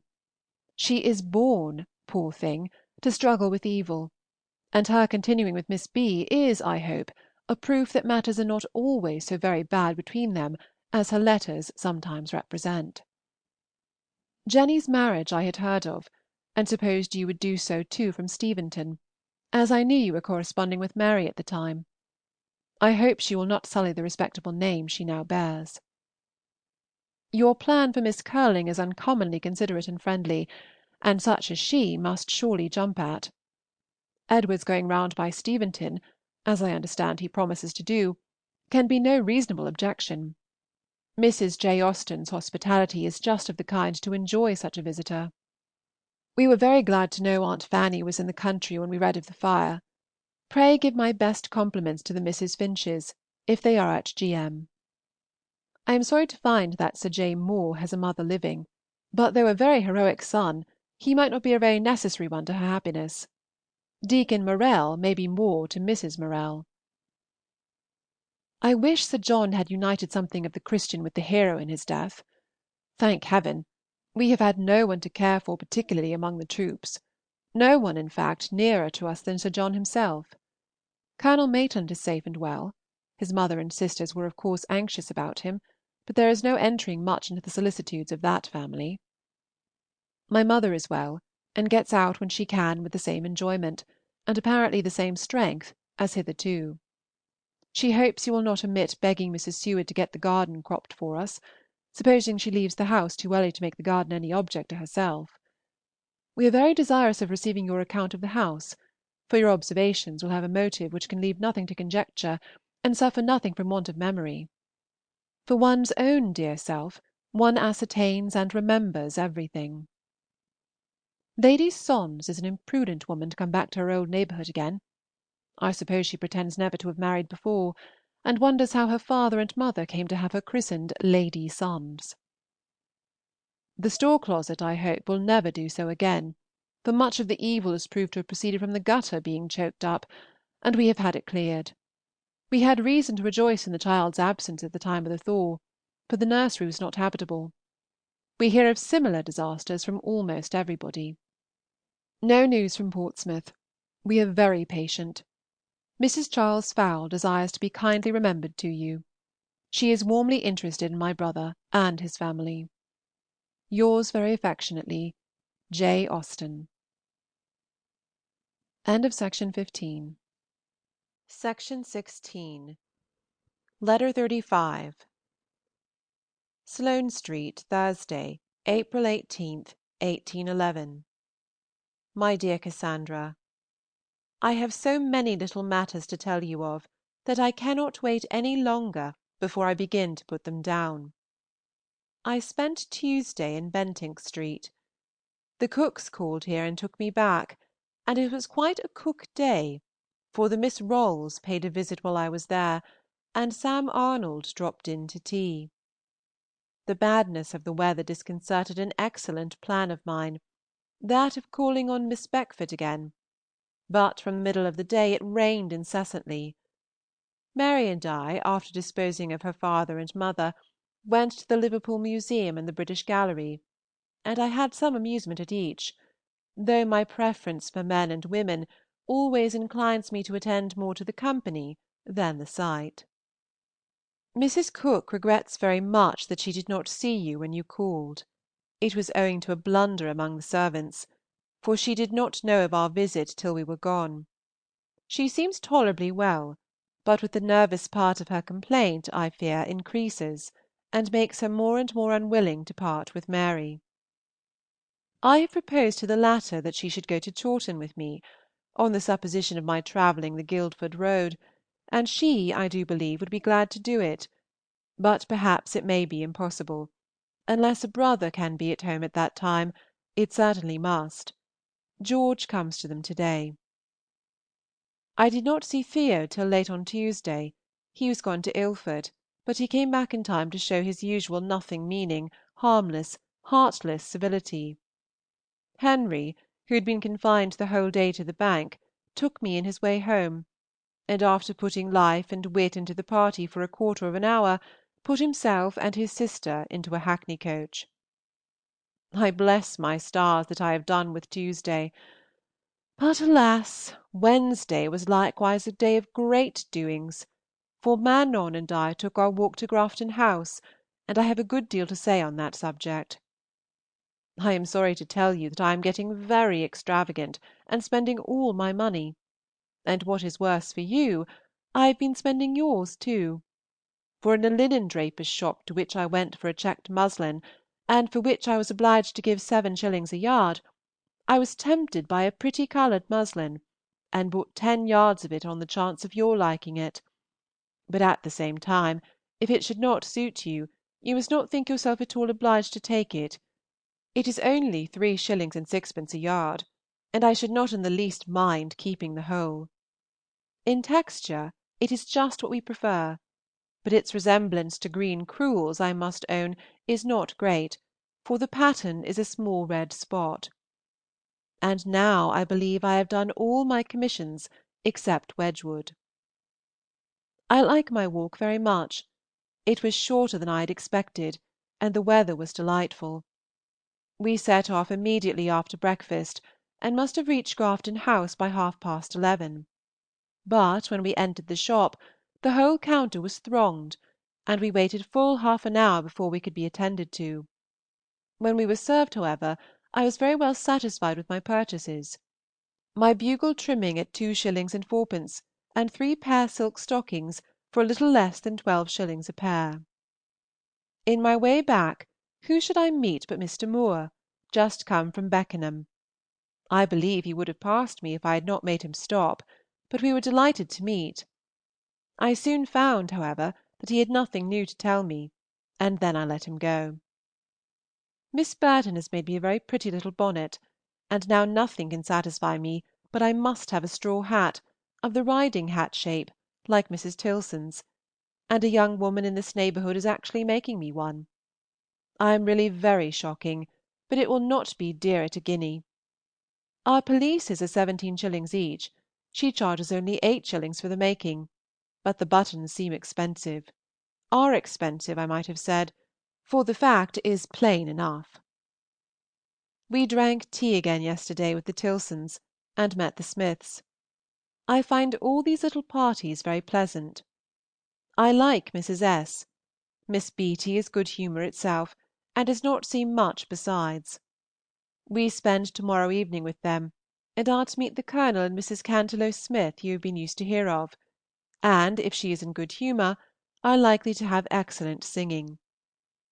To-night I might have been at the play. Henry had kindly planned our going together to the Lyceum, but I have a cold, which I should not like to make worse before Saturday, so I stay within all this day. Eliza is walking out by herself. She has plenty of business on her hands just now, for the day of the party is settled and drawing near. Above 80 people are invited for next Tuesday evening, and there is to be some very good music. 5 professionals, 3 of them glee singers, besides amateurs. Fanny will listen to this. One of the hirelings is a capital on the harp, from which I expect great pleasure. The foundation of the party was a dinner to Henry Egerton and Henry Walter, but the latter leaves town the day before. I am sorry, as I wished her Prejudice to be done away, but should have been more sorry if there had been no invitation. I am a wretch, to be so occupied with all these things as to seem to have no thoughts to give to people and circumstances which really supply a far more lasting interest, the society in which you are. But I do think of you all, I assure you, and want to know all about everybody, and especially about your visit to the W. Friars. Mais le moyen not to be occupied by one's own concerns. Saturday. Frank is superseded in the Caledonia. Henry brought us this news yesterday from Mr. Daysh, and he had at the same time that Charles may be in England in the course of a month. Sir Edward Pollen succeeds Lord Gambier in his command, and some captain of his succeeds Frank, and I believe the order is already gone out. Henry means to inquire further to day. He wrote to Mary on the occasion. This is something to think of. Henry is convinced that he will have the offer of something else, but does not think it will be at all incumbent upon him to accept it. And then follows, what will he do, and where will he live? I hope to hear from you to day. How are you as to health, strength, looks, etc.? I had a very comfortable account from Chawton yesterday. If the weather permits, Eliza and I walk into London this morning. She is in want of chimney lights for Tuesday, and I of an ounce of darning cotton. She is resolved not to venture to the play to night. The D'Entraigues and Comte Julien cannot come to the party, which was at first a grief, but she has since supplied herself so well with performers that it is of no consequence. Their not coming has produced our going to them to-morrow evening, which I like the idea of. It will be amusing to see the ways of a French circle. I wrote to Mrs. Hill a few days ago, and have received a most kind and satisfactory answer. Any time the first week in May exactly suits her, and therefore I consider my going as tolerably fixed. I shall leave Sloane Street on the 1st or 2nd, and be ready for James on the 9th, and if his plan alters, I can take care of myself. I have explained my views here, and everything is smooth and pleasant, and Eliza talks kindly of conveying me to Streatham. We met the Tilsons yesterday evening, but the singing Smiths sent an excuse, which put our Mrs. Smith out of humor. We are come back, after a good dose of walking and coaching, and I have the pleasure of your letter. I wish I had James's verses, but they were left at Chawton. When I return thither, if Mrs. K. will give me leave, I will send them to her. Our first object to-day was Henrietta Street, to consult with Henry in consequence of a very unlucky change of the play for this night, Hamlet instead of King John, and we are to go on Monday to Macbeth instead. But it is a disappointment to us both. Love to all. Yours affectionately, Jane. Letter 36. Sloane Street, Thursday, April 25. My dearest Cassandra, I can return the compliment by thanking you for the unexpected pleasure of your letter yesterday, and as I like unexpected pleasure, it made me very happy. And indeed, you need not apologize for your letter in any respect, for it is all very fine, but not too fine, I hope, to be written again, or something like it. I think Edward will not suffer much longer from heat. By the look of things this morning, I suspect the weather is rising into the balsamic northeast. It has been hot here, as you may suppose, since it was so hot with you, but I have not suffered from it at all, nor felt it in such a degree as to make me imagine it would be anything in the country. Everybody has talked of the heat, but I set it all down to London. I give you joy of our new nephew, and hope, if he ever comes to be hanged, it will not be till we are too old to care about it. It is a great comfort to have it so safely and speedily over. The Miss Curlings must be hard worked in writing so many letters, but the novelty of it may recommend it to them. Mine was from Miss Eliza, and she says that my brother may arrive to-day. No, indeed, I am never too busy to think of S. and S. I can no more forget it than a mother can forget her sucking child, and I am much obliged to you for your inquiries. I have had 2 sheets to correct, but the last only brings us to Willoughby's first appearance. Mrs. K. regrets in the most flattering manner that she must wait till May, but I have scarcely a hope of its being out in June. Henry does not neglect it; he has hurried the printer, and says he will see him again to-day.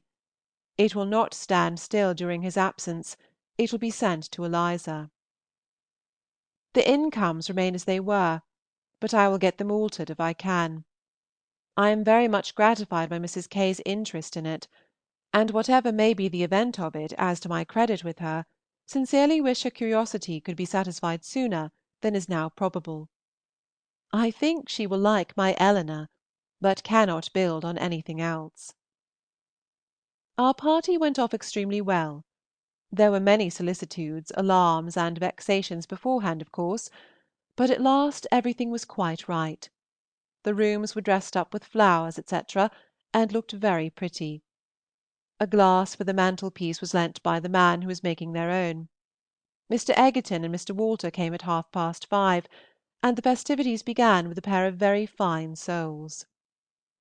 Yes, Mr. Walter, for he has postponed his leaving London on purpose, which did not give much pleasure at the time, any more than the circumstance from which it rose, his calling on Sunday and being asked by Henry to take the family dinner on that day, which he did.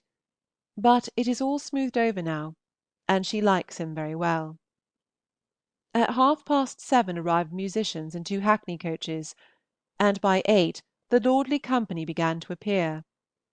Among the earliest were George and Mary Cook, and I spent the greatest part of the evening very pleasantly with them. The drawing-room being soon hotter than we liked, we placed ourselves in the connecting passage, which was comparatively cool, and gave us all the advantage of the music at a pleasant distance, as well as that of the first view of every newcomer.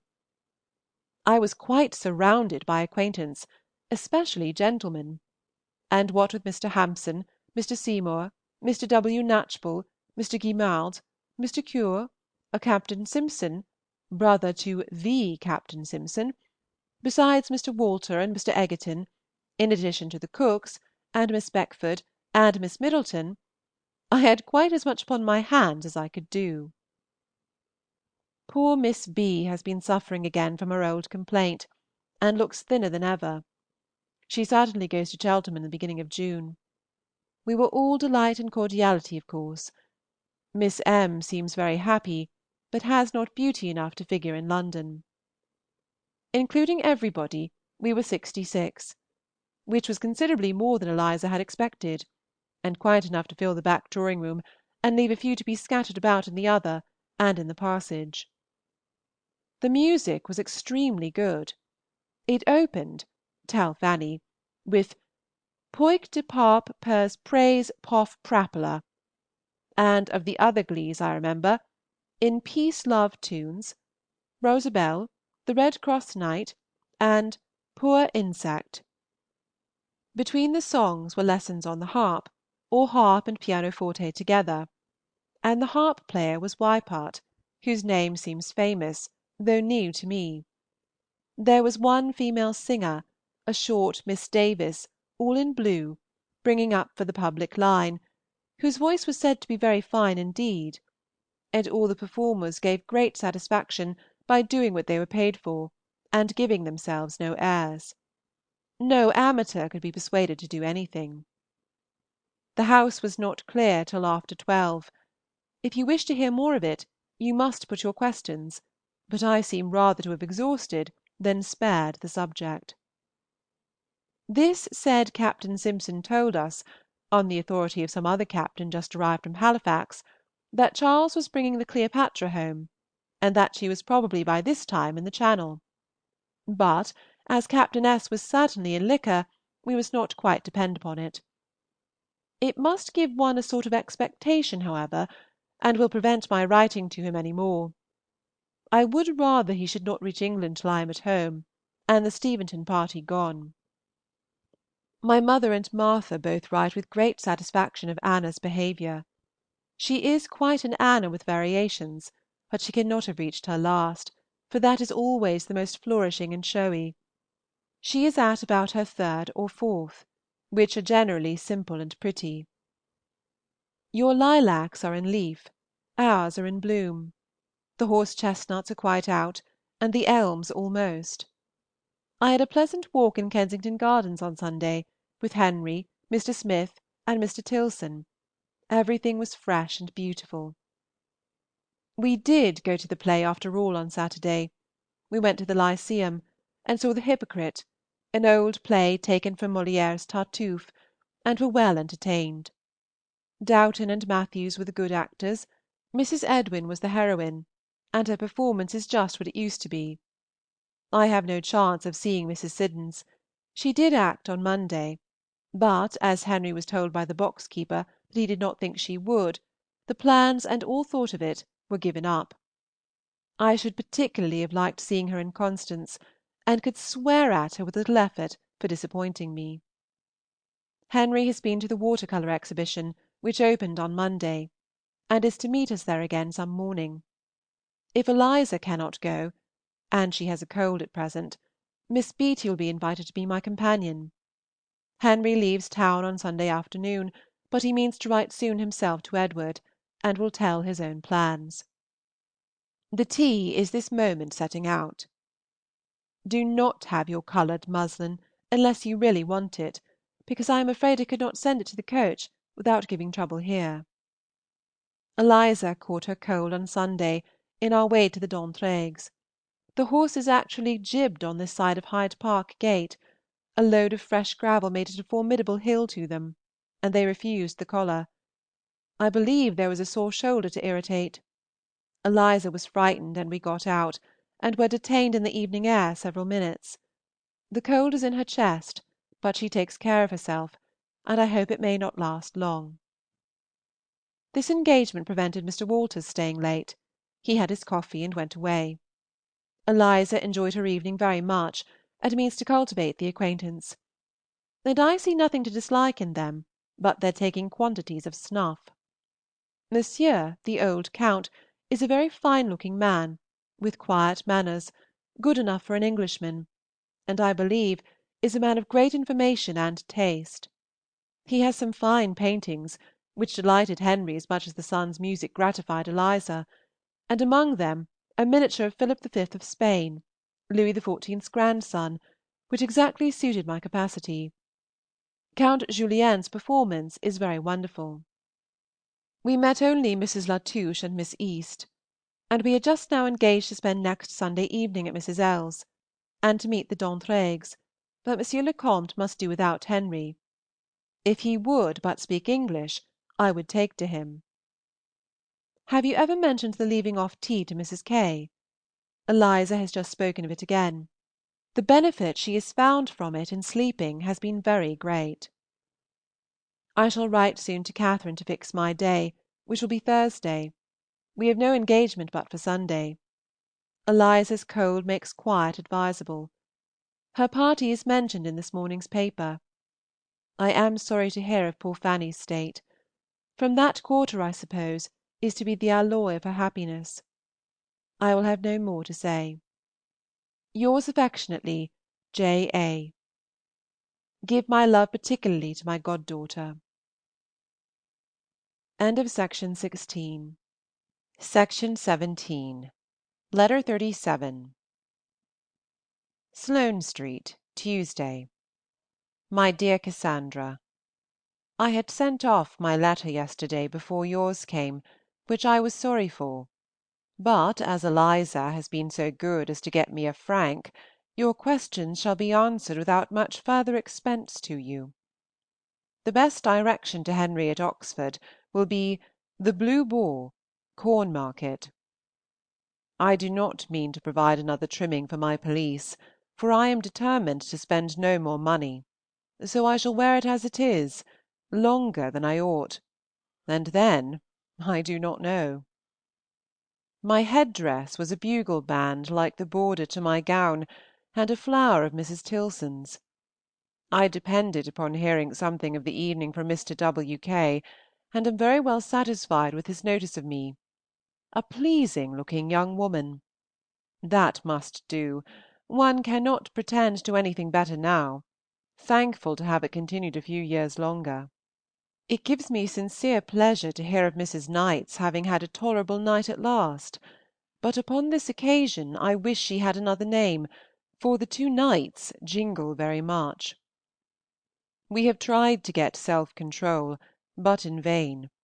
I should like to know what her estimate is, but am always half afraid of finding a clever novel too clever, and of finding my own story and my own people all forestalled. Eliza has just received a few lines from Henry to assure her of the good conduct of his mare. He slept at Uxbridge on Sunday, and wrote from Wheatfield. We were not claimed by Hans Place yesterday, but are to dine there to-day. Mr. Tilson called in the evening, but otherwise we were quite alone all day, and after having been out a good deal, the change was very pleasant. I like your opinion of Miss Atton much better than I expected, and have now hopes of her staying a whole 12-month. By this time, I suppose, she is hard at it, governing away. Poor creature!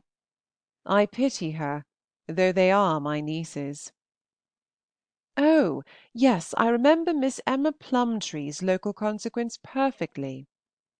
I am in a dilemma, for want of an Emma, escaped from the lips of Henry Gipps. But really I was never much more put to it than in continuing an answer to Fanny's former message. What is there to be said on the subject? Perry Pell or Perry Pay, or Poe, or at the most Pye, Pope, Pay, Pike, Pitt. I congratulate Edward on the Weald of Kent Canal Bill being put off till another session, as I have just had the pleasure of reading.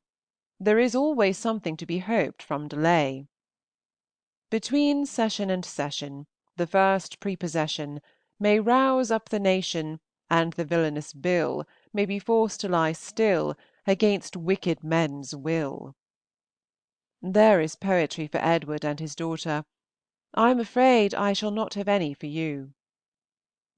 I forgot to tell you in my last that our cousin Miss Payne called in on Saturday, and was persuaded to stay to dinner.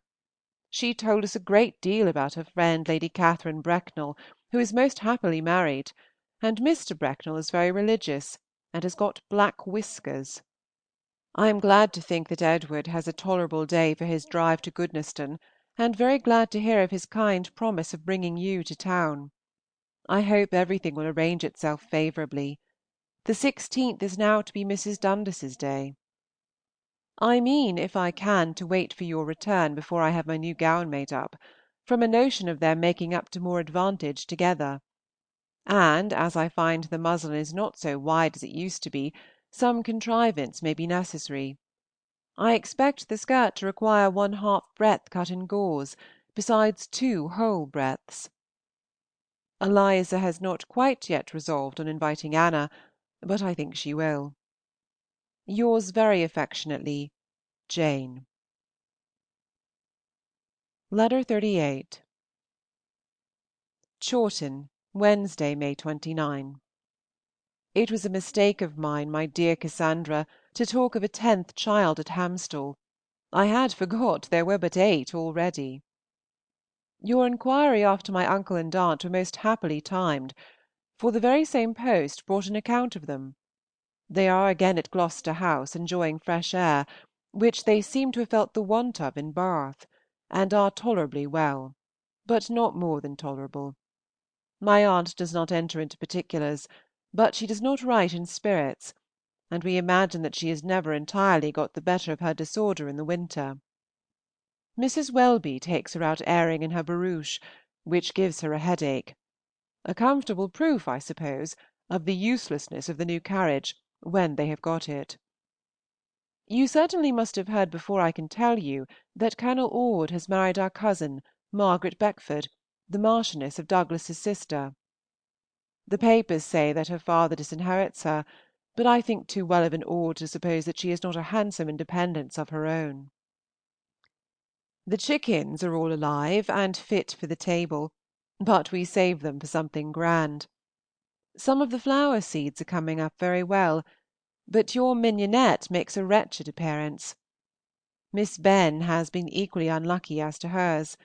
She had seed from 4 different people, and none of it comes up. Our young peony at the foot of the fir tree has just blown, and looks very handsome, and the whole of the shrubbery border will be soon very gay with pinks and sweet williams, in addition to the columbines already in bloom. The syringas, too, are coming out. We are likely to have a great crop of Orleans plums, but not many greengages. On the standard scarcely any, 3 or 4 dozen perhaps, against the wall. I told you differently when I first came home, but I can now judge better than I could then. I have had a medley and a satisfactory letter this morning from the husband and wife at Cowes, and in consequence of what is related of their plans, we have been talking over the possibility of inviting them here in their way from Steventon, which is what one should wish to do, and is, I dare say, what they expect; but, supposing Martha to be at home, it does not seem a very easy thing to accommodate so large a party. My mother offers to give up her room to Frank and Mary, but there will then be only the best for 2 maids and 3 children. They go to Steventon about the 22nd, and I guess, for it is quite a guess, will stay there from a fortnight to 3 weeks. I must not venture to press Miss Sharp's coming at present. We may hardly be at liberty before August. Poor John Bridges! We are very sorry for his situation, and for the distress of the family. Lady B. is in one way severely tried, and our own dear brother suffers a great deal, I dare say, on the occasion. I have not much to say of ourselves. Anna is nursing a cold caught in the arbour at Faringdon, that she may be able to keep her engagement to Maria M. this evening, when I suppose she will make it worse. She did not return from Faringdon till Sunday, when H. B. walked home with her, and drank tea here. She was with the Proutings almost all Monday. She went to learn to make feather trimmings of Miss Anna, and they kept her to dinner, which was rather lucky, as we were called upon to meet Mrs. and Miss Terry the same evening at the Digweeds; and though Anna was of course invited too, I think it always safest to keep her away from the family, lest she should be doing too little or too much. Mrs. Terry, Mary, and Robert, with my aunt Harding and her daughter, came from Dummer for a day and a night, all very agreeable, and very much delighted with the new house, and with Chawton in general. We sat upstairs, and had thunder and lightning as usual. I never knew such a spring for thunderstorms as it has been. Thank God! we have had no bad ones here. I thought myself in luck to have my uncomfortable feelings shared by the mistress of the house, as that procured blinds and candles. It had been excessively hot the whole day. Mrs. Harding is a good-looking woman, but not much like Mrs. Toke, inasmuch as she is very brown, and has scarcely any teeth. She seems to have some of Mrs. Toke's civility. Miss H. is an elegant, pleasing, pretty-looking girl, about 19, I suppose, or 19 1/2, or 19 1/4, with flowers in her head and music at her finger ends. She plays very well indeed. I have seldom heard anybody with more pleasure. They were at Goddington 4 or 5 years ago. My cousin Flora Long was there last year. My name is Diana. How does Fanny like it? What a change in the weather! We have a fire again now. Harriet Benn sleeps at the great house to night, and spends to morrow with us, and the plan is that we should all walk with her to drink tea at Faringdon, for her mother is now recovered, but the state of the weather is not very promising at present. Miss Benn has been returned to her cottage since the beginning of last week, and has now just got another girl. She comes from Alton. For many days Miss B. had nobody with her but her niece Elizabeth, who is delighted to be her visitor and her maid. They both dined here on Saturday, while Anna was at Faringdon, and last night an accidental meeting and a sudden impulse produced Miss Benn and Maria Middleton at our tea-table.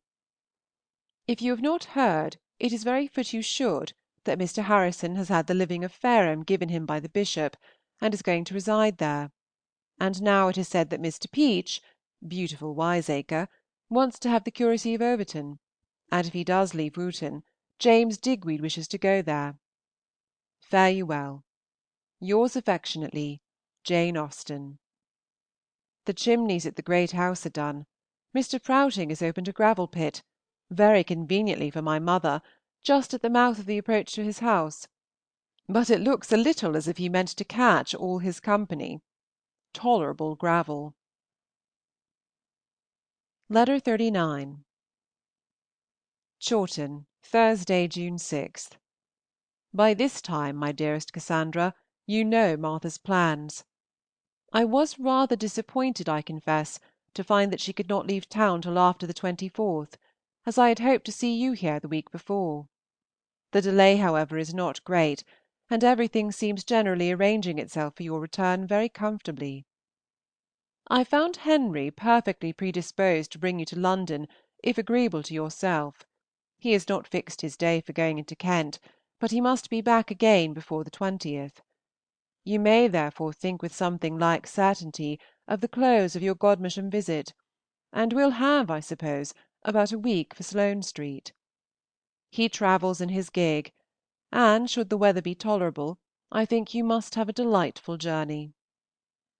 I have given up all idea of Miss Sharp's travelling with you and Martha, for though you are both all compliance with my scheme, yet as you knock off a week from the end of her visit, and Martha rather more from the beginning, the thing is out of the question. I have written to her to say that after the middle of July we shall be very happy to receive her, and I have added a welcome if she could make her way hither directly, but I do not expect that she will. I have also sent our invitation to Cowes.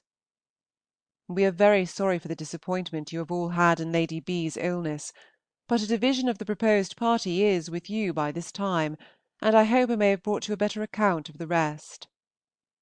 Give my love and thanks to Harriet, who has written me charming things of your looks, and diverted me very much by poor Mrs. C. Mill's continued perplexity.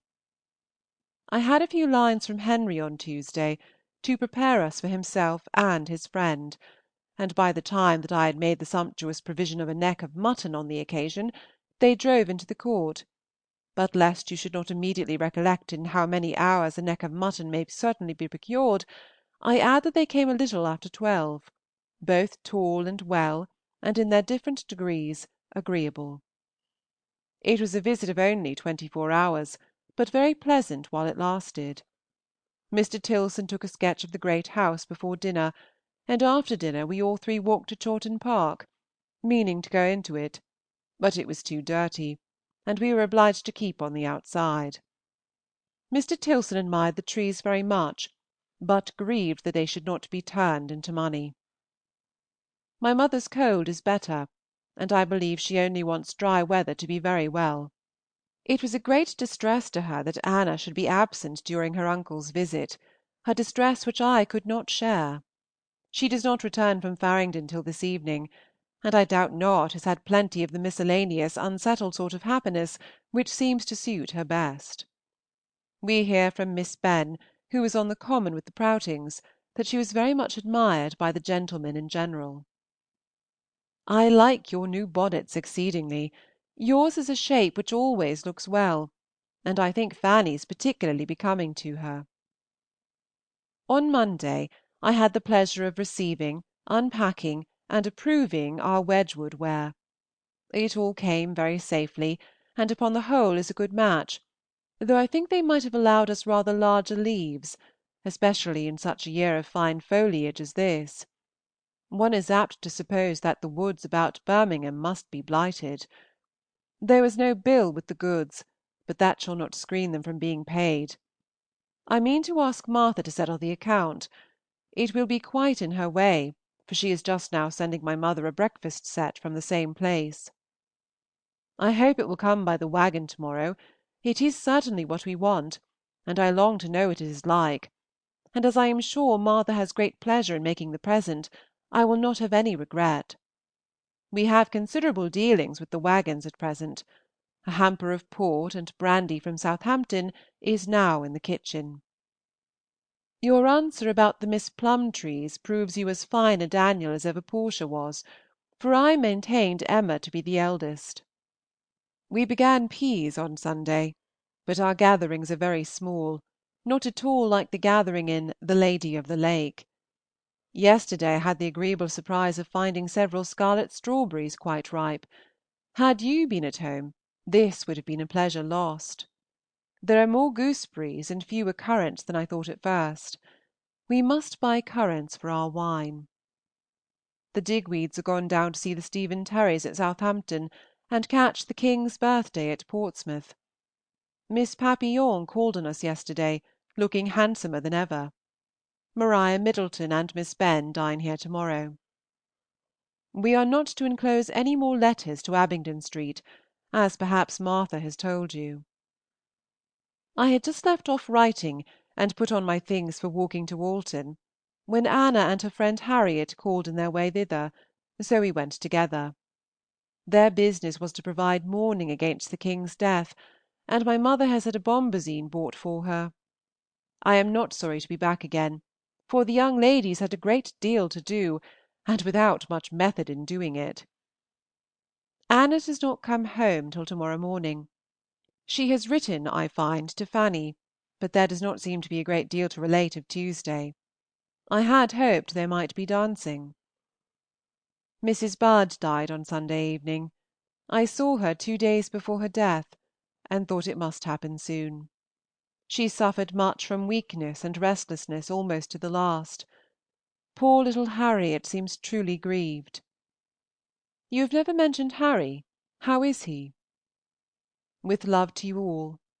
Yours affectionately, J. A. End of Section 17.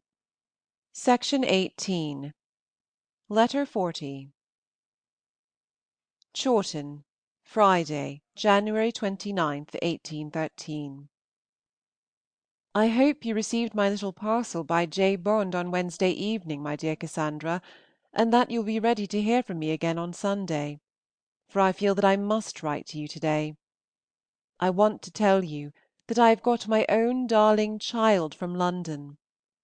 On Wednesday I received one copy sent down by Falconer, with 3 lines from Henry to say that he had given another to Charles, and sent a third by the coach to Godmersham. The advertisement is in our paper to-day for the first time, 18s. He shall ask £1 1s. for my 2 next, and £1 8s. for my stupidest of all. Miss B. dined with us on the very day of the book's coming, and in the evening we fairly set at it, and read half the first volume to her, prefacing that, having intelligence from Henry that such a work would soon appear, we had desired him to send it whenever it came out, and I believed it passed with her unsuspected. She was amused, poor soul. That she could not help, you know, with 2 such people to lead the way. But she really does seem to admire Elizabeth. I must confess that I think her as delightful a creature as ever appeared in print, and how I shall be able to tolerate those who do not like her at least, I do not know. There are a few typical errors, and a "said he" or a "said she" would sometimes make the dialogue more immediately clear, but I do not write for such dull elves as have not a great deal of ingenuity themselves. The second volume is shorter than I could wish, but the difference is not so much in reality as in look, there being a larger proportion of narrative in that part. I have lopped and cropped so successfully, however, that I imagine it must be rather shorter than Sense and Sensibility altogether. Now I will try and write of something else. Letter 41. Chawton, Thursday, February 4th. My dear Cassandra, your letter was truly welcome, and I am much obliged to you for all your praise. It came at a right time, for I had had some fits of disgust. Our second evening's reading to Miss B. had not pleased me so well, but I believe something must be attributed to my mother's too rapid way of getting on. Though she perfectly understands the characters herself, she cannot speak as they ought. Upon the whole, however, I am quite vain enough and well satisfied enough. The work is rather too light and bright and sparkling. It wants shade. It wants to be stretched out here and there with a long chapter of sense, if it could be had; if not, of solemn specious nonsense, about something unconnected with the story, an essay on writing, a critique on Walter Scott, or the history of Bonaparte, or something that would form a contrast, and bring the reader with increased delight to the playfulness and epigrammatism of the general style. The greatest blunder in the printing that I have met with is in page 220, Volume 3, where 2 speeches are made into one. There might as well be no suppers at Longbourn, but I suppose it was the remains of Mrs. Bennet's old Meryton habits. Letter 42. February. This will be a very quick return for yours, my dear Cassandra. I doubt its having much else to recommend it, but there is no saying. It may turn out to be a very long and delightful letter. I am exceedingly pleased that you can say what you do, after having gone through the whole work, and Fanny's praise is very gratifying. My hopes were tolerably strong of her, but nothing like a certainty. Her liking Darcy and Elizabeth is enough. She might hate all the others if she would. I have her opinion under her own hand this morning. But your transcript of it, which I read first, was not and is not the less acceptable. To me it is, of course, all praise, but the more exact truth which she sends you is good enough.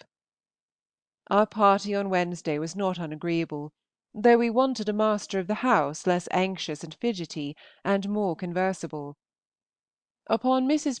's mentioning that she had sent the rejected addresses to Mrs. H., I began talking to her a little about them, and expressed my hope of their having amused her. Her answer was, "Oh dear, yes, very much, very droll indeed, the opening of the house and the striking up of the fiddles." What she meant, poor woman, who can say? I sought no further. As soon as a whist party was formed and a round table threatened, I made my mother an excuse and came away, leaving just as many for their round table as there were at Mrs. Grant's. I wish they might be as agreeable a set. My mother is very well, and finds great amusement in glove knitting, and at present wants no other work. We quite run over with books. She has got Sir John Carr's Travels in Spain, and I am reading a society octavo, an Essay on the Military Police and Institutions of the British Empire, by Captain Passley of the Engineers, a book which I protested against at first, but which upon trial I find delightfully written and highly entertaining. I am as much in love with the author as I ever was with Clarkson or Buchanan, or even the two Mr. Smiths of the City. The first soldier I ever sighed for, but he does write with extraordinary force and spirit. Yesterday, moreover, brought us Mrs. Grant's letters, with Mr. White's compliments. But I have disposed of them, compliments and all, to Miss P., and amongst so many readers or retainers of books as we have in Chawton, I dare say there will be no difficulty in getting rid of them for another fortnight, if necessary. I have disposed of Mrs. Grant for the second fortnight to Mrs. . It can make no difference to her which of the 26 fortnights in the year the 3 volumes lie on her table. I have been applied to for information as to the oath taken in former times of bell, book, and candle, but have none to give. Perhaps you may be able to learn something of its origin where you are now. Ladies who read those enormous, great, stupid, thick quarto volumes, which one always sees in the breakfast parlour, there must be acquainted with everything in the world. I detest a quarto. Captain Passley's book is too good for their society. They will not understand a man who condenses his thoughts into an octavo. I have learned from Sir J. Carr that there is no Government House at Gibraltar. I must alter it to the Commissioners. Letter 43. Sloane Street, Thursday, May 20th. My dear Cassandra, before I say anything else, I claim a paper full of halfpence on the drawing-room mantelpiece. I put them there myself, and forgot to bring them with me. I cannot say that I have yet been in any distress for money, but I choose to have my due, as well as the devil. How lucky we were in our weather yesterday! This wet morning makes one more sensible of it. We had no rain of any consequence. The head of the curricle was put half up 3 or 4 times, but our share of the showers was very trifling, though they seemed to be heavy all round us, when we were in the Hog's Back, and I fancied it might then be raining so hard at Chawton as to make you feel for us much more than we deserved.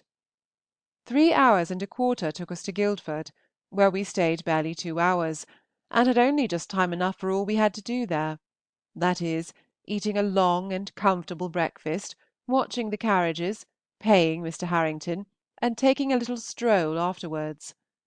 From some views which that stroll gave us, I think most highly of the situation of Guildford. We wanted all our brothers and sisters to be standing with us in the bowling green, and looking towards Horsham. I was very lucky in my gloves, got them at the first shop I went to, though I went into it rather because it was near than because it looked at all like a glove shop, and gave only 4 shillings for them. after which everybody at Chawton will be hoping and predicting that they cannot be good for anything, and their worth certainly remains to be proved. But I think they look very well. We left Guildford at 20 minutes before 12. I hope somebody cares for these minutiae, and we're at Esher in about 2 hours more. I was very much pleased with the country in general. Between Guildford and Ripley I thought it particularly pretty, also about Painshill; and from a Mr. Spicer's grounds at Esher, which we walked into before dinner, the views were beautiful. I cannot say what we did not see, but I should think there could not be a wood, or a meadow, or palace, or remarkable spot in England that was not spread out before us on one side or another. Claremont is going to be sold, and Mr. Ellis has it now. It is a house that seems never to have prospered. After dinner we walked forward to be overtaken at the coachman's time, and before he did overtake us we were very near Kingston. I fancy it was about 6:30 when we reached this house, a 12 hours' business, and the horses did not appear more than reasonably tired. I was very tired too, and glad to get to bed early, but am quite well to day. I am very snug in the front drawing-room all to myself, and would not say thank you for any company but you. The quietness of it does me good.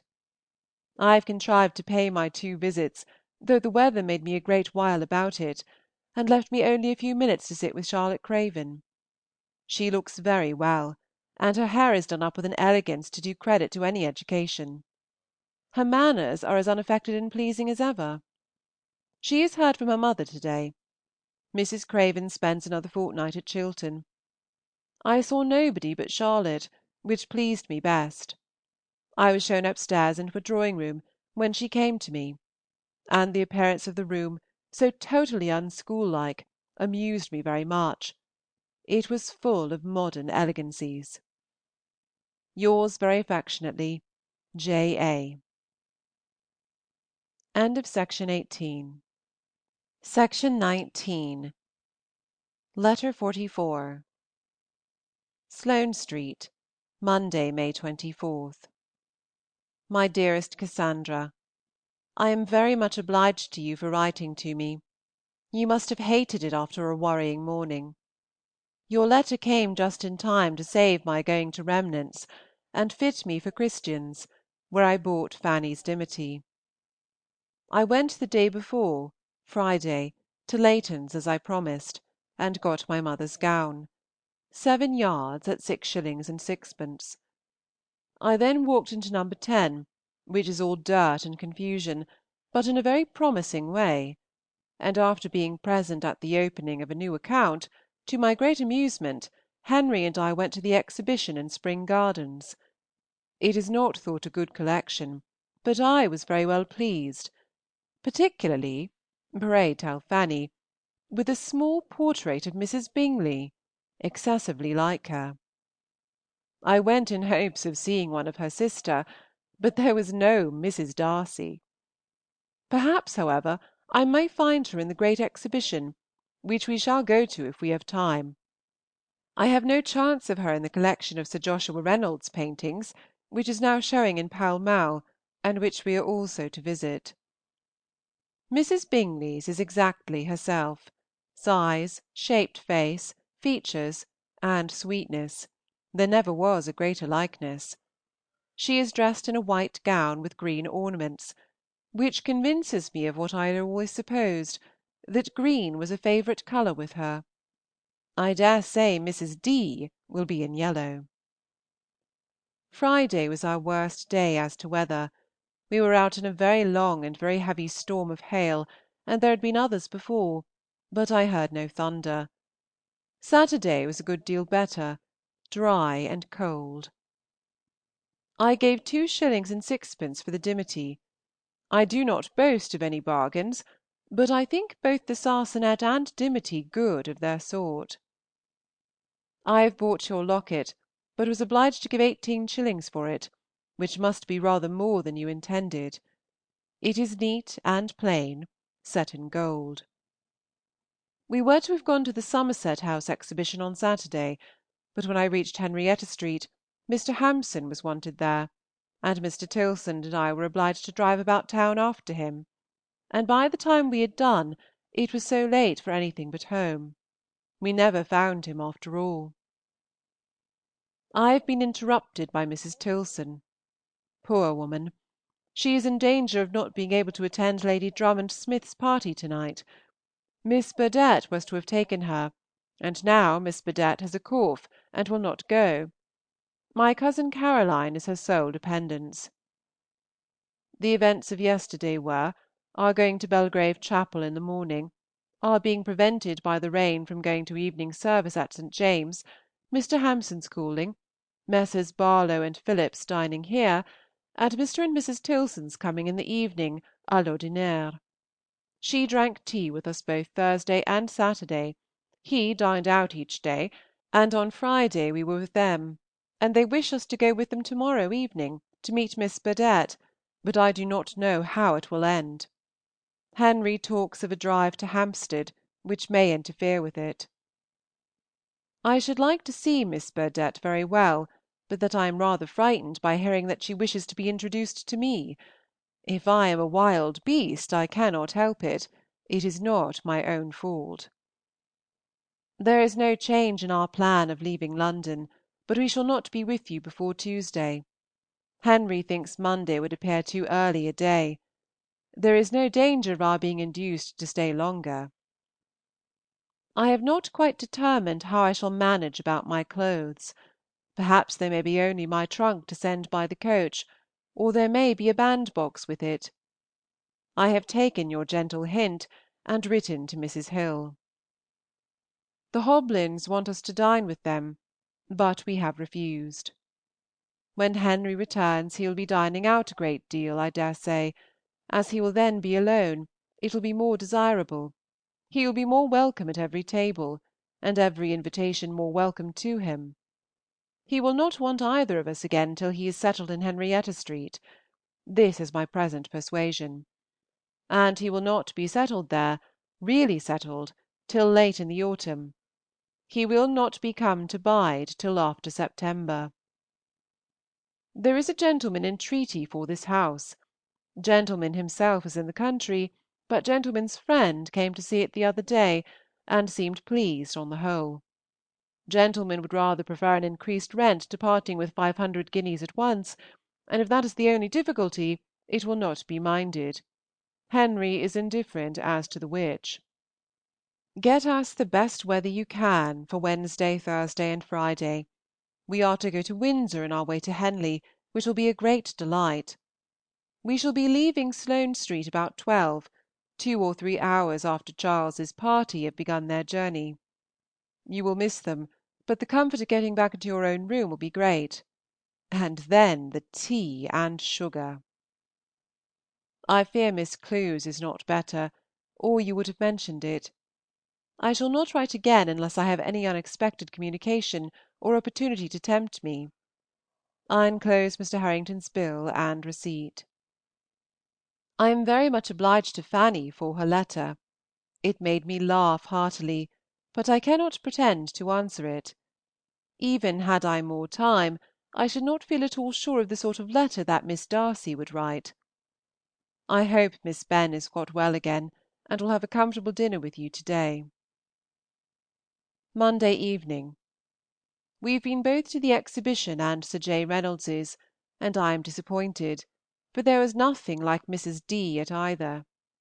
I can only imagine that Mr. D. prizes any picture of her too much to like it should be exposed to the public eye.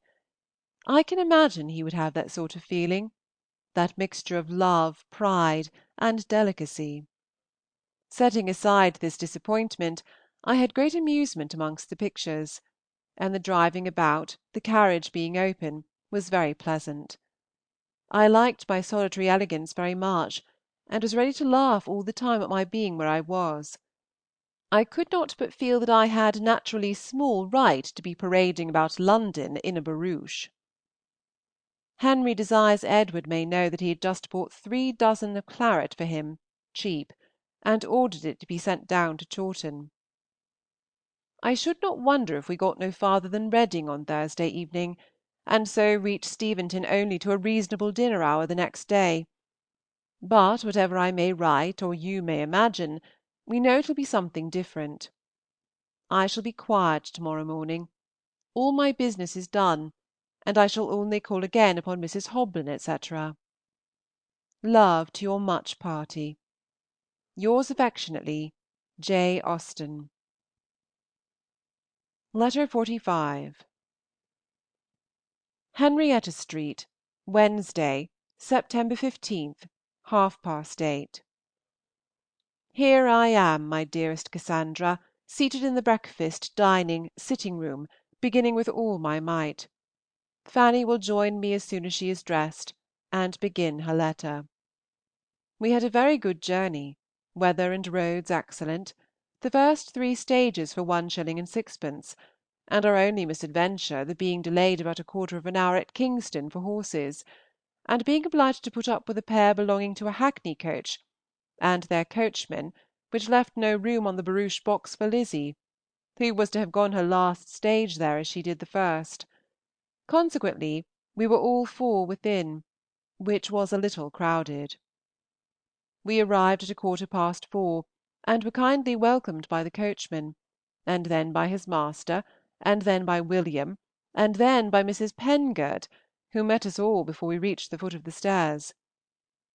Madame Bigeon was below dressing us a most comfortable dinner of soup, fish, bouillet, partridges, and an apple tart, which we sat down to soon after 5, after cleaning and dressing ourselves, and feeling that we were most commodiously disposed of. The little adjoining dressing-room to our apartment makes Fanny and myself very well off indeed, and as we have poor Eliza's bed, our space is ample every way. Sais arrived safely about 6:30. At 7 we set off in a coach for the Lyceum, were at home again in about 4 hours and a half, had soup and wine and water, and then went to our holes. Edward finds his quarters very snug and quiet. I must get a softer pen. This is harder. I am in agonies. I have not yet seen Mr. Crabbe. Martha's letter is gone to the post. I am going to write nothing but short sentences. There shall be 2 full stops in every line. Leighton and Shears is Bedford House. We mean to get there before breakfast if it's possible, for we feel more and more how much we have to do, and how little time. This house looks very nice. It seems like Sloane Street moved here. I believe Henry is just rid of Sloane Street. Fanny does not come, but I have Edward seated by me beginning a letter, which looks natural. Henry has been suffering from the pain in the face which he has been subject to before. He caught cold at Matlock, and since his return has been paying a little for past pleasure. It is nearly removed now, but he looks thin in the face, either from the pain or the fatigues of his tour, which must have been great. Lady Robert is delighted with P. and P., and really was so, as I understand, before she knew who wrote it, for of course she knows now. He told her with as much satisfaction as if it were my wish. He did not tell me this, but he told Fanny. And Mr. Hastings! I am quite delighted with what such a man writes about it. Henry sent him the books after his return from Daylesford, but you will hear the letter too. Let me be rational, and return to my 2 full stops. I talked to Henry at the play last night. We were in a private box, Mr. Spencer's, which made it much more pleasant.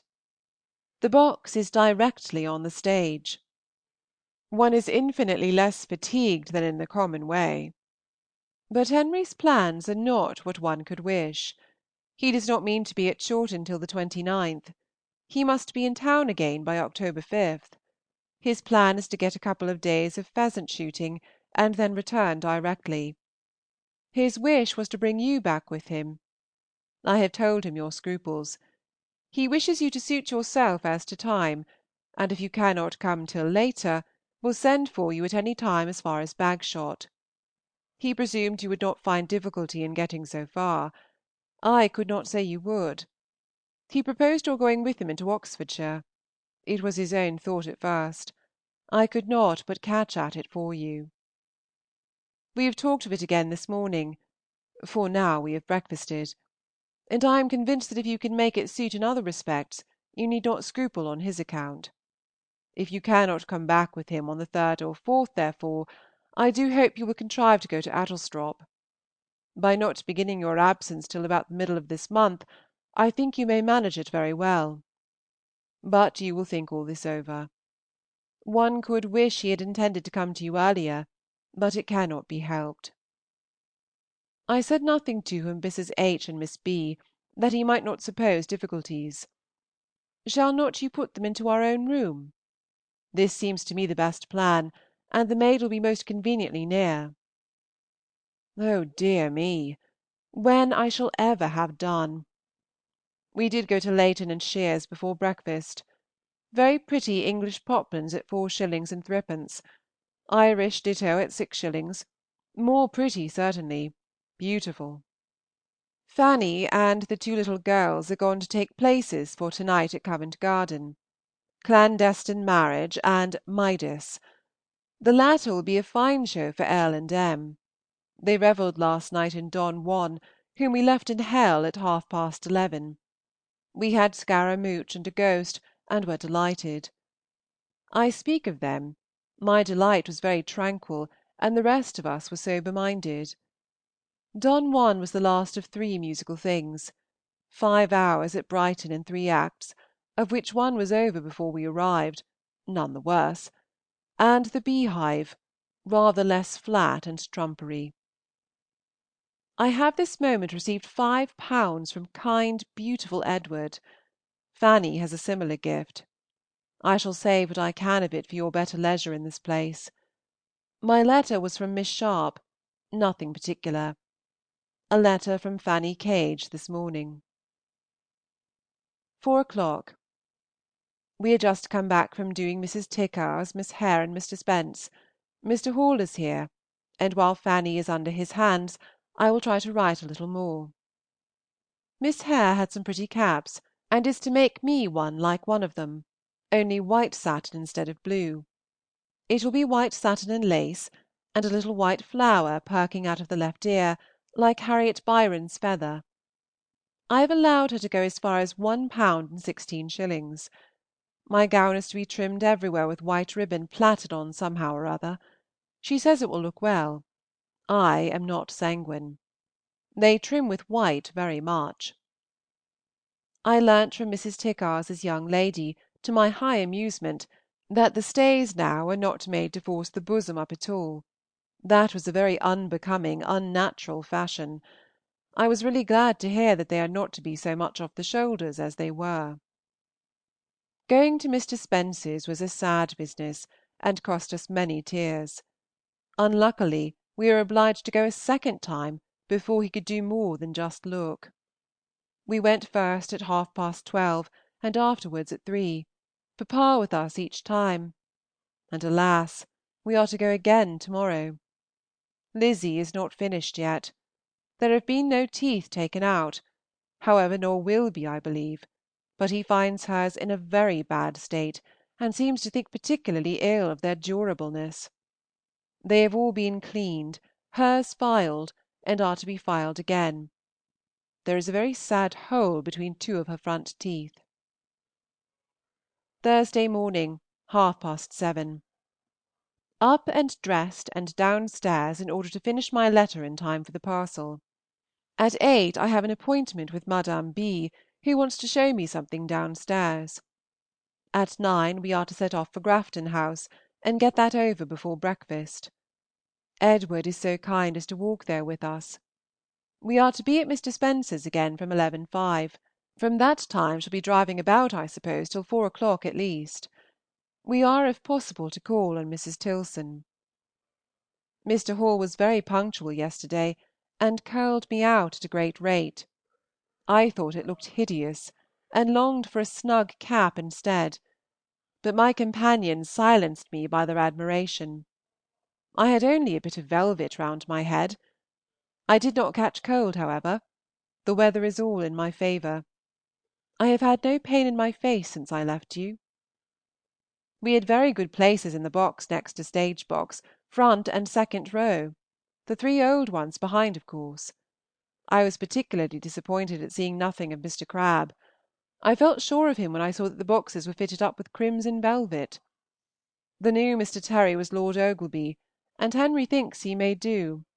But there was no acting more than moderate, and I was as much amused by the remembrances connected with Midas as with any part of it. The girls were very much delighted, but still preferred Don Juan, and I must say that I have seen nobody on the stage who has a more interesting character than that compound of cruelty and lust. It was not possible for me to get the worsteds yesterday.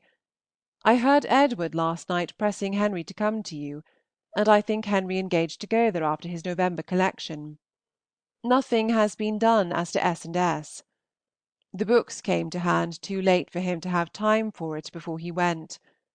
Mr. Hastings never hinted at Eliza in the smallest degree. Henry knew nothing of Mr. Trimmer's death. I tell you these things that you may not have to ask them over again. There is a new clerk sent down to Alton, a Mr. Edmund Williams, a young man whom Henry thinks most highly of, and he turns out to be a son of the luckless Williamses of Grosvenor Place. I long to have you hear Mr. H.'s opinion of P. and P. His admiring my Elizabeth so much is particularly welcome to me. Instead of saving my superfluous wealth for you to spend, I am going to treat myself with spending it myself. I hope at least that I shall find some poplin at Leighton and Shear's that will tempt me to buy it. If I do, it shall be sent to Chawton, as half will be for you, for I depend upon your being so kind as to accept it, being the main point. It will be a great pleasure to me. Don't say a word. I only wish you could choose too. I shall send 20 yards. Now for Bath. Poor F. Cage has suffered a good deal from her accident. The noise of the White Hart was terrible to her. They will keep her quiet, I dare say. She is not so much delighted with the place as the rest of the party, probably, as she says herself, from having been less well, but she thinks she should like it the better in the season. The streets are very empty now, and the shops not so gay as she expected. They are at No. 1 Henrietta Street, the corner of Laura Place, and have no acquaintance at present but the Bramstons. Lady Bridges drinks at the Cross Bath, her son at the Hot, and Louisa is going to bathe. Dr. Parry seems to be half starving Mr. Bridges, for he is restricted to much such a diet as James's, bread, water, and meat, and is never to eat so much of that as he wishes, and he is to walk a great deal, walk till he drops, I believe, gout or no gout. It really is to that purpose. I have not exaggerated. Charming weather for you and us, and the travellers, and everybody. You will take your walk this afternoon, and End of Section 19. Section 20. Letter 46. Henrietta Street, Thursday, September 16th, after dinner. Thank you, my dearest Cassandra, for the nice long letter I sent off this morning. I hope you have had it by this time, and that it has found you all well, and my mother no more in need of leeches. Whether this will be delivered to you by Henry on Saturday evening, or by the postman on Sunday morning, I know not, as he has lately recollected something of an engagement for Saturday, which perhaps may delay his visit. He seems determined to come to you soon, however. I hope you will receive the gown to-morrow, and may be able with tolerable honesty to say you like the colour. It was bought at Grafton House, where, by going very early, we got immediate attendance and went on very comfortably. I only forgot the one particular thing which I had always resolved to buy there, a white silk handkerchief, and was therefore obliged to give 6 shillings for one at Crook and Bresford's, which reminds me to say that the worsteds ought also to be at Chawton to-morrow, and that I shall be very happy to hear they are approved. I had not much time for deliberation. We are now all 4 of us young ladies sitting round the circular table in the inner room writing our letters, while the 2 brothers are having a comfortable doze in the room adjoining. It is to be a quiet evening, much to the satisfaction of 4 of the 6. My eyes are quite tired of dust and lamps. The letter you forwarded from Edward, Junior, has been duly received. He has been shooting most prosperously at home, and dining at Chilham Castle with Mr. Scudamore. My cap is come home, and I like it very much. Fanny has one also. Hers is white sarcenet and lace, of a different shape from mine, more fit for morning carriage wear, which is what it is intended for, and is in shape exceedingly like our own satin and lace of last winter, shaped round the face exactly like it, with pipes and more fullness, and a round crown inserted behind. My cap has a peak in front. Large full bows of very narrow ribbon, old twopenny, are the thing. One over the right temple, perhaps, and another at the left ear. Henry is not quite well. His stomach is rather deranged. You must keep him in rhubarb, and give him plenty of port and water. He caught his cold farther back than I told you, before he got to Matlock, somewhere in his journey from the north, but the ill effects of that I hope are nearly gone. We returned from Grafton House only just in time for breakfast, and had scarcely finished breakfast when the carriage came to the door. From 11 to 3:30 we were hard at it. We did contrive to get to Hans Place for 10 minutes. Mrs. T. was as affectionate and pleasing as ever. After our return, Mr. Tilson walked up from the Compting House and called upon us, and these have been all our visitings. I have rejoiced more than once that I bought my writing paper in the country. We have not had a quarter of an hour to spare. I enclose the 18d. due to my mother. The rose colour was 6s. and the other 4s. per yard. There was but 2 yards and a quarter of the dark slate in the shop, but the man promised to match it and send it off correctly. Fanny bought her Irish at Newton's in Leicester Square, and I took the opportunity of thinking about your Irish, and seeing one piece of the yard wide at 4s., and it seemed to me very good, good enough for your purpose. It might at least be worth your while to go there, if you have no other engagements. Fanny is very much pleased with the stockings she has bought of Remington, silk at 12s., cotton at 4s. 3d. She thinks them great bargains, but I have not yet seen them, as my hair was dressing when the man and the stockings came. The poor girls and their teeth! I have not mentioned them yet, but we were a whole hour at Spence's, and Lizzie's were filed and lamented over again, and poor Marianne had 2 taken out after all, and the 2 just beyond the eye teeth, to make room for those in front. When her doom was fixed, Fanny, Lizzie, and I walked into the next room, where we heard each of the 2 sharp and hasty screams. The little girl's teeth I can suppose in a critical state, but I think he must be a lover of teeth and money and mischief to parade about Fanny's. I would not have him look at mine for 1s. a tooth and double it. It was a disagreeable hour. We then went to Wedgwood's, where my brother and Fanny chose a dinner set. I believe the pattern is a small lozenge in purple, between lines of narrow gold, and it is to have the crest. We must have been 3/4 of an hour at Grafton House, Edward sitting by all the time with wonderful patience. There Fanny bought the net for Anna's gown, and a beautiful square veil for herself. The edging there is very cheap. I was tempted by some, and I bought some very nice plaiting lace at 3s. 4d. Fanny desires me to tell Martha, with her kind love, that Birchall assured her there was no second set of Hook's Lessons for Beginners, and that by my advice she has therefore chosen her a set by another composer. I thought she would rather have something than not. It cost 6s. With love to you all, including Triggs, I remain, yours very affectionately, J. Austen. Letter 47. Godmersham Park, Thursday, September 23rd. My dearest Cassandra, thank you 540 times for the exquisite piece of workmanship which was brought into the room this morning while we were at breakfast, with some very inferior works of art in the same way, and which I read with high glee, much delighted with everything it told, whether good or bad. It is so rich in striking intelligence that I hardly know what to reply to first. I believe finery must have it. I am extremely glad that you like the poplin. I thought it would have my mother's approbation, but was not so confident of yours. Remember that it is a present. Do not refuse me. I am very rich. Mrs. Clement is very welcome to her little boy, and my congratulations into the bargain, if you ever think of giving them. I hope she will do well. Her sister in Lucina, Mrs. H. Gipps, does too well, we think.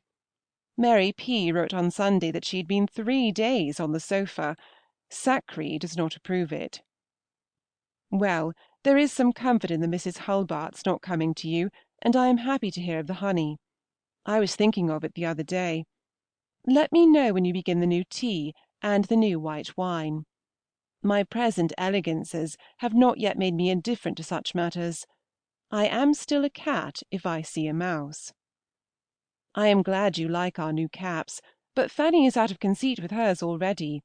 She finds that she has been buying a new cap without having a new pattern, which is true enough.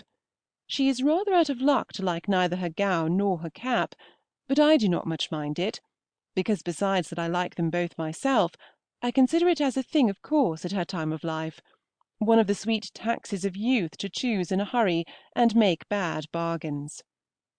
I wrote to Charles yesterday, and Fanny has had a letter from him to-day, principally to make inquiries about the time of their visit here, to which mine was an answer beforehand, so he will probably write again soon to fix his week.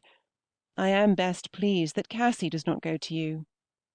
Now, what have we been doing since I wrote last?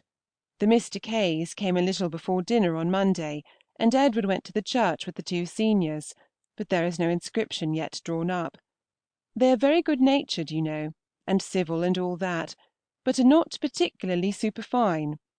However, they ate their dinner and drank their tea, and went away, leaving their lovely Wadham in our arms, and I wish you had seen Fanny and me running backwards and forwards with his breeches from the little chintz to the white room before we went to bed, in the greatest of frights, lest he should come upon us before we had done it all. There had been a mistake in the housemaid's preparation, and they were gone to bed. He seems a very harmless sort of young man, nothing to like or dislike in him, goes out shooting or hunting with the 2 others all the morning, and plays at whist, and makes queer faces in the evening. End of Section 20. Section 21. Letter 48. Godmersham Park, Monday, October 11th. My dearest Aunt Cass, I have just asked Aunt Jane to let me write a little in her letter, but she does not like it, so I won't. Good-bye. You will have Edward's letter to-morrow. He tells me that he did not send you any news to interfere with mine, but I do not think there is much for anybody to send at present. We had our dinner-party on Wednesday, with the addition of Mrs. and Miss Milles, who were under a promise of dining here in their return from Eastwell, whenever they paid their visit of duty there, and it happened to be paid on that day. Both mother and daughter are much as I have always found them. I like the mother, first because she reminds me of Mrs. Birch, and secondly because she is cheerful and grateful for what she is at the age of 90 and upwards. The day was pleasant enough. I sat by Mr. Chisholm, and we talked away at a great rate about nothing worth hearing. It was a mistake as to the day of the Sherers' going being fixed. They are ready, but are waiting for Mr. Paget's answer. I inquired of Mrs. Milles after Jemima Bridges, and was quite grieved to hear that she was obliged to leave Canterbury some months ago on account of her debts, and is nobody knows where. What an unprosperous family! On Saturday, soon after breakfast, Mr. J. P. left us for Norton Court. I like him very much. He gives me the idea of a very amiable young man, only too diffident to be so agreeable as he might be. He was out the chief of each morning with the other 2, shooting and getting wet through. To-morrow we are to know whether he and 100 young ladies will come here for the ball. I do not much expect any. The Deeds cannot meet us. They have engagements at home. I will finish the Deeds by saying that they are not likely to come here till quite late in my stay, the very last week perhaps, and I do not expect to see the Moores at all. They are not solicited till after Edward's return from Hampshire. Monday, November 15th, is the day now fixed for our setting out. Poor Basingstoke Graces! There seem to have been 2 particularly wretched days on purpose for them, and Weyhill week does not begin much happier. We were quite surprised by a letter from Anna at Tollard Royal last Saturday, but perfectly approve her going, and only regret they should all go so far to stay so few days. We had thunder and lightning here on Thursday morning, between 5 and 7. No very bad thunder, but a great deal of lightning. It has given the commencement of a season of wind and rain, and perhaps for the next 6 weeks we shall not have 2 dry days together. Lizzie is very much obliged to you for your letter, and will answer it soon, but has so many things to do that it may be 4 or 5 days before she can. This is quite her own message, spoken in rather a desponding tone. Your letter gave pleasure to all of us. We had all the reading of it, of course. I 3 times, as I undertook, to the great relief of Lizzie, to read it to Sackree, and afterwards to Louisa. Sackree does not at all approve of Mary Doe and her nuts, on the score of propriety rather than health. She saw some signs of going after her in George and Henry, and thinks if you could give the girl a check, by rather reproving her for taking anything seriously about nuts which they said to her, it might be of use. This, of course, is between our 3 discreet selves, a scene of triennial bliss. Mrs. Bretton called here on Saturday. I never saw her before. She is a large, ungenteel woman, with self-satisfied and would-be elegant manners. We are certain of some visitors to-morrow. Edward Bridges comes for 2 nights in his way from Lenham to Ramsgate, and brings a friend, name unknown, but supposed to be a Mr. Harper, a neighbouring clergyman, and Mr. R. Maskell is to shoot with the young men, which it is to be supposed will end in his staying dinner. On Thursday, Mr. Lushington, M.P. for Canterbury, and manager of the Lodge Hounds, dines here and stays the night. He is chiefly young Edward's acquaintance. If I can, I will get a frank from him, and write to you all the sooner. I suppose the Ashford ball will furnish something. As I wrote of my nephews with a little bitterness in my last, I think it particularly incumbent on me to do them justice now, and I have great pleasure in saying they were both at the sacrament yesterday. After having much praised or much blamed anybody, one is generally sensible of something just the reverse soon afterwards. Now these 2 boys, who are out with the foxhounds, will come home and disgust me again by some habit of luxury or some proof of sporting mania, unless I keep it off by this prediction. They amuse themselves very comfortably in the evening by netting. They are each about a rabbit net, and sit as deedily to it side by side as any 2 Uncle Franks could do. I am looking over self-control again, and my opinion is confirmed of its being an excellently meant, elegantly written work, without anything of nature or probability in it. I declare I do not know whether Laura's passage down the American river is not the most natural, possible, every-day thing she ever does. Tuesday. Dear me! What is to become of me? Such a long letter! 42 lines on the 2nd page. Like Harriet Byron, I ask, what am I to do with my gratitude? I can do nothing but thank you and go on. A few of your inquiries, I think, are replied to en avance. The name of F. Cage's drawing-master is O'Neill. We are exceedingly amused with your Sheldon news, and your self-reproach on the subject of Mrs. Stockwell made me laugh heartily. I rather wondered that Johncock, the only person in the room, could help laughing too. I had not heard before of her having the measles. Mrs. H. and Althea's staying till Friday was quite new to me. A good plan, however. I could not have settled it better myself, and am glad they found so much in the house to approve, and I hope they will ask Martha to visit them. I admire the sagacity and taste of Charlotte Williams. Those large dark eyes always judge well. I will compliment her by naming a heroine after her. Edward has had all the particulars of the building, etc., read to him twice over, and seems very well satisfied. A narrow door to the pantry is the only subject of solicitude. It is certainly just the door which should not be narrow, on account of the trays; but if a case of necessity, it must be borne. I knew there was sugar in the tin, but had no idea of there being enough to last through your company. All the better. You ought not to think this new loaf better than the other, because that was the first of 5 which all came together. Something of fancy, perhaps, and something of imagination.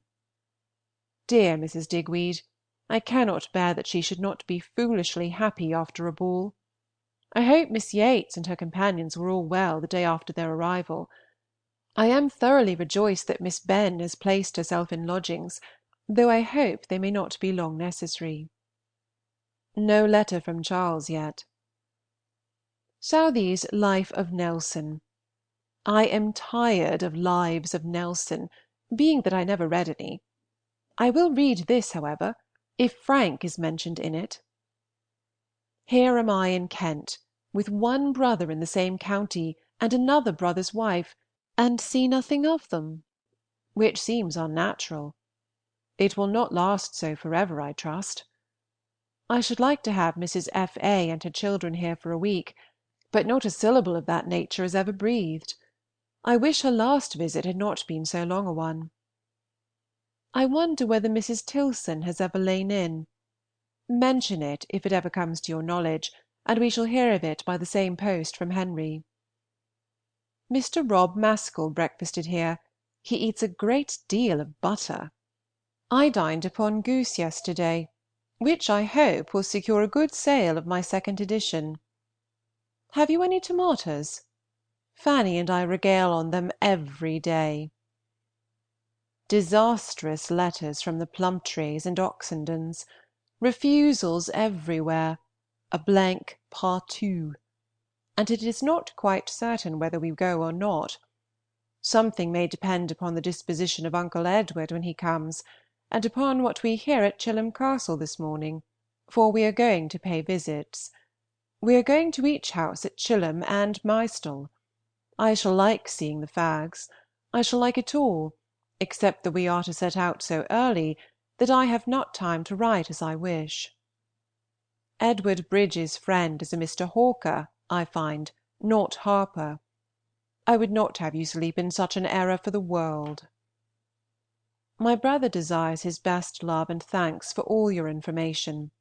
He hopes the roots of the old beech have been dug away enough to allow a proper covering of mould and turf.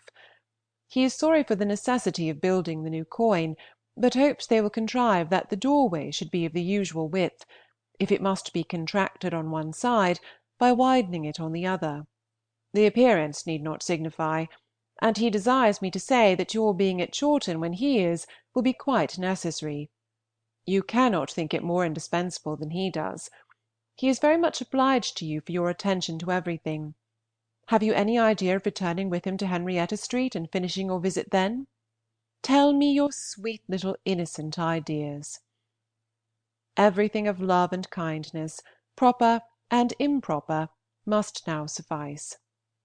Yours very affectionately, J. Austen. Letter 49. Godmersham Park, Thursday, October 14.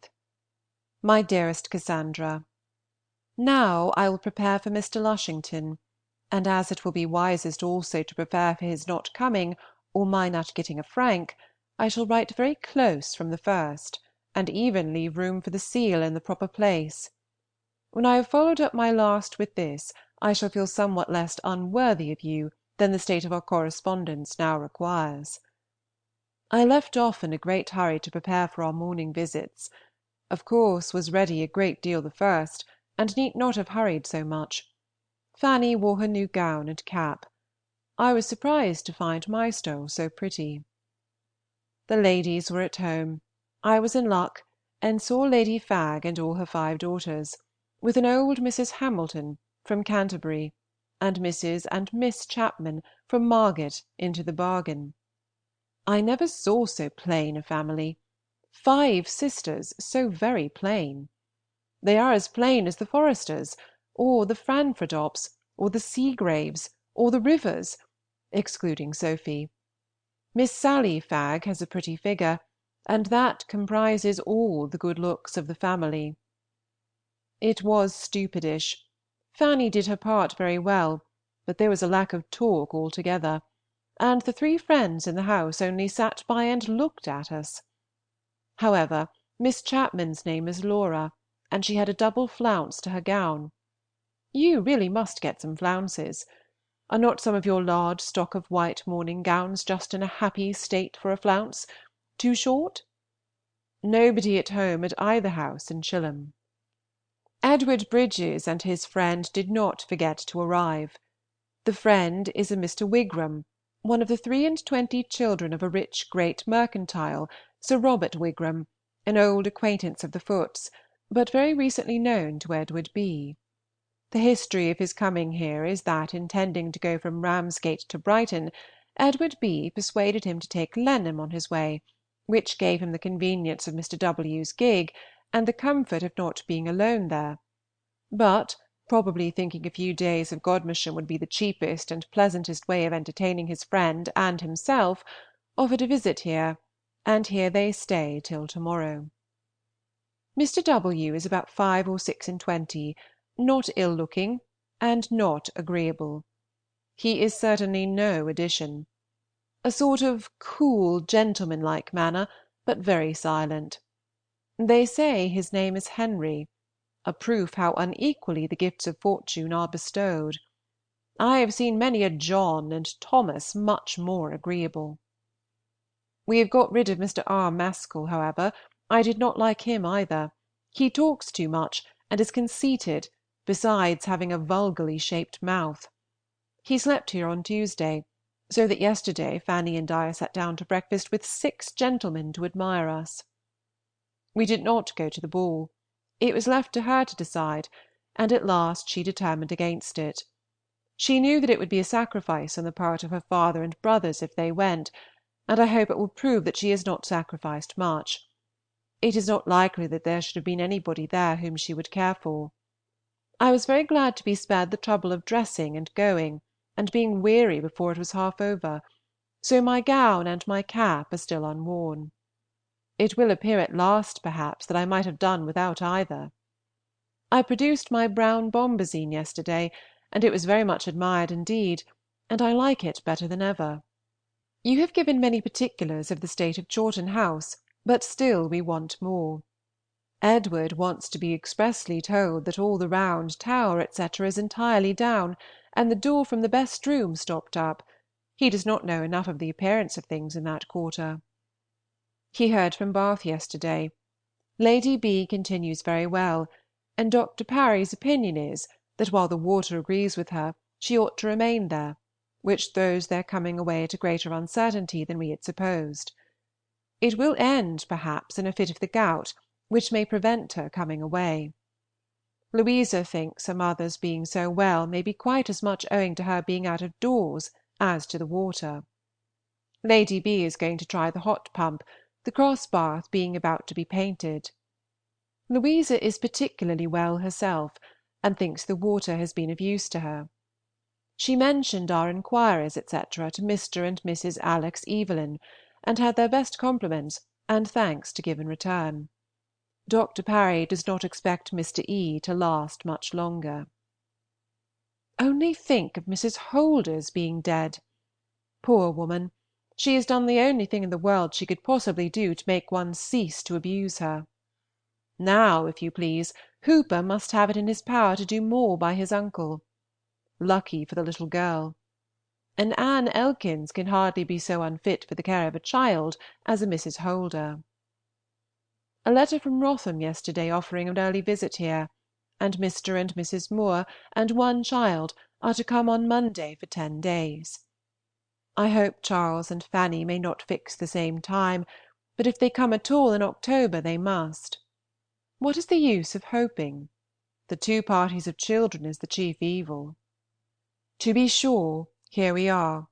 The very thing has happened, or rather worse. A letter from Charles this very morning, which gives us reason to suppose they may come here to-day. It depends upon the weather, and the weather is now very fine. No difficulties are made, however, and indeed there will be no want of room. But I wish there were no Wigrams and Lushingtons in the way to fill up the table and make us such a motley set. I cannot spare Mr. Lushington either, because of his frank, but Mr. Wigram does no good to anybody. I cannot imagine how a man can have the impudence to come to a family party for 3 days where he is quite a stranger, unless he knows himself to be agreeable on undoubted authority. He and Edward B. are going to ride to Eastwell, and as the boys are hunting, and my brother is gone to Canterbury, Fanny and I have a quiet morning before us. Edward has driven off poor Mrs. Salkeld. It was thought a good opportunity of doing something towards clearing the house. By her own desire, Mrs. Fanny is to be put in the room next the nursery, her baby in a little bed beside her, and as Cassy is to have the closet within, and Betsy Williams's little hole, they will all be very snug together. I shall be most happy to see dear Charles, and he'll be as happy as he can with a cross child, or some such care, pressing on him at the time. I should be very happy in the idea of seeing little Cassy again too, did not I fear she would disappoint me by some immediate disagreeableness. The comfort of the billiard table here is very great. It draws all the gentlemen to it whenever they are within, especially after dinner, so that my brother, Fanny, and I have the library to ourselves and delightful quiet. There is no truth in the report of G. Hatton being to marry Miss Wemmons. He desires it may be contradicted. Have you done anything about our present Miss Benn? I suppose she must have a bed at my mother's whenever she dines there. How will they manage as to inviting her when you are gone? And if they invite, how will they continue to entertain her? Let me know as many of your parting arrangements as you can, as to wine, etc. I wonder whether the ink bottle has been filled. Does butcher's meat keep up with the same price, and is not bread lower than 2s. 6d? Mary's blue gown! My mother must be in agonies. I have a great mind to have my blue gown dyed some time or other. I proposed it once to you, and you made some objection, I forget what. It is the fashion of flounces that gives it particular expediency. Mrs. and Miss Wildman have just been here. Miss is very plain. I wish Lady B. may be returned before we leave Godmersham, that Fanny may spend the time of her father's absence at Goodnestone, which is what she would prefer. Friday. They came last night at about 7. We had given them up, but I still expected them to come. Dessert was nearly over, a better time for arriving than an hour and a half earlier. They were late because they did not set out earlier, and did not allow time enough. Charles did not aim at more than reaching Sittingbourne by 3, which could not have brought them here by dinner-time. They had a very rough passage. He would not have ventured if he had known how bad it would be. However, here they are, safe and well, just like their own nice selves, Fanny looking as neat and white this morning as possible, and dear Charles all affectionate, placid, quiet, cheerful good humour. They are both looking very well, but poor little Cassy is grown extremely thin, and looks poorly. I hope a week's country air and exercise may do her good. I am sorry to say it can be but a week. The baby does not appear so large in proportion as she was, nor quite so pretty, but I have seen very little of her. Cassy was too tired and bewildered just at first to seem to know anybody. We met them in the hall, the women and girl part of us, but before we reached the library she kissed me very affectionately, and has since seemed to recollect me in the same way. It was quite an evening of confusion, as you may suppose. At first we were all walking about from one part of the house to the other. Then came a fresh dinner in the breakfast-room for Charles and his wife, which Fanny and I attended. Then we moved into the library, were joined by the dining-room people, were introduced, and so forth. and then we had tea and coffee, which was not over till past 10. Billiards again drew all the odd ones away, and Edward, Charles, the two Fannys, and I sat snugly talking. I shall be glad to have our numbers a little reduced, and by the time you receive this we shall be only a family, though a large family, party. Mr. Lushington goes to-morrow. Now I must speak of him, and I like him very much. I am sure he is clever, and a man of taste. He got a volume of Milton last night, and spoke of it with warmth.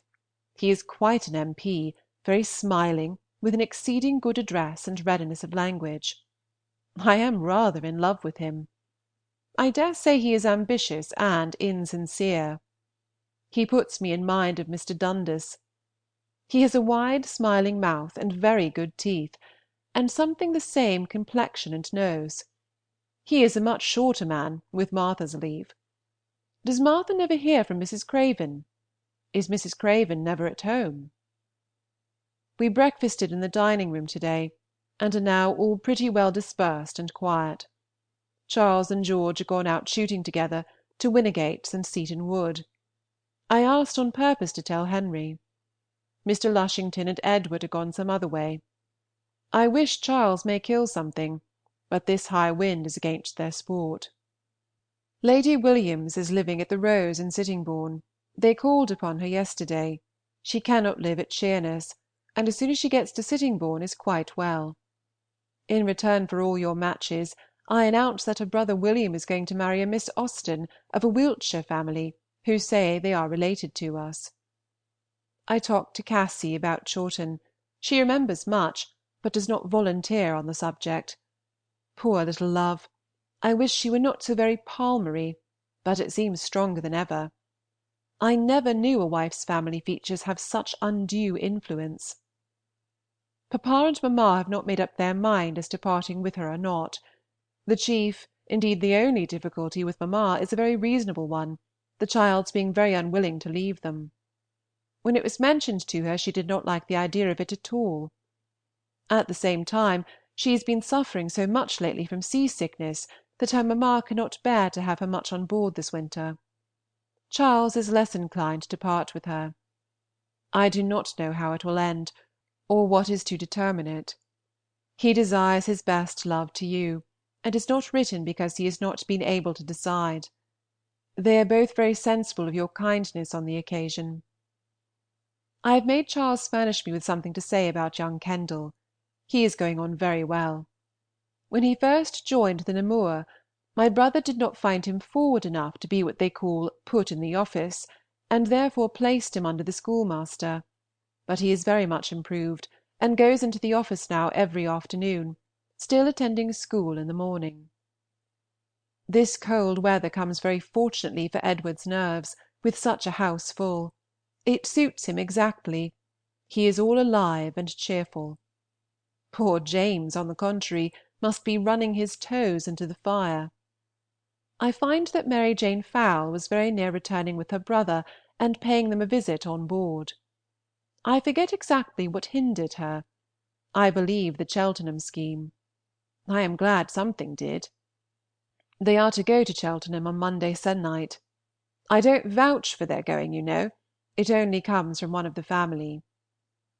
Now I think I have written you a good-sized letter, and may deserve whatever I can get in reply. Infinities of love. I must distinguish that of Fanny senior, who particularly desires to be remembered to you all. Yours very affectionately, J. Austen. End of Section 21. Section 22. Letter 50. Godmersham Park, October 18th. My dear Aunt Cassandra, I am very much obliged to you for your long letter and for the nice account of Chawton. We are all very glad to hear that the Adams are gone, and hope Dame Libscombe will be more happy now with her deafy child, as she calls it, but I am afraid there is not much chance of her remaining long sole mistress of her house. I am sorry you had not any better news to send us of our hare, poor little thing. I thought it would not live long in that pondy house. I don't wonder that Mary Doe is very sorry it is dead, because we promised her that if it was alive when we came back to Chawton, we would reward her for her trouble. Papa is very much obliged to you for ordering the scrubby firs to be cut down. I think he was rather frightened at first about the great oak. Fanny quite believed it, for she exclaimed, "Dear me, what a pity! How could they be so stupid?" I hope by this time they have to put up some hurdles for the sheep, or turn out the cart horses from the lawn. Pray tell grandmamma that we have begun getting seeds for her. I hope we shall be able to get her a nice collection, but I am afraid this wet weather is very much against them. How glad I am to hear that she had such good success with her chickens, but I wish there had been some more bantams among them. I am very sorry to hear of poor Lizzie's fate. I must now tell you something about our poor people. I believe you know old Mary Croucher. She gets madderer and madderer every day. Aunt Jane has been to see her, but it was on one of her rational days. Poor Will Amos hopes your skewers are doing well. He has left his house in the Poor Row, and lives in a barn at Bilting. We asked him why he went away, and he said the fleas were so starved when he came back from Chawton that they all flew upon him, and enomost ate him up. How unlucky it is that the weather is so wet! Poor Uncle Charles has come home half drowned every day. I don't think little Fanny is quite so pretty as she was. One reason is because she wears short petticoats, I believe. I hope Cook is better. She was very unwell the day before we went away. Papa has given me half-a-dozen new pencils, which are very good ones indeed. I draw every other day. I hope you go and whip Lucy Chalcraft every night. Miss Clews begs me to give her very best respects to you. She is very much obliged to you for your kind inquiries after her. Pray give my duty to grandmamma and love to Miss Floyd. I remain, my dear Aunt Cassandra, your very affectionate niece, Elizabeth Knight. Thursday. I think Lizzie's letter will entertain you. Thank you for yours just received. To-morrow shall be fine if possible. You will be at Guildford before our party set off. They only go to Key Street, as Mr. Street the purser lives there, and they have promised to dine and sleep with him. Cassy's looks are much mended. She agrees pretty well with her cousins, but is not quite happy among them. They are too many and too boisterous for her. I have given her your message, but she said nothing, and did not look as if the idea of going to Chawton again was a pleasant one. They have Edward's carriage to Ospringe.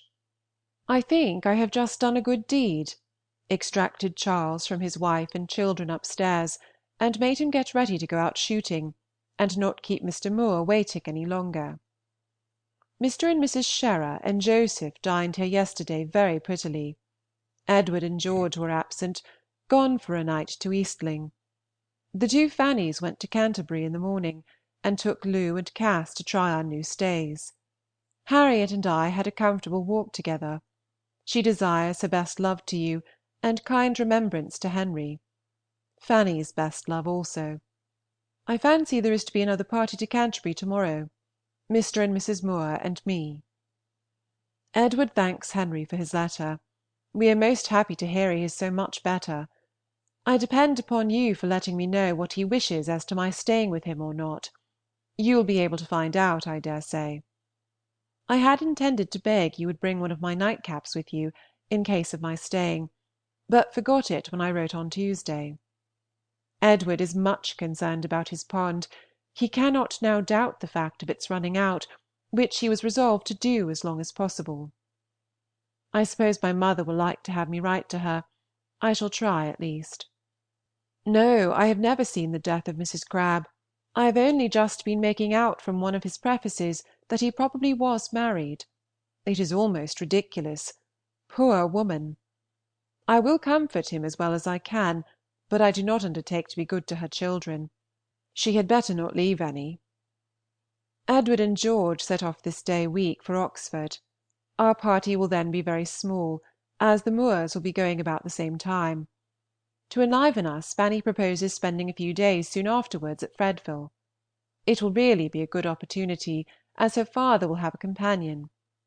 We shall all three go to Wrotham, but Edward and I stay only a night perhaps. Love to Mr. Tilson. Yours very affectionately, J. A. Letter 51. Godmersham Park, Wednesday, November 3rd. My dearest Cassandra, I will keep this celebrated birthday by writing to you, and as my pen seems inclined to write large, I will put my lines very close together. I had but just time to enjoy your letter yesterday before Edward and I set off in the chair for Canterbury, and I allowed him to hear the chief of it as we went along. We rejoice sincerely in Henry's gaining ground as he does, and hope there will be weather for him to get out every day this week, as the likeliest way of making him equal to what he plans for the next. If he is tolerably well, the going into Oxfordshire will make him better, by making him happier. Can it be that I have not given you the minutiae of Edward's plans? See, here they are: to go to Wrotham on Saturday the 13th, spend Sunday there, and be in town on Monday to dinner, and, if agreeable to Henry, spend one whole day with him, which day is likely to be Tuesday, and so go down to Chawton on Wednesday. But now I cannot be quite easy without staying a little while with Henry, unless he wishes it otherwise. His illness and the dull time of year together make me feel that it would be horrible of me not to offer to remain with him, and therefore, unless you know of any objection, I wish you would tell him with my best love that I shall be most happy to spend 10 days or a fortnight in Henrietta Street, if he will accept me. I do not offer more than a fortnight, because I shall then have been some time from home, but it will be a great pleasure to be with him, as it always is. I have the less regret and scruple on your account, because I shall see you for a day and a half, and because you will have Edward for at least a week. My scheme is to take Bookham in my way home for a few days, and my hope that Henry will be so good as to send me some part of the way thither. I have a most kind repetition of Mrs. Cook's 2 or 3 dozen invitations, with the offer of meeting me anywhere in one of her airings. Fanny's cold is much better. By dozing and keeping her room on Sunday, she got rid of the worst of it, but I am rather afraid of what this day may do for her. She is gone to Canterbury, with Miss Clewes, Liz, and Marianne, and is but roguish weather for any one in a tender state. Miss Clewes has been going to Canterbury ever since her return, and it is just now accomplishing. Edward and I had a delightful morning for our drive there. I enjoyed it thoroughly. But the day turned off before we were ready, and we came home in some rain and the apprehension of a great deal. It has not done us any harm, however. He went to inspect the gaol as a visiting magistrate, and took me with him. I was gratified, and went through all the feelings which people must go through, I think, in visiting such a building. We paid no other visits, only walked about snugly together, and shopped. I bought a concert ticket, and a sprig of flowers for my old age. To vary the subject from gay to grave with inimitable address, I shall now tell you something of the Bath party, and still a Bath party they are, for a fit of the gout came on last week. The accounts of Lady B. are as good as can be under such a circumstance. Dr. P. says it appears a very good sort of gout, and her spirits are better than usual, but as to her coming away, it is of course all uncertainty. I have very little doubt of Edward's going down to Bath, if they have not left it when he is in Hampshire. If he does, he will go on from Steventon, and then return direct to London, without coming back to Chawton. This detention does not suit his feelings.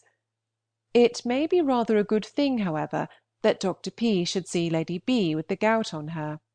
Harriet was quite wishing for it. The day seems to improve.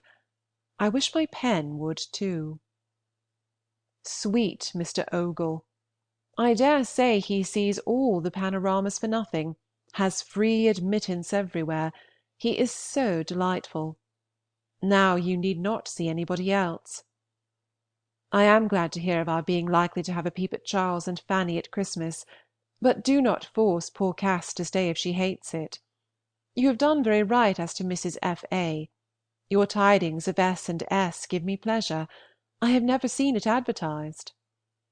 Harriet, in a letter to Fanny to-day, inquires whether they sell cloths for pelisses at Bedford House, and if they do, will be very much obliged to you to desire them to send her down patterns, with the widths and prices.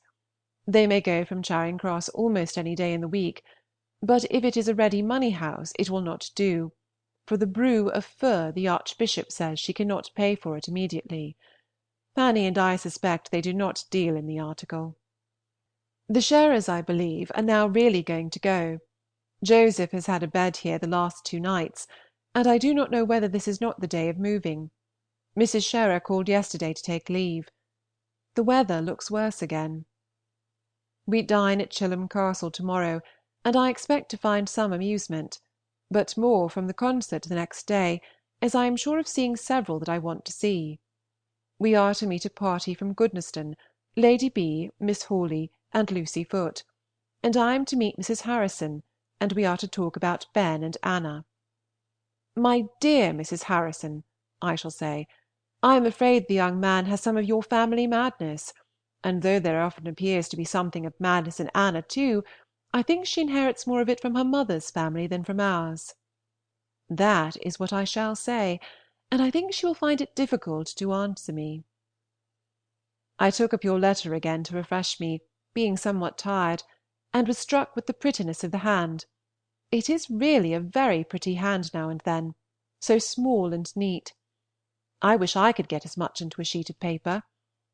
Another time I will take 2 days to make a letter in. It is fatiguing to write a whole long one at once.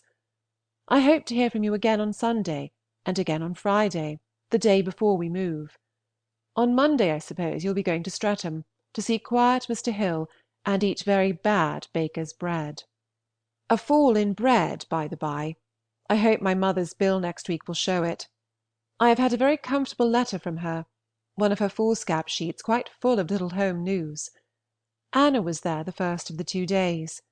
An Anna sent away and an Anna fetched are different things. This will be an excellent time for Ben to pay his visit, now that we, the Formidables, are absent.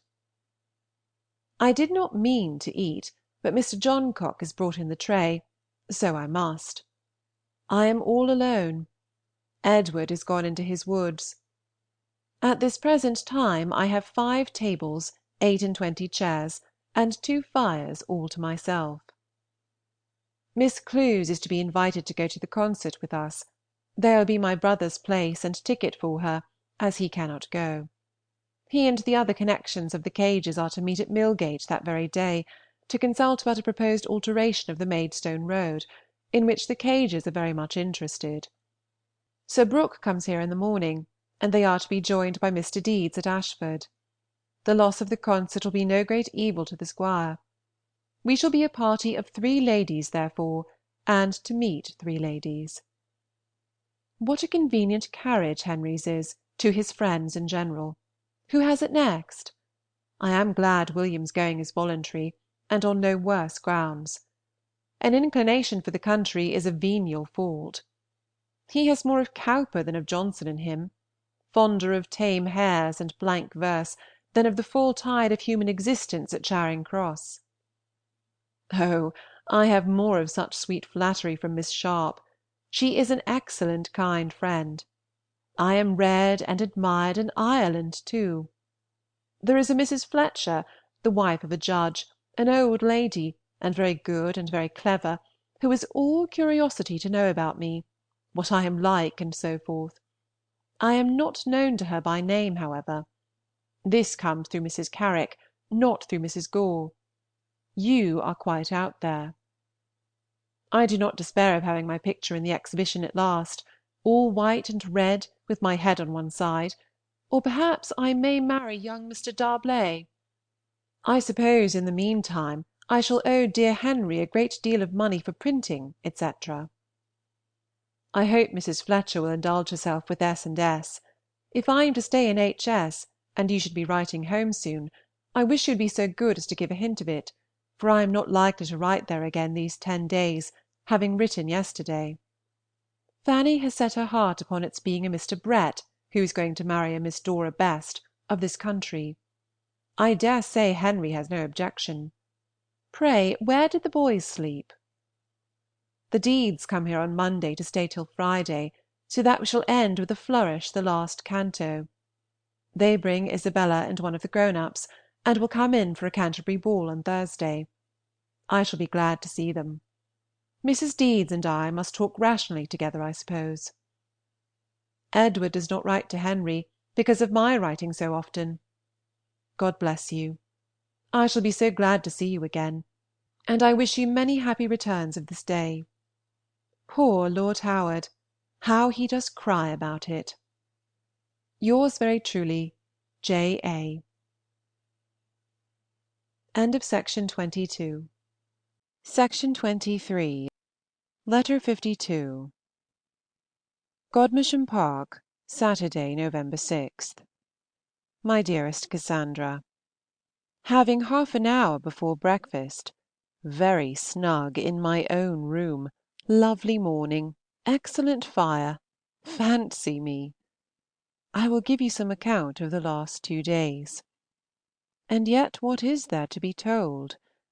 I shall get foolishly minute unless I cut the matter short. We met only the Bretons at Chilham Castle, besides a Mr. and Mrs. Osborne and a Miss Lee staying in the house, and were only 14 altogether. My brother and Fanny thought it the pleasantest party they had ever known there, and I was very well entertained by bits and scraps. I had long wanted to see Dr. Bretton, and his wife amuses me very much with her affected refinement and elegance. Miss Lee I found very conversable. She admires Crabbe as she ought. She is at an age of reason, 10 years older than myself at least. She was at the famous ball at Chilham Castle, so of course you remember her. By the by, as I must leave off being young, I find many douceurs in being a sort of chaperon, for I am put on the sofa near the fire, and can drink as much wine as I like. We had music in the evening. Fanny and Mrs. Wildman played, and Mr. James Wildman sat close by and listened, or pretended to listen. Yesterday was a day of dissipation all through. First came Sir Brooke to dissipate us before breakfast, then there was a call from Mr. Shearer, then a regular morning visit from Lady Honeywood, in her way home from Eastwell, then Sir Brooke and Edward set off, then we dined, 5 in number, at 4:30, then we had coffee, and at 6 Miss Clews, Fanny, and I drove away. We had a beautiful night for our frisks. We were earlier than we need have been, but after a time Lady B. and her 2 companions appeared. We had kept places for them, and there we sat, all 6 in a row under a side wall, I between Lucy Foote and Miss Clews. Lady B. was much what I expected. I could not determine whether she was rather handsome or very plain. I liked her for being in a hurry to have the concert over and get away, and for getting away at last with a great deal of decision and promptness, not waiting to compliment and dawdle and fuss about seeing dear Fanny, who was half the evening in another part of the room with her friends the Plumtrees. I am growing too minute, so I will go to breakfast. When the concert was over, Mrs. Harrison and I found each other out, and had a very comfortable little complimentary friendly chat. She is a sweet woman, still quite a sweet woman in herself, and so like her sister. I could almost have thought I was speaking to Mrs. Lefroy. She introduced me to her daughter, whom I think pretty, but most dutifully inferior to la mère Boutet. The Faggs and the Hammonds were there, William Hammond the only young man of renown. Miss looked very handsome, but I prefer her little smiling, flirting sister Julia. I was just introduced at last to Mary Plumtree, but I should hardly know her again. She was delighted with me, however, good enthusiastic soul, and Lady B. found me handsomer than she expected, so you see I am not so very bad as you might think for. It was 12 before we reached home. We were all dog-tired, but pretty well to day. Mrs. Clews says she has not caught cold, and Fanny's does not seem worse. I was so tired that I began to wonder how I should get through the ball next Thursday, but there will be so much more variety then in walking about, and probably so much less heat, that perhaps I may not feel it more. My china crape is still kept for the ball. Enough of the concert. I had a letter from Mary yesterday. They travelled down to Cheltenham last Monday very safely, and are certainly to be there a month. Bath is still Bath. The H. Bridges must quit them early next week, and Louisa seems not quite to despair of their all moving together, but to those who see at a distance there appears no chance of it. Dr. Parry does not want to keep Lady B. at Bath when she can once move. That is lucky. You will see poor Mr. Evelyn's death. Since I wrote last, my second edition has stared me in the face. Mary tells me that Eliza means to buy it. I wish she may. It can hardly depend upon any more Fifield estates. I cannot help hoping that many will feel themselves obliged to buy it. I shall not mind imagining it a disagreeable duty to them, so as they do it. Mary heard before she left home that it was very much admired at Cheltenham, and that it was given to Miss Hamilton. It is pleasant to have such a respectable writer named. I cannot tire you, I am sure, on this subject, or I would apologize. What weather, and what news! We have enough to do to admire them both. I hope you derive your full share of enjoyment from each. I have extended my lights and increased my acquaintance a good deal within these 2 days. Lady Honeywood, you know. I did not sit near enough to be a perfect judge, but I thought her extremely pretty, and her manners have all the recommendations of ease and good humor and unaffectedness, and going about with 4 horses and nicely dressed herself, she is altogether a perfect sort of woman.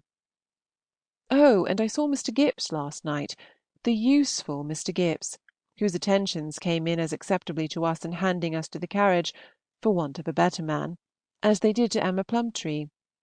I thought him rather a good-looking little man. I long for your letter to-morrow, particularly that I may know my fate as to London. My first wish is that Henry should really choose what he likes best.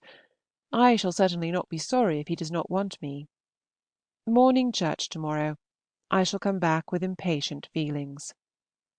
The Sherers are gone, but the Pagets are not come. We shall therefore have Mr. S. again. Mr. Paget acts like an unsteady man. Dr. Hant, however, gives him a very good character. What is wrong is to be imputed to the lady. I dare say the house likes female government.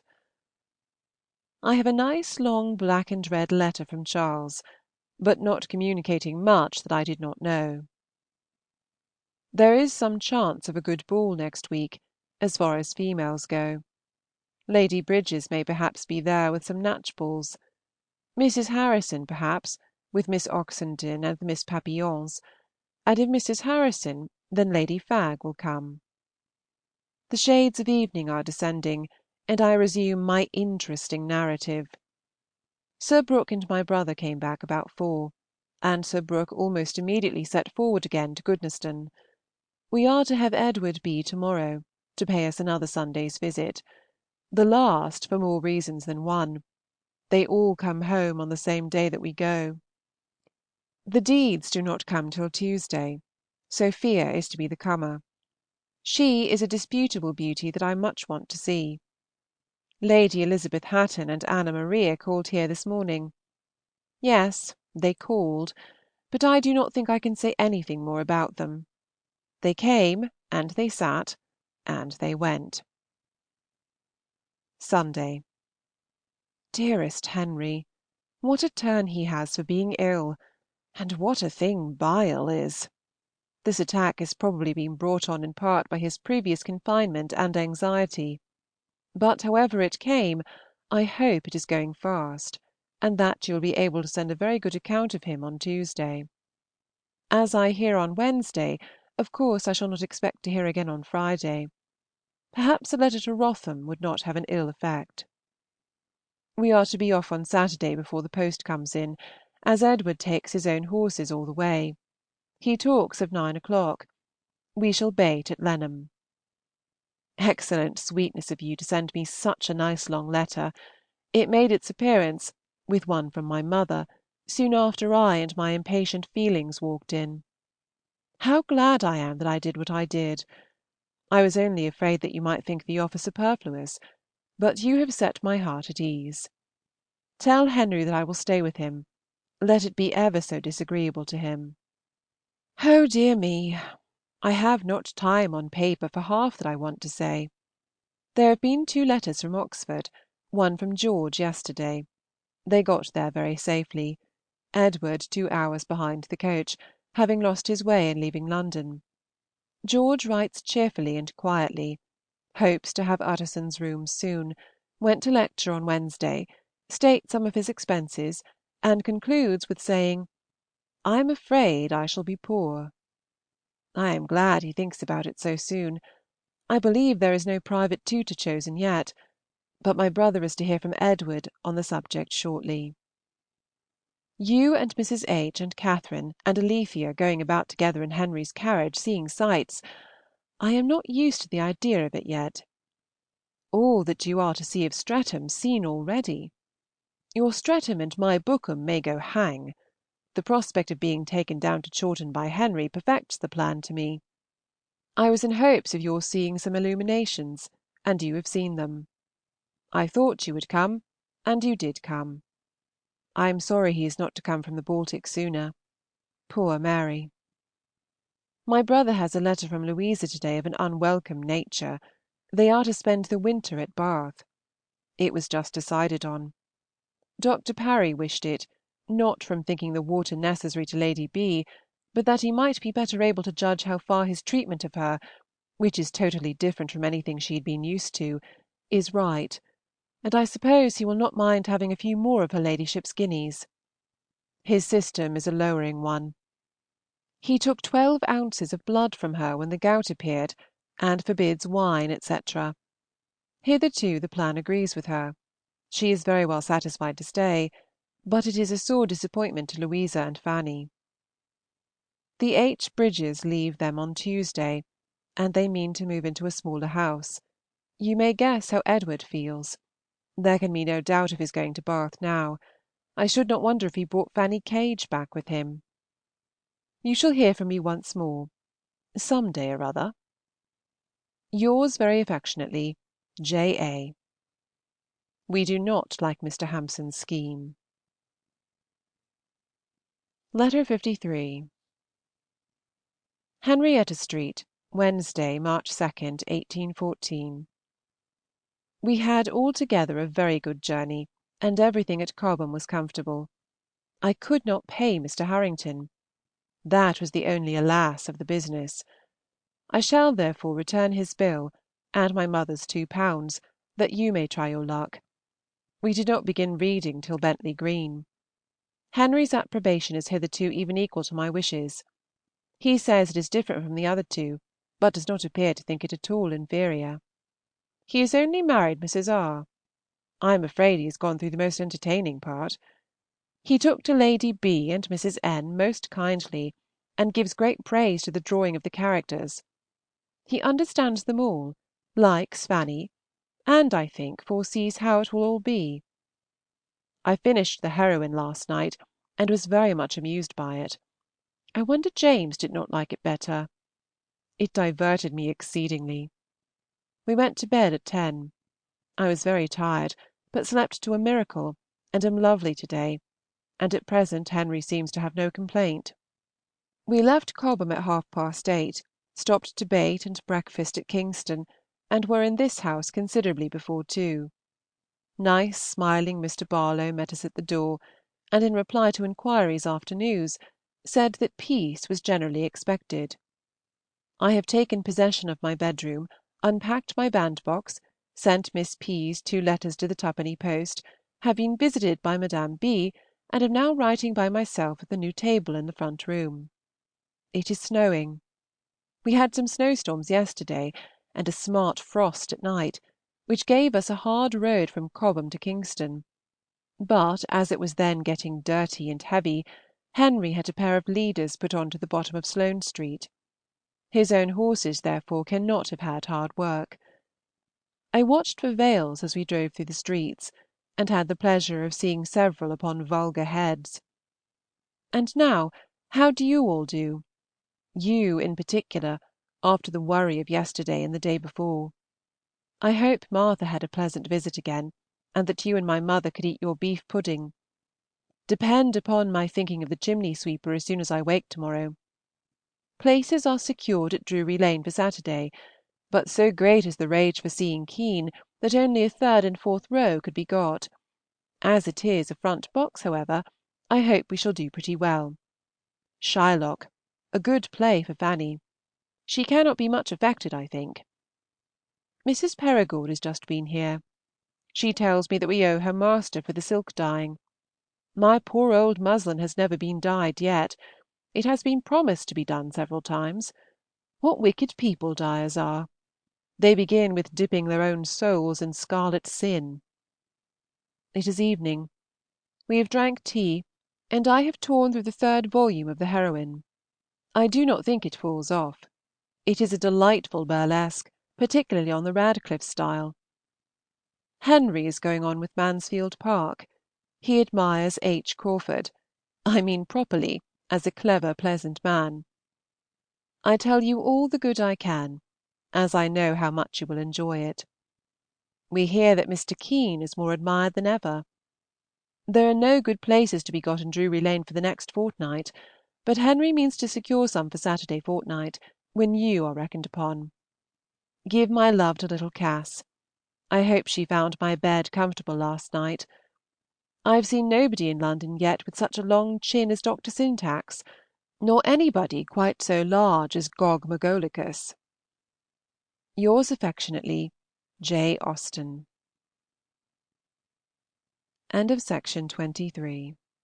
Section 24. Letter 54. Henrietta Street, Wednesday, March 9. Well, we went to the play again last night, and as we were out a great part of the morning too, shopping and seeing the Indian jugglers, I am very glad to be quiet now till dressing time. We are to dine at the Tilsons, and to-morrow at Mr. Spencer's. We had not done breakfast yesterday when Mr. J. Plumptre appeared to say that he had secured a box. Henry asked him to dine here, which I fancy he was very happy to do, and so at 5 o'clock we four sat down to table together, while the master of the house was preparing for going out himself. The farmer's wife is a musical thing in 3 acts, and as Edward was steady in not staying for anything more, we were home before 10. Fanny and Mr. J. P. are delighted with Miss S., and her merit in singing is, I dare say, very great. That she gave me no pleasure is no reflection upon her, nor, I hope, upon myself, being what nature made me on that article. All that I am sensible of in Miss S. is a pleasing person, and no skill in acting. We had Matthews, Liston, and Emery; of course, some amusement. Our friends were off before 8:30 this morning, and had the prospect of a heavy cold journey before them. I think they both liked their visit very much. I am sure Fanny did. Henry sees decided attachment between her and his new acquaintance. I have a cold too, as well as my mother and Martha. Let it be a generous emulation between us which can get rid of it first. I wear my gauze gown to-day, long sleeves and all. I shall see how they succeed, but as yet I have no reason to suppose long sleeves are allowable. I have lowered the bosom, especially at the corners, and plaited black satin ribbon round the top. Such will be my costume of vine leaves and paste. Prepare for a play the very first evening. I rather think Covent Garden, to see Young and Richard. I have answered for your little companion's being conveyed to Keppel Street immediately. I have never yet been able to get there myself, but I hope I shall soon. What cruel weather this is! And here is Lord Portsmouth married too, to Miss Hanson. Henry has finished Mansfield Park, and his approbation has not lessened. He found the last half of the last volume extremely interesting. I suppose my mother recollects that she gave me no money for paying Brecknell and Twining, and my funds will not supply enough. We are home in such good time that I can finish my letter to-night, which will be better than getting up to do it to-morrow, especially as, on account of my cold, which has been very heavy in my head this evening, I rather think of lying in bed later than usual. I would not but be well enough to go to Hertford Street on any account. We met only General Chowne to-day, who has not much to say for himself. I was ready to laugh at the remembrance of Frederick, and such a different Frederick as we chose to fancy him to the real Christopher. Mrs. Tilson had long sleeves too, and she assured me that they are worn in the evening by many. I was glad to hear this. She dines here, I believe, next Tuesday. On Friday we are to be snug with only Mr. Barlow and an evening of business. I am so pleased that the mead is brewed. Love to all. I have written to Mrs. Hill, and care for nobody. Yours affectionately, J. Austen. Letter 55. Chawton, Tuesday, June 13. My dearest Cassandra, Fanny takes my mother to Alton this morning, which gives me an opportunity of sending you a few lines without any other trouble than that of writing them. This is a delightful day in the country, and I hope not much too hot for town. Well, you had a good journey, I trust, and all that, and not rain enough to spoil your bonnet. It appeared so likely to be a wet evening that I went up to the great house between 3 and 4, and dawdled away an hour very comfortably, though Edward was not very brisk. The air was clearer in the evening, and he was better. We all 5 walked together into the kitchen garden and along the Gosport road, and they drank tea with us. You will be glad to hear that G. Turner has another situation, something in the Cow line, near Rumsey, and he wishes to move immediately, which is not likely to be inconvenient to anybody. The new nurseryman at Alton comes this morning to value the crops in the garden. The only letter to-day is from Mrs. Cooke to me. They do not leave home till July, and want me to come to them, according to my promise. And, after considering everything, I have resolved on going. My companions promote it. I will not go, however, till after Edward is gone, that he may feel he has a somebody to give memorandums to at the last. I must give up all help from his carriage, of course; and at any rate it must be such an excessive expense that I have quite made up my mind to it, and do not mean to care. I have been thinking of Triggs and the chair, you may be sure, but I know it will end in posting. They will meet me at Guildford. In addition to their standing claims on me, they admire Mansfield Park exceedingly. Mr. Cooke says it is the most sensible novel he ever read, and the manner in which I treat the clergy delights them very much. Altogether I must go, and I want you to join me there when your visit in Henrietta Street is over. Put this into your capacious head. Take care of yourself, and do not be trampled to death in running after the Emperor. The report in Alton yesterday was that they would certainly travel this road either to or from Portsmouth. I long to know what this bow of the Prince's will produce. I saw Mrs. Andrews yesterday. Mrs. Browning had seen her before. She is very glad to send an Elizabeth. Miss Benn continues the same. Mr. Curtis, however, saw her yesterday, and said her hand was going on as well as possible. Accept our best love. Yours very affectionately, J. Austen. Letter 56. Thursday, June 23. Dear Cassandra, I received your pretty letter while the children were drinking tea with us, as Mr. Louch was so obliging as to walk over with it. Your good account of everybody made us very happy. I heard yesterday from Frank. When he began his letter he hoped to be here on Monday, but before it was ended he had been told that the naval review would not take place till Friday, which would probably occasion him some delay, as he cannot get some necessary business of his own attended to while Portsmouth is in such a bustle. I hope Fanny has seen the Emperor, and then I may fairly wish them all away. I go to-morrow, and hope for some delays and adventures. My mother's wood is brought in, but by some mistake no bavins. She must therefore buy some. Henry at White's!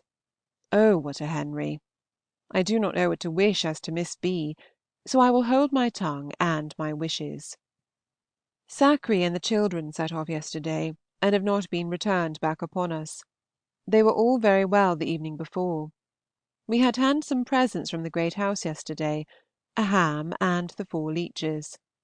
Sackree has left some shirts of her master's at the school, which, finished or unfinished, she begs to have sent by Henry and William. Mr. Hinton is expected home soon, which is a good thing for the shirts. We have called upon Miss Dunsetoy and Miss Papillon, and been very pretty. Miss D. has a great idea of being Fanny Price, she and her youngest sister together, who is named Fanny. Miss Benn has drank tea with the Proutings, and, I believe, comes to us this evening.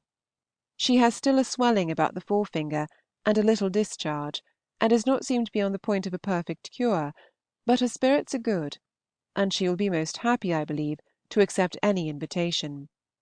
The Clements are gone to Petersfield to look. Only think of the Marquis of Granby being dead! I hope, if it please Heaven there should be another son, they will have better sponsors and less parade. I certainly do not wish that Henry should think again of getting me to town. I would rather return straight from Bookham. But if he really does propose it, I cannot say no to what will be so kindly intended. It could be but for a few days, however, as my mother would be quite disappointed by my exceeding the fortnight, which I now talk of as the outside. At least we could not both remain longer away comfortably. The middle of July is Martha's time, as far as she has any time. She has left it to Mrs. Craven to fix the day. I wish she could get her money paid, for I fear her going at all depends upon that. Instead of Bath, the Deans Dundases have taken a house at Clifton, Richmond Terrace, and she is as glad of the change as even you and I should be, or almost. She will now be able to go on from Berkshire and visit them without any fears from heat. This post has brought me a letter from Miss Sharpe. Poor thing! She has been suffering indeed, but is now in a comparative state of comfort. She is at Sir W. P.'s in Yorkshire with the children, and there is no appearance of her quitting them. Of course we lose the pleasure of seeing her here. She writes highly of Sir William. I do so want him to marry her. There is a Dowager Lady P. presiding there to make it all right. The man is the same, but she does not mention what he is by profession or trade. She does not think Lady P. was privy to his scheme on her, but on being in his power, yielded. Oh, Sir William, Sir William, how I will love you if you will love Miss Sharpe! Mrs. Driver, etc., are off by Collier, but so near being too late that she had not time to call and leave the keys herself. I have them, however. I suppose one is the key of the linen press, but I do not know what to guess the other. The coach was stopped at the blacksmith's, and they came running down with Triggs and Browning and trunks and bird cages. Quite amusing. My mother desires her love, and hopes to hear from you. Yours very affectionately, J. Austen. Frank and Mary are to have Mary Goodchild to help as under till they can get a cook. She is delighted to go. Best love at Streatham. End of Section 24. Section 25. Letter 57. 23 Hand's Place, Tuesday morning, August 1814. My dear Cassandra, I had a very good journey, not crowded, 2 of the 3 taken up at Bentley being children, the others of a reasonable size, and they were all very quiet and civil. We were late in London, from being a great load, and from changing coaches at Farnham. It was nearly 4, I believe, when we reached Sloane Street. Henry himself met me, and as soon as my trunk and basket could be routed out from all the other trunks and baskets in the world, we were on our way to Hand's Place, in the luxury of a nice, large, cool, dirty hackney coach. There were 4 in the kitchen part of Yalden, and I was told 15 at top, among them Percy Benn. We met in the same room at Egham, but poor Percy was not in his usual spirits. He would be more chatty, I dare say, in his way from Woolwich. We took up a young Gibson at Holybourne, and, in short, everybody either did come up by Yalden yesterday, or wanted to come up. It put me in mind of my own coach between Edinburgh and Stirling. Henry is very well, and has given me an account of the Canterbury races, which seem to have been as pleasant as one could wish. Everything went well. Fanny had good partners. Mr. was her second on Thursday, but he did not dance with her any more. This will content you for the present. I must just add, however, that there were no Lady Charlottes, they were gone off to Kirby, and that Mary Oxenden, instead of dying, is going to marry William Hammond. No James and Edward yet. Our evening yesterday was perfectly quiet. We only talked a little to Mr. Tilson across the intermediate gardens. She was gone out airing with Miss Burdett. It is a delightful place, more than answers my expectation. Having got rid of my unreasonable ideas, I find more space and comfort in the rooms than I had supposed, and the garden is quite a love. I am in the front attic, which is the bedchamber to be preferred. Henry wants you to see it all, and asked whether you would return with him from Hampshire. I encouraged him to think you would. He breakfasts here early, and then rides to Henrietta Street if it continues fine. John is to drive me there by and by, and we shall take an airing together, and I do not mean to take any other exercise, for I feel a little tired after my long jumble. I live in his room downstairs. It is particularly pleasant from opening upon the garden. I go and refresh myself every now and then come back to solitary coolness. There is one maidservant only, a very creditable, clean-looking young woman. Richard remains for the present. Wednesday morning. My brother and Edward arrived last night.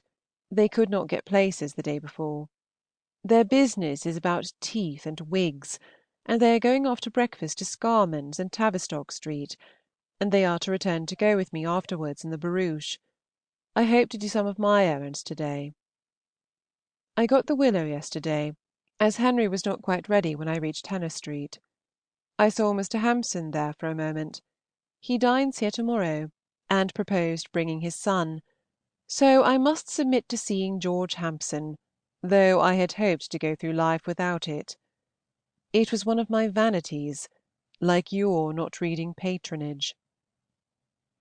After leaving H Street, we drove to Mrs. Latouche's. They are always at home, and they are to dine here on Friday. We could do no more, as it began to rain.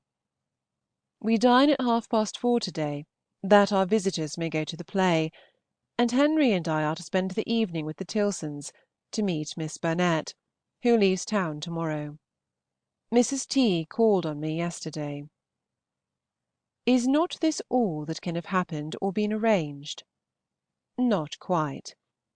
Henry wants me to see more of his Hanwell favorite, and has written to invite her to spend a day or two here with me.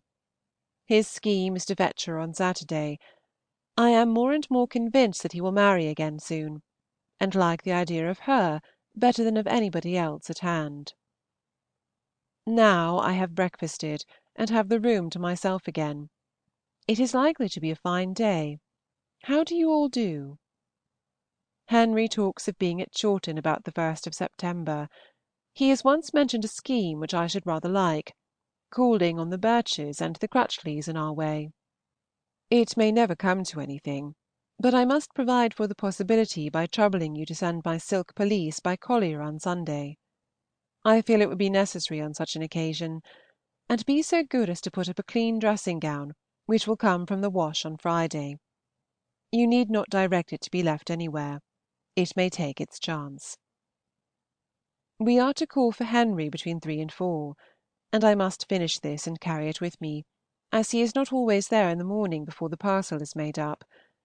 And before I set off, I must return Mrs. Tilson's visit. I hear nothing of the Hoblins, and abstain from all inquiry. I hope Mary Jane and Frank's gardens go on well. Give my love to them all. None a hat's love to George.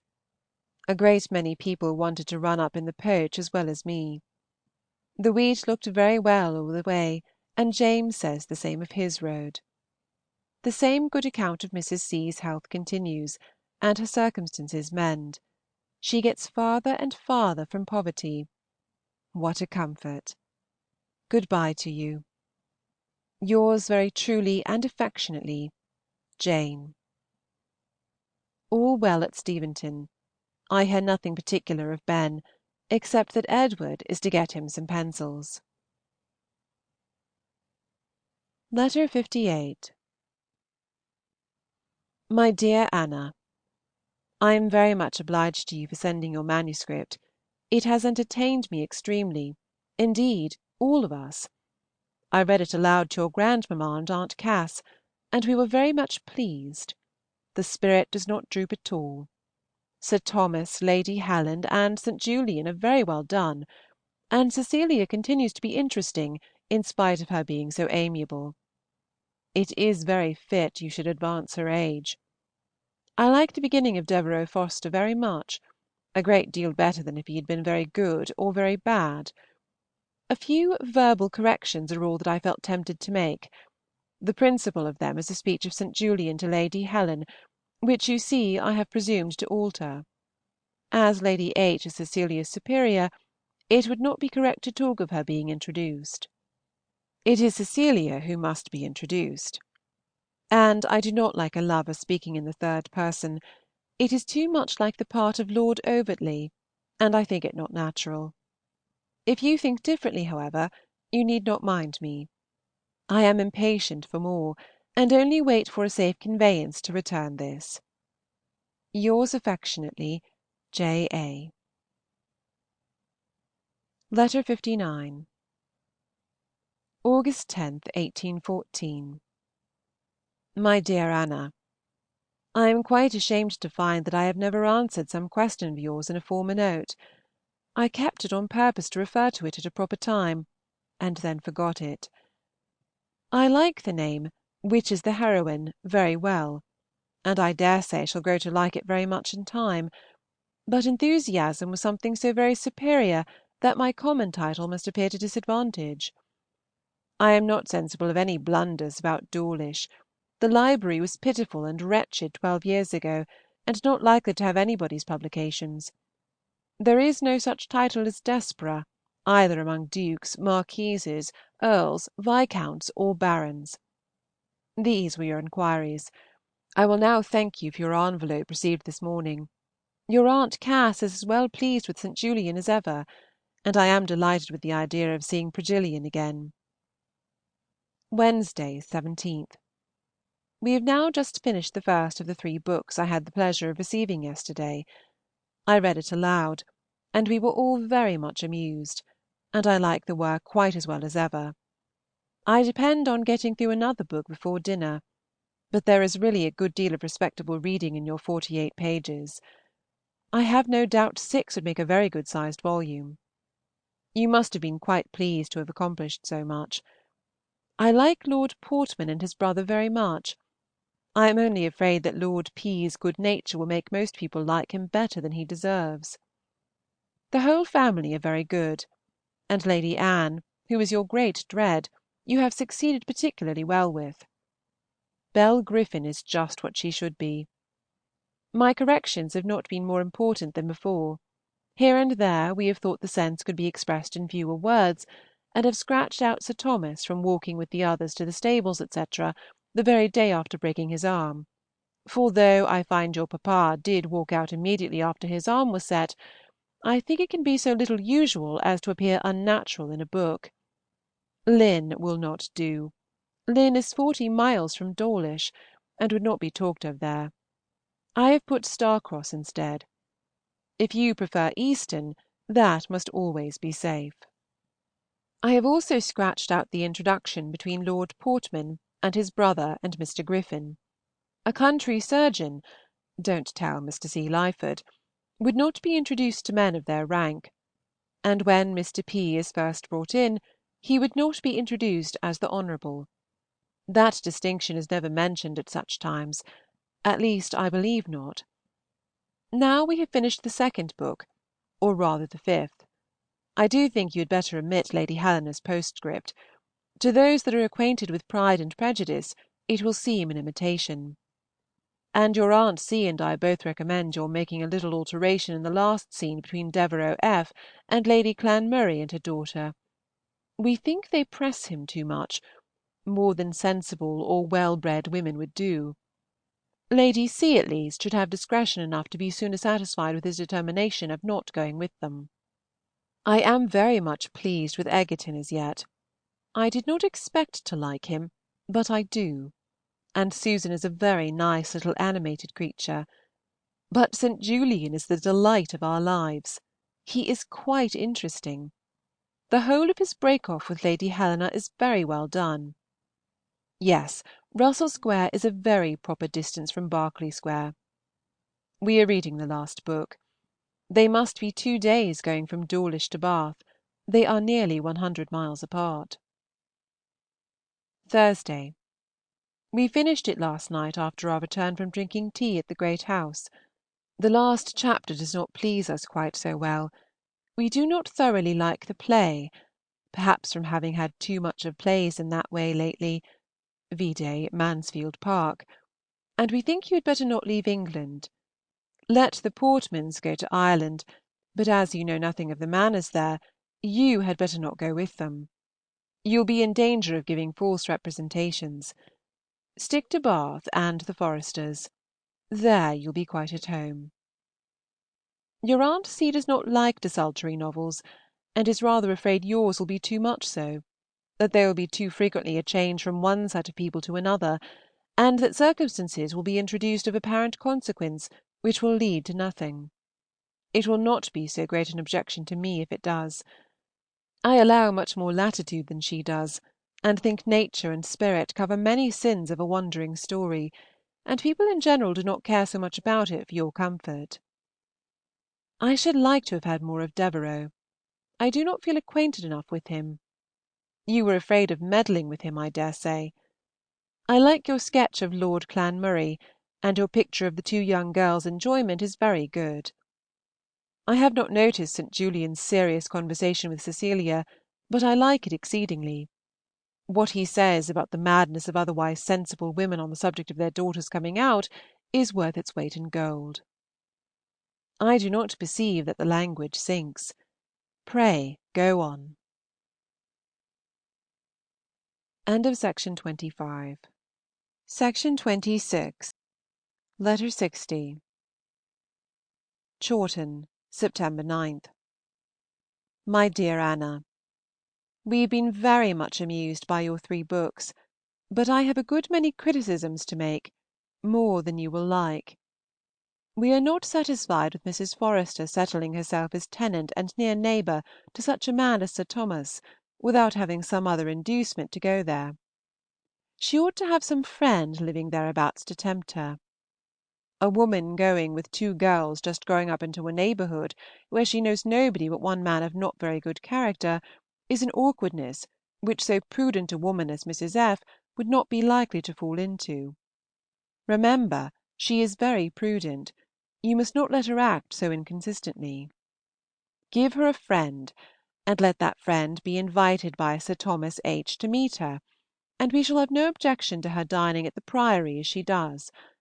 But otherwise a woman in her situation would hardly go there before she has been visited by other families. I like the scene itself, the Miss Leslie, Lady Anne, and the music very much. Leslie is a noble name. Sir Thomas H. you always do very well. I have only taken the liberty of expunging one phrase of his which would not be allowable. Bless my heart! It is too familiar and inelegant. Your grandmother is more disturbed at Mrs. Forester's not returning the Egertons' visit sooner than by anything else. They ought to have called at the parsonage before Sunday. You describe a sweet place, but your descriptions are often more minute than would be liked. You give too many particulars of right hand and left. Mrs. Forester is not careful enough of Susan's health. Susan ought not to be walking out so soon after heavy rains, taking long walks in the dirt. An anxious mother would not suffer it. I like your Susan very much. She is a sweet creature; her playfulness of fancy is very delightful. I like her as she is now exceedingly, but I am not quite so well satisfied with her behavior to George R. At first she seems all over attachment and feeling, and afterwards to have none at all. She is so extremely confused at the ball, and so well satisfied apparently with Mr. Morgan. She seems to have changed her character. You are now collecting your people delightfully, getting them exactly into such a spot as is the delight of my life. 3 or 4 families in a country village is the very thing to work on, and I hope you will do a great deal more, and make full use of them while they are so very favorably arranged. You are but now coming to the heart and beauty of your story. Until the heroine grows up the fun must be imperfect, but I expect a great deal of entertainment from the next 3 or 4 books, and I hope you will not resent these remarks by sending me no more. We like the Egertons very well. We see no blue pantaloons or cocks or hens. There is nothing to enchant one certainly in Mr. L., but we make no objection to him, and his inclination to like Susan is pleasing. The sister is a good contrast, but the name of Rachel is as much as I can bear. They are not so much like the Papillons as I expected. Your last chapter is very entertaining, the conversation on genius, etc. Mr. St. Julian and Susan both talk in character, and very well. In some former parts, Cecilia is perhaps a little too solemn and good, but upon the whole her disposition is very well opposed to Susan's. Her want of imagination is very natural. I wish you could make Mrs. Forester talk more, but she must be difficult to manage and make entertaining, because there is so much good sense and propriety about her that nothing can be made very broad. Her economy and her ambition must not be staring. The papers left by Mrs. Fisher are very good. Of course one guesses something. I hope when you have written a great deal more you will be equal to scratching out some of the past. The scene with Mrs. Mellish I should condemn; it is prosy and nothing to the purpose, and indeed the more you can find in your heart to curtail between Dawlish and Newton Priors, the better I think it will be. One does not care for girls until they are grown up. Your Aunt C. quite understands the exquisiteness of that name. Newton Priors is really a nonpareil. Milton would have given his eyes to have thought of it. Is not the cottage taken from Tollard Royal?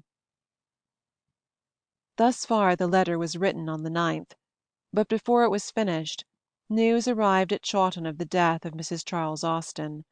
She died in her confinement, and the baby died also. She left 3 little girls, Cassy, Harriet, and Fanny. It was not until the 18th that Jane resumed her letter as follows: Sunday. I am very glad, dear Anna, that I wrote as I did before this sad event occurred. I have only to add that your grandmamma does not seem the worse now for the shock. I shall be very happy to receive more of your work if more is ready, and you write so fast that I have great hopes Mr. Digweed will come back freighted with such a cargo as not all his hops or his sheep could equal the value of. Your grandmamma desires me to say that she will have finished your shoes to morrow, and thinks they will look very well, and that she depends upon seeing you, as you promise, before you quit the country, and hopes you will give her more than a day. Yours affectionately, J. Austen. Letter 61. Chawton, Wednesday, September 28. My dear Anna, I hope you do not depend on having your book again immediately. I kept it that your grandmamma may hear it, for it has not been possible yet to have any public reading. I have read it to your Aunt Cassandra, however, in our own room at night, while we undressed, and with a great deal of pleasure. We like the first chapter extremely, with only a little doubt whether Lady Helena is not almost too foolish.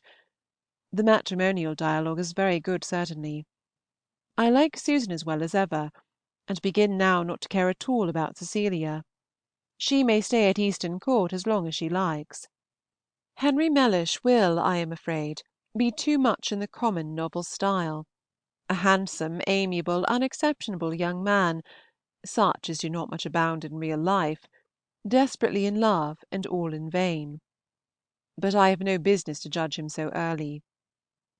Jane Egerton is a very natural, comprehensible girl, and the whole of her acquaintance with Susan and Susan's letter to Cecilia are very pleasing and quite in character. But Miss Egerton does not entirely satisfy us.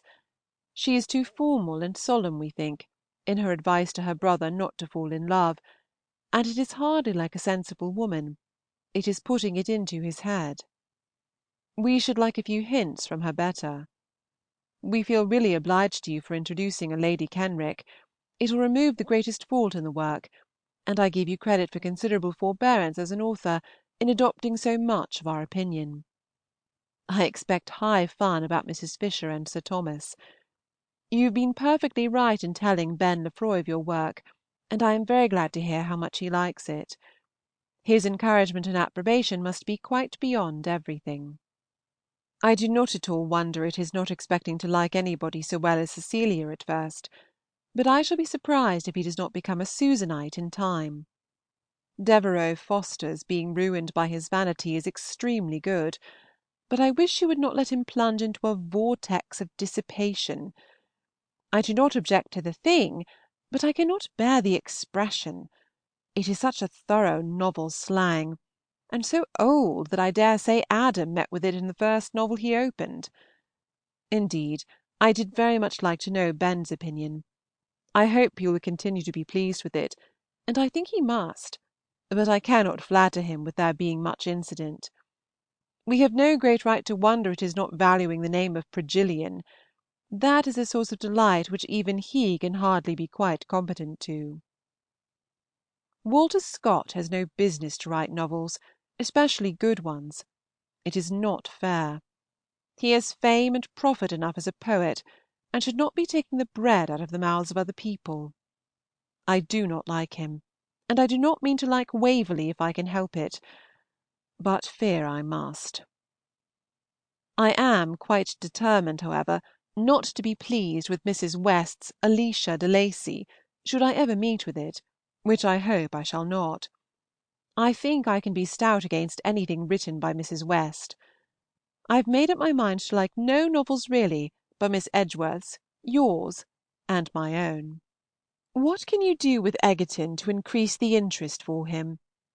I wish you could contrive something, some family occurrence to bring out his good qualities more, some distress among brothers and sisters to relieve by the sale of his curacy, something to carry him mysteriously away, and then be heard of at York or Edinburgh in an old greatcoat.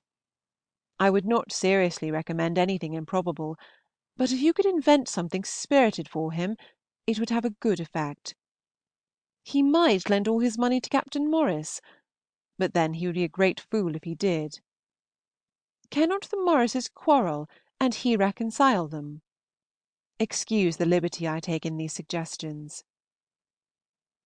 Your Aunt Frank's nursemaid has just given her warning, but whether she is worth your having, or would take your place, I know not.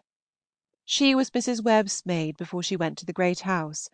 She leaves your aunt because she could not agree with the other servants. She is in love with the man, and her head seems rather turned. He returns her affection, but she fancies every one else is wanting him and envying her. Her previous service must have fitted her for such a place as yours, and she is very active and cleanly. The Webbs are really gone. When I saw the wagons at the door, and thought of all the trouble they must have in moving, I began to reproach myself for not having liked them better; but since the wagons have disappeared, my conscience has been closed again, and I am excessively glad they are gone. I am very fond of Sherlock's sermons, and prefer them to almost any. Your affectionate aunt, J. Austen. If you wish me to speak to the maid, let me know. End of Section 26. Section 27. Letter 62. To Miss Frances Austen. Chawton, Friday, November 18th, 1814. I feel quite as doubtful as you could be, my dearest Fanny, as to when my letter may be finished, for I can command very little quiet time at present. But yet I must begin, for I know you will be glad to hear as soon as possible, and I really am impatient myself to be writing something on so very interesting a subject, though I have no hope of writing anything to the purpose. I shall do very little more, I dare say, than say over again what you have said before. I was certainly a good deal surprised at first, as I had no suspicion of any change in your feelings, and I have no scruple in saying that you cannot be in love. My dear Fanny, I am ready to laugh at the idea, and yet it is no laughing matter to have had you so mistaken as to your own feelings. And with all my heart I wish I had cautioned you on that point when first you spoke to me. But though I did not think you then much in love, I did consider you as being attached in a degree quite sufficiently for happiness, as I had no doubt it would increase with opportunity, and from the time of our being in London together I thought you really very much in love. But you certainly are not at all. There is no conceding it. What strange creatures we are! It seems as if your being secure of him had made you indifferent. There was a little disgust, I suspect, at the races, and I do not wonder at it. His expressions then would not do for one who had rather more acuteness, penetration, and taste than love, which was your case. And yet, after all, I am surprised that the change in your feelings should be so great.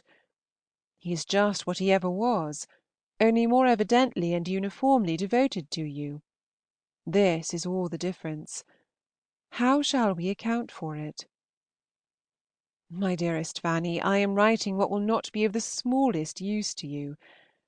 I am feeling differently every moment, and shall not be able to suggest a single thing that can assist your mind. I could lament in one sentence and laugh in the next, but as to opinion or counsel, I am sure that none will be exacted worth having from this letter. I read yours through the very evening I received it, getting away by myself. I could not bear to leave off when I had once begun. I was full of curiosity and concern. Luckily your Aunt C. dined at the other house, therefore I had not to manoeuvre away from her, and as to anybody else, I do not care. Poor dear Mr. A. Oh, dear Fanny, your mistake has been one that thousands of women fall into. He was the first young man who attached himself to you. That was the charm, and most powerful it is. Among the multitudes, however, that make the same mistake with yourself, there can be few indeed who have so little reason to regret it. His character and his attachment leave you nothing to be ashamed of. Upon the whole, what is to be done? You have no inclination for any other person. His situation in life, family, friends, and above all his character, his uncommonly amiable mind, strict principles, just notions, good habits, all that you know so well how to value, all that is really of the first importance. Everything of this nature pleads his cause most strongly. You have no doubt of his having superior abilities. He has proved it at the university. He is, I dare say, such a scholar as your agreeable idle brothers would ill bear a comparison with. Oh, my dear Fanny, the more I write about him the warmer my feelings become, the more strongly I feel the sterling worth of such a young man, and the desirableness of your growing in love with him again. I recommend this most thoroughly. There are such beings in the world, perhaps one in 1,000, as the creature you and I should think perfection, where grace and spirit are united to worth, where the manners are equal to the heart and understanding. But such a person may not come in your way, or if he does, he may not be the eldest son of a man of fortune, the near relation of your particular friend, and belonging to your own county. Think of all this, Fanny. Mr. A. has advantages which we do not often meet in one person. His only fault, indeed, seems modesty. If he were less modest, he would be more agreeable, speak louder, and look impudenter. and is not it a fine character of which modesty is the only defect? I have no doubt he will get more lively and more like yourselves as he is more with you. He will catch your ways if he belongs to you. And as to there being any objection from his goodness, from the danger of his becoming even evangelical, I cannot admit that. I am by no means convinced that we ought not all to be evangelicals, and am at least persuaded that they who are so from reason and feeling must be happiest and safest. Do not be frightened from the connection by your brother's having most wit. Wisdom is better than wit, and in the long run will certainly have the laugh on her side. And don't be frightened by the idea of his acting more strictly up to the precepts of the New Testament than others. And now, my dear Fanny, having written so much on one side of the question, I shall turn round and entreat you not to commit yourself farther, and not to think of accepting him unless you really do like him. Anything is to be preferred or endured rather than marrying without affection, and if his deficiencies of manner, etc., etc., strike you more than all his good qualities, if you continue to think strongly of him, give him up at once. Things are now in such a state that you must resolve upon one or the other, either to allow him to go on as he has done, or whenever you are together, behave with a coldness which may convince him that he has been deceiving himself. I have no doubt of his suffering a good deal for a time, a great deal when he feels that he must give you up. But it is no creed of mine, as you must be well aware, that such sort of disappointments kill anybody. Your sending the music was an admirable device. It made everything easy, and I do not know how I could have accounted for the parcel otherwise. For though your dear papa most conscientiously hunted about till he found me alone in the dining parlour, your Aunt C. had seen that he had a parcel to deliver. As it was, however, I do not think anything was suspected. We have heard nothing fresh from Anna. I trust she is very comfortable in her new home. Her letters have been very sensible and satisfactory, with no parade of happiness, which I liked them the better for. I have often known young married women write in a way I did not like in that respect. You will be glad to hear that the first edition of Mansfield Park is all sold. Your Uncle Henry is rather wanting me to come to town to settle about a second edition, but as I could not very conveniently leave home now, I have written him my will and pleasure, and unless he still urges it, shall not go. I am very greedy, and want to make the most of it; but as you are much above caring about money, I shall not plague you with any particulars. The pleasures of vanity are more within your comprehension, and you will enter into mine at receiving the praise which every now and then comes to me through some channel or other. Saturday. Mr. Palmer spent yesterday with us, and is gone off with Cassy this morning. We have been expecting Miss Lloyd the last 2 days, and feel sure of her to day. Mr. Knight and Mr. Edward Knight are to dine with us, and on Monday they are to dine with us again, accompanied by their respectable host and hostess. Sunday. Your papa had given me messages to you, but as they are unnecessary, as he writes by this post to Aunt Louisa. We had a pleasant party yesterday, at least we found it so. It is delightful to see him so cheerful and confident. Aunt Cass and I dine at the great house to day. We shall be a snug half dozen. Miss Lloyd came, as we expected, yesterday, and desires her love. She is very happy to hear of your learning the harp. I do not mean to send you what I owe Miss Hare, because I think you would rather not be paid beforehand. Yours very affectionately, Jane Austen. Letter 63. Chawton, November 21st, 1814. My dear Anna, I met Harriet Benn yesterday. She gave me her congratulations, and desired they might be forwarded to you, and there they are. The chief news from this country is the death of old Mrs. Dormer. Mrs. Clement walks about in a new black velvet pelisse lined with yellow, and a white bobbin net veil, and looks remarkably well in them. I think I understand the country about Hendon from your description. It must be very pretty in summer. Should you know from the atmosphere that you were within a dozen miles of London? Make everybody attend and admire Mansfield Park. Your affectionate aunt, J. A. Letter 64. Hans Place, November 28, 1814. My dear Anna, I assure you we all came away very much pleased with your visit. We talked of you for about a mile and a half with great satisfaction, and I have been just sending a very good report of you to Miss Benn, with a full account of your dress for Susan and Maria. We were all at the play last night to see Miss O'Neill and Isabella. I do not think she was quite equal to my expectations. I fancy I want something more than can be. I took 2 pocket-handkerchiefs, but had very little occasion for either. She is an elegant creature, however, and hugs Mr. Young delightfully. I am going this morning to see the little girls in Keppel Street. Cassy was excessively interested about your marriage when she heard of it, which was not until she was to drink your health on the wedding day. She asked 1,000 questions, in her usual manner, what he said to you and what you said to him. If your uncle were at home, he would send his best love, but I will not impose any base fictitious remembrances on you. Mine I can honestly give, and remain your affectionate aunt, J. Austen. Letter 65. Hans Place, Wednesday. My dear Anna, I have been very far from finding your book an evil, I assure you.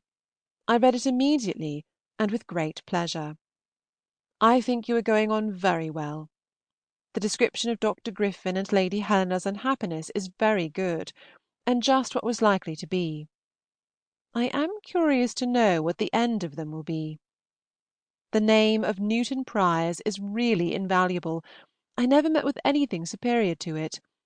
It is delightful, and one could live on the name of Newton Priors for a twelvemonth. Indeed, I think you get on very fast. I only wish other people of my acquaintance could compose as rapidly. I am pleased with the dog scene, and with the whole of George and Susan's love, but am more particularly struck with your serious conversations. They are very good throughout. St. Julian's history was quite a surprise to me. You had not very long known it yourself, I suspect, but I have no objection to make to the circumstance, and it is very well told. His having been in love with the aunt gives Cecilia an additional interest with him. I like the idea, a very proper compliment to an aunt. I rather imagine, indeed, that nieces are seldom chosen but out of compliment to some aunt or other. I dare say Ben was in love with me once, and would never have thought of you if he had not supposed me dead of scarlet fever. Yes, I was in a mistake as to the number of books. I thought I had read 3 before the 3 at Chawton, but fewer than 6 will not do. I want to see dear Bell Griffin again, and had you not better give some hint of St. Julian's early history in the beginning of the story? We shall see nothing of Streatham while we are in town, as Mrs. Hill is to lie in of a daughter. Mrs. Blackstone is to be with her. Mrs. Heathcote and Miss Bigg are just leaving.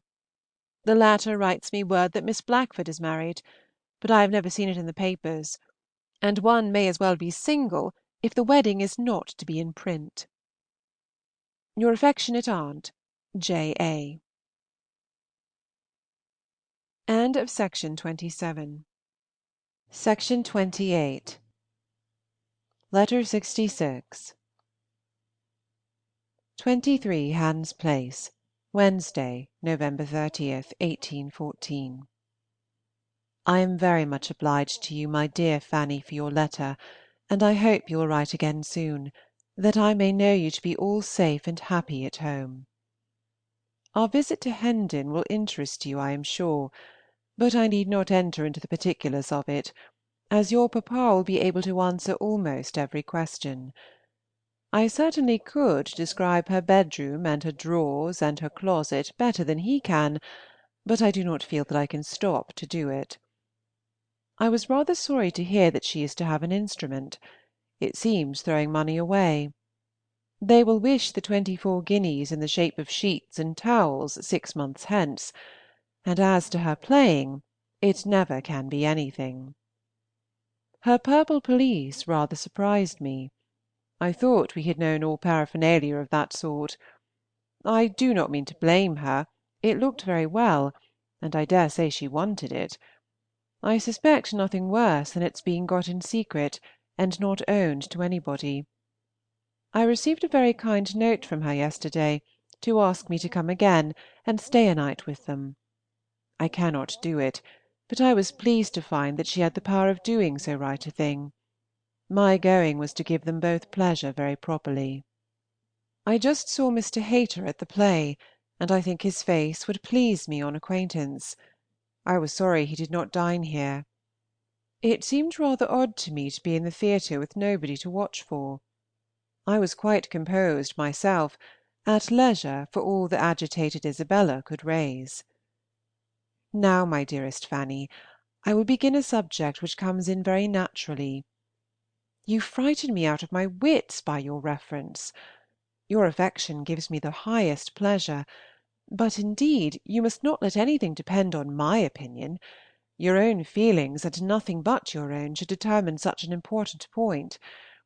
So far, however, as answering your question, I have no scruple. I am perfectly convinced that your present feelings, supposing that you were to marry now, would be sufficient for his happiness. But when I think how very far it is from a now, and take everything that may be into consideration, I dare not say determine to accept him. The risk is too great for you, unless your own sentiments prompt it. You will think me perverse, perhaps. In my last letter I was urging everything in his favour, and now I am inclining the other way. But I cannot help it. I am at present more impressed with the possible evil that may arise to you from engaging yourself to him, in word or mind, than with anything else. When I consider how few young men you have yet seen much of, how capable you are, yes, I do still think you very capable, of being really in love, and how full of temptation the next 6 or 7 years of your life will probably be, it is the very period of life the strongest attachments to be formed. I cannot wish you, with your present very cool feelings, to devote yourself in honour to him. It is very true that you may never attach another man his equal altogether, but if that other man has the power of attaching you more, he will be in your eyes the most perfect. I shall be glad if you can revive past feelings, and from your unbiassed self resolve to go on as you have done; but this I do not expect, and without it I cannot wish you to be fettered. I should not be afraid of your marrying him. With all his worth you would soon love him enough for the happiness of both. But I should dread the continuance of this sort of tacit engagement, with such an uncertainty as there is of when it may be completed. Years may pass before he is independent. You like him well enough to marry, but not well enough to wait. The unpleasantness of appearing fickle is certainly great, but if you think you want punishment for past illusions, there it is, and nothing can be compared to the misery of being bound without love, bound to one and preferring another. That is a punishment which you do not deserve. I know you did not meet, or rather will not meet, to-day, as he called here himself yesterday, and I am glad of it. It does not seem very likely, at least, that he should be in time for a dinner visit 60 miles off. We did not see him, only found his card when we came home at 4. Your uncle H. merely observed that he was a day after the fair. We asked your brother on Monday, when Mr. Hayter was talked of, why he did not invite him too, saying, "I know he is in town, for I met him the other day in Bond Street." Edward answered that he did not know where he was to be found. Don't you know his chambers? No. I shall be most glad to hear from you again, my dearest Fanny, but it must not be later than Saturday, as we shall be off on Monday long before the letters are delivered, and write something that may do to be read or told. I am to take the Miss Moores back on Saturday, and when I return I shall hope to find your pleasant little flowing scrawl on the table. It will be a relief to me after playing at Ma'am's, for though I like Miss H. M. as much as one can at my time of life after a day's acquaintance, it is uphill work to be talking to those whom one knows so little. Only one comes back with me to-morrow, probably Miss Eliza, and I rather dread it. We shall not have two ideas in common. She is young, pretty, chattering, and thinking chiefly, I presume, of dress, company, and admiration. Mr. Sandford is to join us at dinner, which will be a comfort, and in the evening, while your uncle and Miss Eliza play chess, he shall tell me comical things, and I will laugh at them, which will be a pleasure to both. I called in Keppel Street and saw them all, including dear Uncle Charles, who is to come and dine with us quietly to-day. Little Harriet sat in my lap, and seemed as gentle and affectionate as ever, and as pretty, except not being quite well.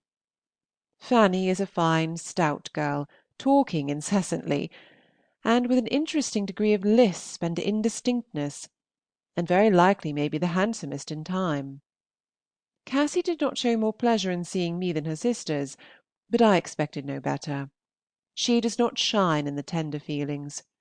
She will never be a Miss O'Neill, more in the Mrs. Siddons line. Thank you, but it is not settled yet whether I do hazard a second edition. We are to see Egerton to-day, when it will probably be determined. People are more ready to borrow and praise than to buy, which I cannot wonder at. But though I like praise as well as anybody, I like what Edward calls pewter too. I hope he continues careful of his eyes, and finds the good effect of it. I cannot suppose we differ in our ideas of the Christian religion. You have given an excellent description of it. We only affix a different meaning to the word evangelical. Yours most affectionately, J. Austen. Letter 67. Chawton, Friday, September 29. My dear Anna, we told Mr. B. Lefroy that if the weather did not prevent us, we should certainly come and see you to-morrow, and bring Cassy, trusting to your being good enough to give her a dinner at about 1 o'clock, that we might be able to be with you the earlier and stay the longer. But on giving Cassy her choice between the fair at Alton or Wyards, it must be confessed that she has preferred the former, which we trust will not greatly affront you.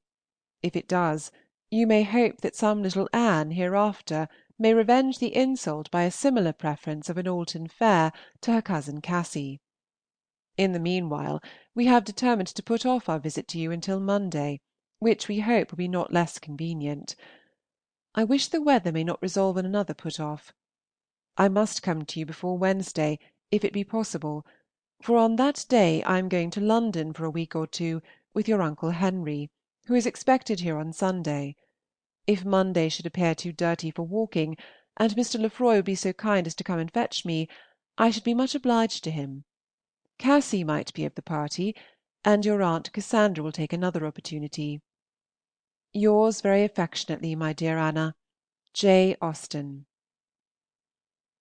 Note by Lord Brabourne. But before the week or two to which she had limited her visit in Hans Place was at an end, her brother fell ill, and on October 22nd he was in such danger that she wrote to Steventon to summon her father to town. The letter was 2 days on the road, and reached him on Sunday the 24th. Even then he did not start immediately. In the evening he and his wife rode to Chawton, and it was not until the next day that he and Cassandra arrived in Hans Place. The malady from which Henry Austen was suffering was low fever, and he was for some days at death's door; but he rallied soon after his brother and sisters arrived, and recovered so quickly that the former was able to leave him at the end of the week. The great anxiety and fatigue which Jane underwent at this time was supposed by some of her family to have broken down her health.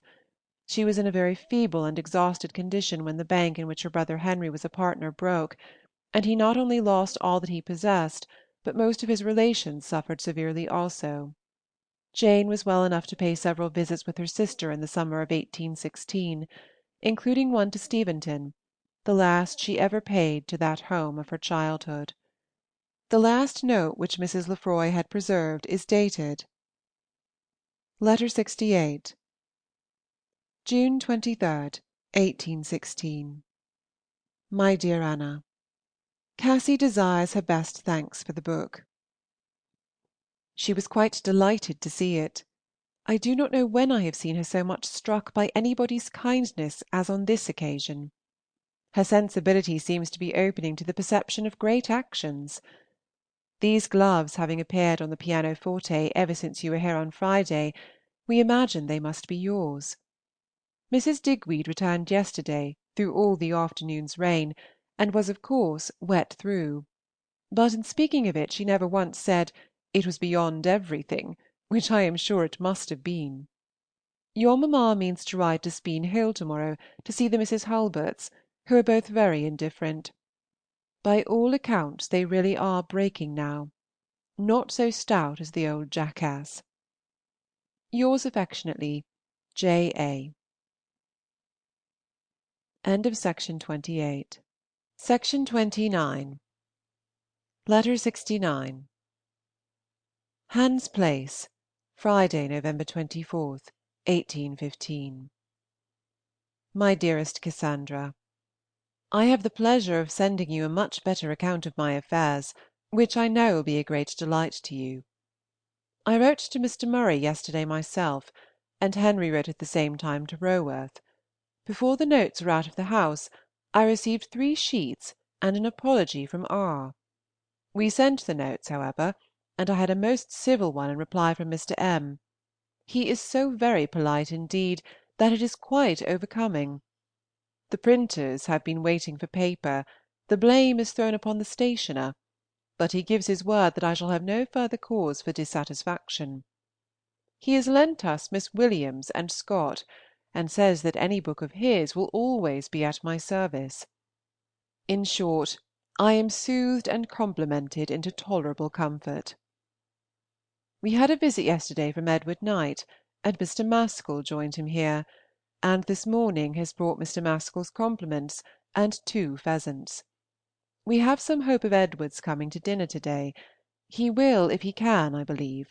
He is looking extremely well. To-morrow Mr. Haden is to dine with us. There is happiness! We really grow so fond of Mr. Haden that I do not know what to expect. He and Mr. Tilson and Mr. Phillips made up our circle of wits last night. Fanny played, and he sat and listened and suggested improvements, till Richard came in to tell him that "the doctor was waiting for him at Captain Blake's," and then he was off with a speed that you can imagine. He never does appear in the least above his profession or out of humour with it, or I should think poor Captain Blake, whoever he is, in a very bad way. I must have misunderstood Henry when I told him that you were to hear from him to-day. He read me what he wrote to Edward. Part of it must have amused him. I am sure one part, alas, cannot be very amusing to anybody. I wonder that with such business to worry him he can be getting better. But he certainly does gain strength, and if you and Edward were to see him now, I feel sure that you would think him improved since Monday. He was out yesterday. It was a fine sunshiny day here. In the country, perhaps, you might have clouds and fogs. Dare I say so? I shall not deceive you if I do, as to my estimation of the climate of London. And he ventured first on the balcony, and then as far as the greenhouse. He caught no cold, and therefore has done more to-day with great delight and self-persuasion of improvement. He has been to see Mrs. Tilsing and the Malings. By the by, you may talk to Mr. T. of his wife's being better. I saw her yesterday, and was sensible of her having gained ground in the last 2 days. Evening. We have had no Edward. Our circle is formed, only Mr. Tilson and Mr. Haden. We are not so happy as we were. A message came this afternoon from Mrs. Latouche and Miss East, offering themselves to drink tea with us to-morrow, and, as it was accepted, here is an end of our extreme felicity in our dinner guest. I am heartily sorry they are coming. It will be an evening spoilt to Fanny and me. Another little disappointment. Mr. H. advises Henry's not venturing with us in the carriage to-morrow. If it were spring, he says, it would be a different thing. One would rather this had not been. He seems to think his going out to-day rather imprudent, though acknowledging at the same time that he is better than he was in the morning. Fanny has had a letter full of commissions from Goodnestone. We shall be busy about them and her own matters, I dare say, from 12 to 4. Nothing, I trust, will keep us from Keppel Street. This day has brought a most friendly letter from Mr. Fowle, with a brace of pheasants. I did not know before that Henry had written to him a few days ago to ask for them. We shall live upon pheasants. No bad life. I send you 5 £1 notes, for fear you should be distressed for little money. Lizzy's work is charmingly done. Shall you put it to your chintz? A sheet came in this moment. First and third volumes are now at 144, second at 48. I am sure you will like particulars. We are not to have the trouble of returning the sheets to Mr. Murray any longer. The printer's boys bring and carry. I hope Mary continues to get well fast, and I send my love to little Herbert. You will tell me more of Martha's plans, of course, when you write again. Remember me most kindly to everybody, and Miss Benn besides. Yours very affectionately, J. Austen. I have been listening to dreadful insanity. It is Mr. Haydon's firm belief that a person not musical is fit for every sort of wickedness. I ventured to assert a little on the other side, but wished the cause in abler hands. Letter 70. Hans Place, Sunday, November 26th. My dearest, the parcel arrived safely, and I am much obliged to you for your trouble. It cost 2s. 10d., but as there is a certain saving of 2s. 4½d. on the other side, I am sure it is well worth doing. I send 4 pairs of silk stockings, but I do not want them washed at present. In the 3 neck-handkerchiefs I include the one sent down before. These things, perhaps, Edward may be able to bring, but even if he is not, I am extremely pleased with his returning to you from Steventon. It is much better, far preferable. I did mention the P.R. in my note to Mr. Murray. It brought me a fine compliment in return. Whether it has done any other good I do not know, but Henry thought it worth trying. The printers continue to supply me very well. I am advanced in Volume 3 to my arrowroot, upon which peculiar style of spelling there is modest query in the margin. I will not forget Anna's arrowroot. I hope you have told Martha of my first resolution of letting nobody know that I might dedicate, etc., for fear of being obliged to do it, and that she is thoroughly convinced of my being influenced now by nothing but the most mercenary motives. I have paid 9s. on her account to Miss Palmer. There was no more owing. Well, we were all very busy yesterday, from 11:30 till 4 in the streets, working almost entirely for other people, driving from place to place after a parcel for Sandling, which we never could find, and encountering the miseries of Grafton House to get a purple frock for Eleanor Bridges. We got to Keppel Street, however, which was all I cared for, and though we could stay only a quarter of an hour, Fanny's calling gave great pleasure, and her sensibility still greater, for she was very much affected at the sight of the children. Poor little F. looked heavy. We saw the whole party. Aunt Harriet hopes Cassy will not forget to make a pincushion for Mrs. Kelly, as she has spoken of its being promised her several times. I hope we shall see Aunt H. and the dear little girls here on Thursday. So much for the morning. Then came the dinner and Mr. Haydon, who brought good manners and clever conversation. From 7 to 8 the harp. At 8 Mrs. L. and Miss E. arrived, and for the rest of the evening the drawing-room was thus arranged: On the sofa side the two ladies, Henry and myself, making the best of it; on the opposite side Fanny and Mr. Haden, in two chairs I believe at least they had two chairs talking together uninterruptedly. Fancy the scene! And what is to be fancied next? Why, that Mr. H. dines here again to morrow. To day we are to have Mr. Barlow. Mr. H. is reading Mansfield Park for the first time, and he prefers it to P. and P. A hare and 4 rabbits from Godmersham yesterday, so that we are stocked for nearly a week. Poor Farmer Andrews! I am very sorry for him, and sincerely wish his recovery. A better account of the sugar than I could have expected. I should like to help you break some more. I am glad you cannot wake early. I am sure you must have been under great arrears of rest. Fanny and I have been to Bede Chapel, and walked back with Maria Cuthbert. We have been very little plagued with visitors this last week. I remember only Miss Herries, the aunt, but I am in terror for to day, a fine bright Sunday, plenty of mortar and nothing to do. Henry gets out in his garden every day, but at present his inclination for doing more seems over, nor has he now any plan for leaving London before December 18th, when he thinks of going to Oxford for a few days. In to day, indeed, his feelings are for continuing where he is through the next 2 months.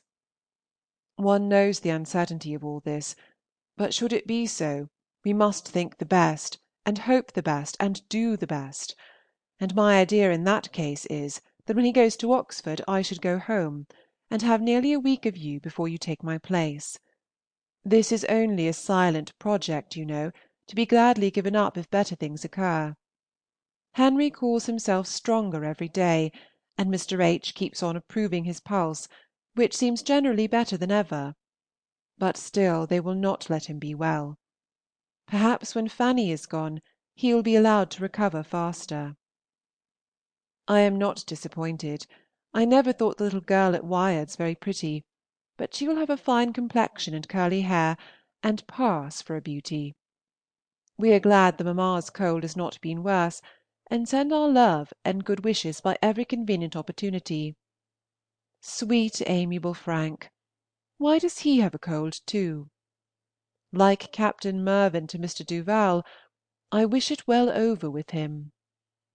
Fanny has heard all that I have said to you about herself and Mr. H.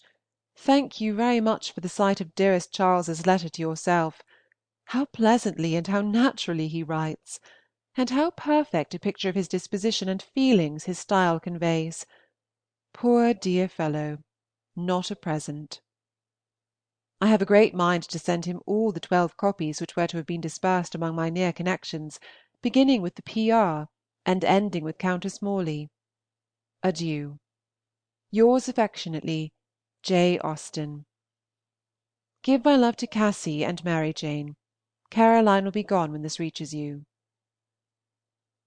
End of Section 29. Section 30. Letter 71. Hans Place, Saturday, December 2nd.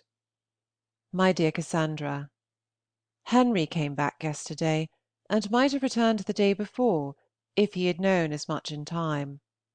I had the pleasure of hearing from Mr. T. on Wednesday night that Mr. Seymour thought there was not the least occasion for his absenting himself any longer. I had also the comfort of a few lines on Wednesday morning from Henry himself, just after your letter was gone, giving so good an account of his feelings as made me perfectly easy. He met with the utmost care and attention at Hanwell, spent his 2 days there very quietly and pleasantly, and being certainly in no respect the worse for going, we may believe that he must be better, as he is quite sure of being himself. To make his return a complete gala, Mr. Haden was secured for dinner. I need not say that our evening was agreeable. But you seem to be under a mistake as to Mr. H. You call him an apothecary. He is no apothecary. He has never been an apothecary. There is not an apothecary in this neighborhood. The only inconvenience of the situation, perhaps, but so it is. We have not a medical man within reach. He is a Haden, nothing but a Haden, a sort of wonderful nondescript creature on two legs, something between a man and an angel, but without the least spice of an apothecary. He is, perhaps, the only person not an apothecary hereabouts. He has never sung to us. He will not sing without a pianoforte accompaniment. Mr. Myers gives his 3 lessons a week, altering his days and his hours, however, just as he chooses, never very punctual, and never giving good measure. I have not Fanny's fondness for masters, and Mr. Myers does not give me any longing after them. The truth is, I think, that they are all at least music masters, made of too much consequence, and allowed to take too many liberties with their scholars' time. We shall be delighted to see Edward on Monday, only sorry that you must be losing him. A turkey will be equally welcome with himself. He must prepare for his own proper bedchamber here, as Henry moved down to the one below last week. He found the other cold. I am sorry my mother has been suffering, and am afraid this exquisite weather is too good to agree with her. I enjoy it all over me, from top to toe, from right to left, longitudinally, perpendicularly, diagonally, and I cannot but selfishly hope we are to have it last till Christmas. Nice, unwholesome, unseasonable, relaxing, close, muggy weather. Oh, thank you very much for your long letter. It did me a great deal of good. Henry accepts your offer of making his 9 gallon of mead thankfully. The mistake of the dogs rather vexed him for a moment, but he has not thought of it since. To-day he makes a 3rd attempt at his strengthening plaster, and as I am sure he will now be getting out a great deal, it is to be wished that he may be able to keep it on. He sets off this morning by the Chelsea coach to sign bonds and visit Henrietta Street, and I have no doubt will be going every day to Henrietta Street. Fanny and I were very snug by ourselves as soon as we were satisfied about our invalids being safe at Hanwell.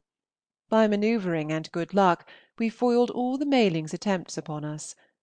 Happily I caught a little cold on Wednesday, the morning we were in town, which we made very useful, and we saw nobody but our precious and Mr. Tilson.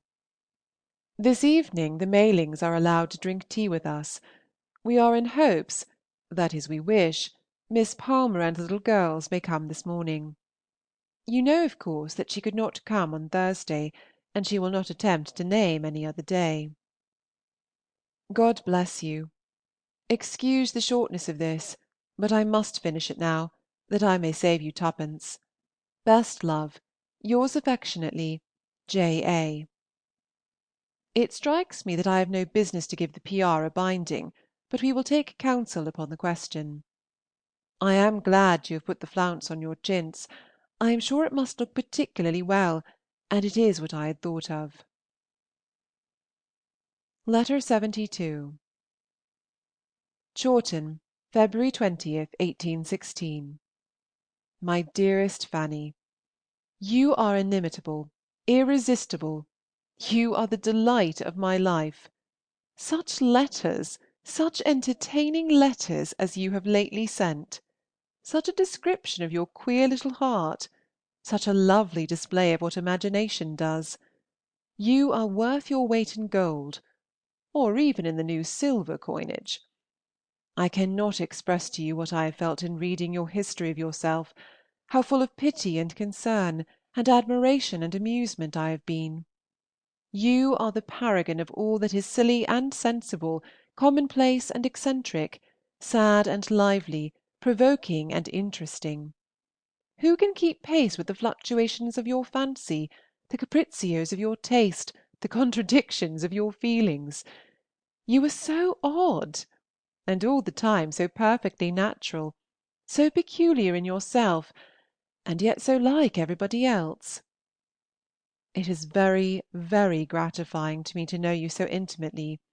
You can hardly think what a pleasure it is to me to have such thorough pictures of your heart. Oh, what a loss it will be when you are married! You are too agreeable in your single state, too agreeable as a niece. I shall hate you when your delicious play of mind is all settled down into conjugal and maternal affections. Mr. B. frightens me. He will have you. I see you at the altar. I have some faith in Mrs. C. Cage's observation, and still more in Lizzie's, and besides I know it must be so. He must be wishing to attach you. It would be too stupid and too shameful in him to be otherwise, and all the family are seeking your acquaintance. Do not imagine that I have any real objection. I have rather taken a fancy to him than not, and I like the house for you. I only do not like that you should marry anybody. And yet I do wish you to marry very much, because I know you will never be happy till you are. But the loss of a Fanny Knight will never be made up to me. My affectionate niece F.C.B. will be but a poor substitute. I do not like your being nervous and so apt to cry. It is a sign you are not quite well, but I hope Mr. Scud, as you always write his name, your Mr. Scuds amuse me very much, will do you good. What a comfort that Cassandra should be so recovered! It was more than we had expected. I can easily believe she was very patient and very good. I always loved Cassandra for her fine dark eyes and sweet temper. I am almost entirely cured of my rheumatism, just a little pain in my knee now and then, to make me remember what it was, and keep on flannel. Aunt Cassandra nursed me so beautifully. I enjoy your visit to Goodnestone. It must be a great pleasure to you. You have not seen Fanny Cage in comfort so long. I hope she represents and remonstrates and reasons with you properly. Why should you be living in dread of his marrying some one else? Yet how natural! You did not choose to have him yourself. Why not allow him to take comfort where he can? In your conscience you know that he could not bear a companion with a more animated character. You cannot forget how you felt under the idea of its having been possible that he might have dined in Hans Place. My dearest Fanny, I cannot bear that you should be unhappy about him. Think of his principles, think of his father's objection, of want of money, etc., etc. But I am doing no good. No, all that I urge against him will rather make you take his part more. Sweet, perverse Fanny! And now I will tell you that we like your Henry to the utmost, to the very top of the glass, quite brimful. He is a very pleasing young man. I do not see how he could be mended. He does really bid fair to be everything his father and sister could wish, and William I love very much indeed, and so do we all. He is quite our own William. In short, we are very comfortable together. That is, we can answer for ourselves. Mrs. Deedes is as welcome as May to all our benevolence to her son. We only lamented that we could not do more, and that the £50 note we slipped into his hand at parting was necessarily the limit of our offering. Good Mrs. Deedes! Scandal and gossip! Yes, I dare say you are well stocked, but I am very fond of Mrs. for reasons good. Thank you for mentioning her praise of Emma, etc. I have contributed the marking to Uncle H.'s shirts, and now they are a complete memorial of the tender regard of many. Friday. I had no idea when I began this yesterday of sending it before your brother went back, but I have written away my foolish thoughts at such a rate that I will not keep them many hours longer to stare me in the face. Much obliged for the quadrilles, which I am grown to think pretty enough, though of course they are very inferior to the cotillons of my own day. Ben and Anna walked here last Sunday to hear Uncle Henry, and she looked so pretty, it was quite a pleasure to see her, so young and so blooming and so innocent, as if she had never had a wicked thought in her life, which yet one has some reason to suppose she must have had, if we believe the doctrine of original sin. I hope Lizzie will have her play very kindly arranged for her. Henry is generally thought very good-looking, but not so handsome as Edward. I think I prefer his face. William is in excellent looks, has a fine appetite, and seems perfectly well. You will have a great break-up at Godmersham in the spring. You must feel they are all going. It is very right, however. Poor Miss C. I shall pity her when she begins to understand herself. Your objection to the quadrilles delighted me exceedingly. pretty well for a lady irrecoverably attached to one person. Sweet Fanny, believe no such thing of yourself, spread no such malicious slander upon your understanding within the precincts of your imagination. Do not speak ill of your sense merely for the gratification of your fancy. Yours is sense which deserves more honorable treatment. You are not in love with him. You never have been really in love with him. Yours very affectionately, J. Austen. End of Section 30. Section 31. Letter 73. Chawton, Thursday, March 13th. As to making any adequate return for such a letter as yours, my dearest Fanny, it is absolutely impossible. If I were to labour at it all the rest of my life, and live to the age of Methuselah, I could never accomplish anything so long and so perfect. But I cannot let William go without a few lines of acknowledgment and reply. I have pretty well done with Mr. . By your description he cannot be in love with you, however he may try at it, and I could not wish the match unless there were a great deal of love on his side. I do not know what to do about Jemima Branfill. What does her dancing away with so much spirit mean? That she does not care for him, or only wishes to appear not to care for him? Who can understand a young lady? Poor Mrs. C. Milles, that she should die on the wrong day at last, after being about it so long! It was unlucky that the Goodnestone party could not meet you, and I hope her friendly, obliging, social spirit, which delighted in drawing people together, was not conscious of the division and disappointment she was occasioning. I am sorry and surprised that you speak of her as having little to leave, and must feel for Miss Milles, though she is Molly, if a material loss of income is to attend her other loss. Single women have a dreadful propensity for being poor, which is one very strong argument in favor of matrimony; but I need not dwell on such arguments with you, pretty dear. To you I shall say, as I have often said before, do not be in a hurry. The right man will come at last. You will, in the course of the next 2 or 3 years, meet with somebody more generally unexceptionable than any one you have yet known, who will love you as warmly as possible, and who will so completely attract you that you will feel you never really loved before. Do none of the A's ever come to balls now? You have never mentioned them as being at any. And what do you hear of the Gripps, or of Fanny and her husband? Aunt Cassandra walked to Wyards yesterday with Mrs. Digweed. Anna has had a bad cold, and looks pale. She has just weaned Julia.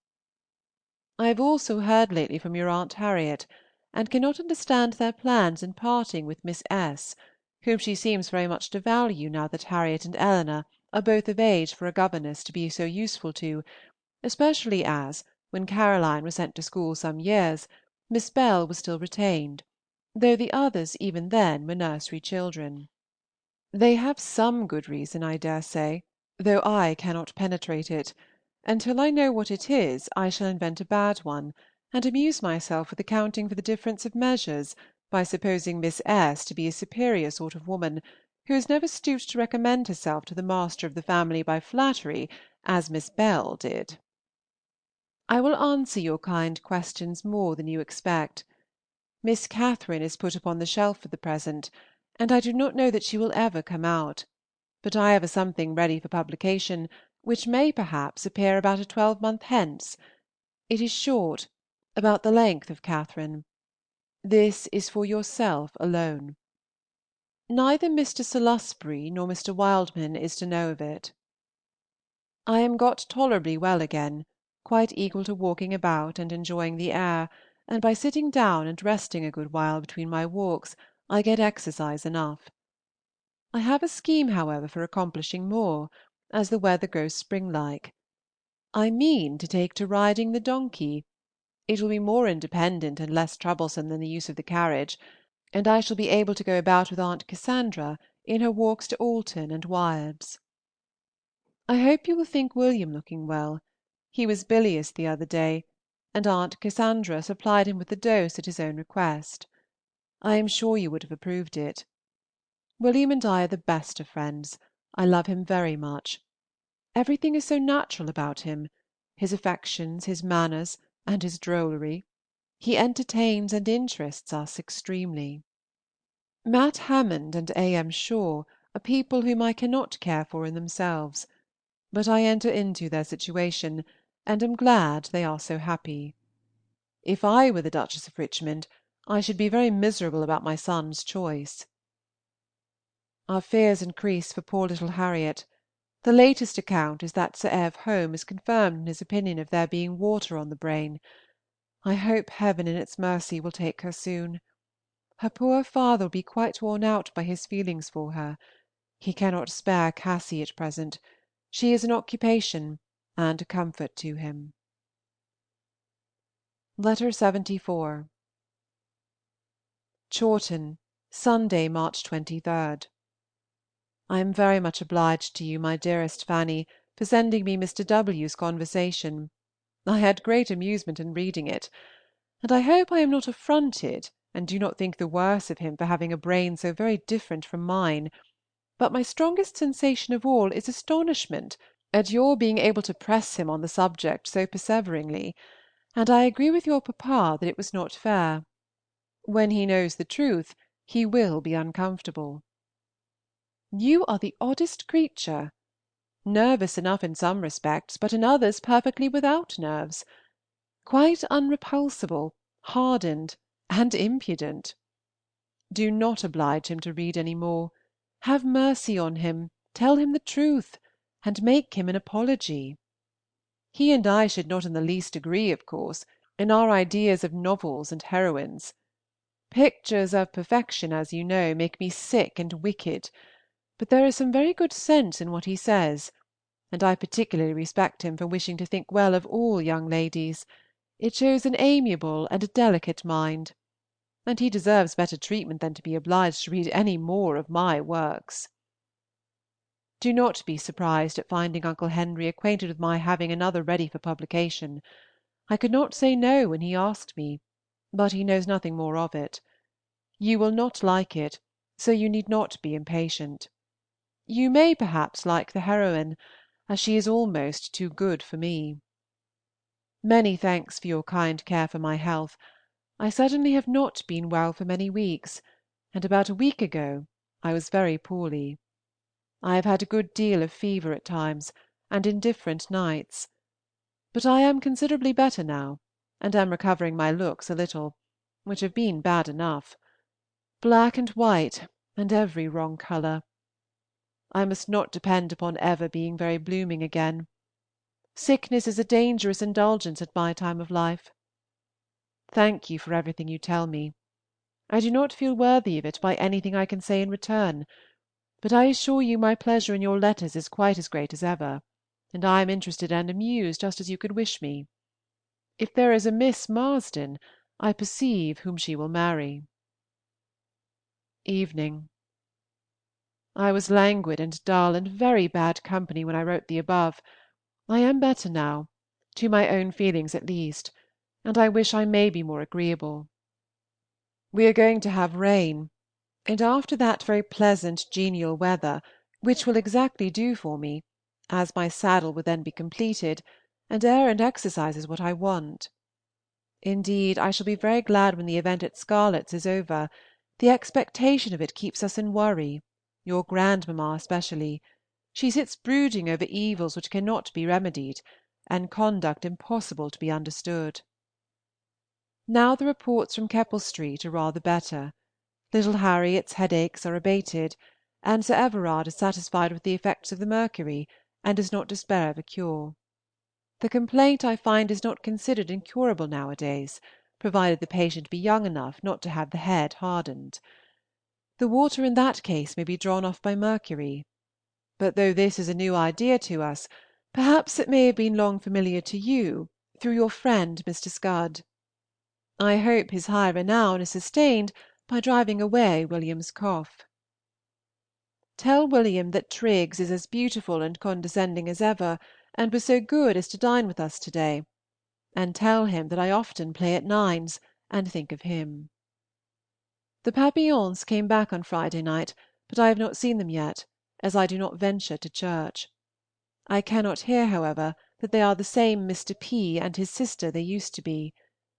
She has engaged a new maid-servant in Mrs. Caulker's room, whom she means to make also housekeeper under herself.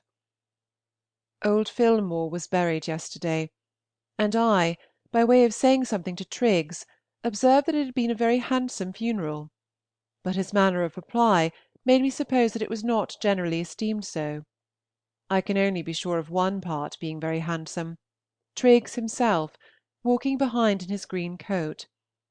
Mrs. Philmore attended as chief mourner, in bombazine, made very short, and flounced with crape. Tuesday. I have had various plans as to this letter, but at last I have determined that Uncle Henry shall forward it from London. I want to see how Canterbury looks in the direction. When once Uncle H. has left us, I shall wish him with you. London has become a hateful place to him, and he is always depressed by the idea of it. I hope he will be in time for your sick. I am sure he must do that part of his duty as excellently as all the rest. He returned yesterday from Steventon, and was with us by breakfast, bringing Edward with him, only that Edward stayed to breakfast at Wyards. We had a pleasant family day, for the Altons dined with us, the last visit of the kind probably which he will be able to pay us for many a month. I hope your own Henry is in France, and that you have heard from him. The passage once over, he will feel all happiness. I took my first ride yesterday, and liked it very much. I went up Mounters Lane and round by where the new cottages are to be, and found the exercise and everything very pleasant, and I had the advantage of agreeable companions, as Aunt Cass and Edward walked by my side. Aunt Cass is such an excellent nurse, so assiduous and unwearied, but you know all that already. Very affectionately yours, J. Austen. Letter 75. Chawton, Sunday, September 8, 1816. My dearest Cassandra, I have borne the arrival of your letter to-day extremely well. Anybody might have thought it was giving me pleasure. I am very glad you find so much to be satisfied with at Cheltenham. While the waters agree, everything else is trifling. A letter arrived for you from Charles last Thursday. They are all safe and pretty well in Keppel Street, the children decidedly better for Broadstairs, and he writes principally to ask when it will be convenient to us to receive Miss P., the little girls, and himself. They would be ready to set off in 10 days from the time of his writing, to pay their visits in Hampshire and Berkshire, and he would prefer coming to Chawton first. I have answered him, and said that we hoped it might suit them to wait till the last week in September, as we could not ask them sooner, either on your account or the want of room. I mentioned the 23rd as the probable day of your return. When you have once left Cheltenham, I shall grudge every half-day wasted on the road. If there were but a coach from Hungerford to Chawton! I have desired him to let me hear again soon. He does not include a maid in the list to be accommodated, but if they bring one, as I suppose they will, we shall have no bed in the house even then for Charles himself, let alone Henry. But what can we do? We shall have the great house quite at our command.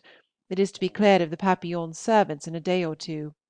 They themselves have been hurried off into Essex to take possession, not of a large estate left them by an uncle, but to scrape together all they can, I suppose, of the effects of a Mrs. Rawston, a rich old friend and cousin, suddenly deceased, to whom they are joint executors. So there is a happy end of the Kentish Papillons coming here. No morning service to-day, wherefore I am writing between 12 and 1 o'clock. Mr. Ben is in the afternoon, and likewise more rain again, by the look and sound of things. You left us in doubt of Mrs. Ben's situation, but she has bespoke her nurse. The F.A.'s dined with us yesterday, and had fine weather both for coming and going home, which has hardly ever happened to them before. She is still unprovided with a housemaid. Our day at Alton was very pleasant, venison quite right, children well behaved, and Mr. and Mrs. Digweed taking kindly to our charades and other games. I must also observe for his mother's satisfaction, that Edward at my suggestion devoted himself very properly to the entertainment of Miss S. Gibson. Nothing was wanting except Mr. Sweeney, but he, alas, had been ordered away to London the day before. We had a beautiful walk home by moonlight. Thank you. My back has given me scarcely any pain for many days. I have an idea that agitation does it as much harm as fatigue, and that I was ill at the time of your going from the very circumstance of your going. I am nursing myself now into a beautiful state as I can, because I hear that Dr. White means to call on me before he leaves the country. Evening. Frank and Mary and the children visited us this morning. Mr. and Mrs. Gibson are to come on the 23rd, and there is too much reason to fear they will stay above a week. Little George could tell me where you were gone to, as well as what you were to bring him, when I asked him the other day.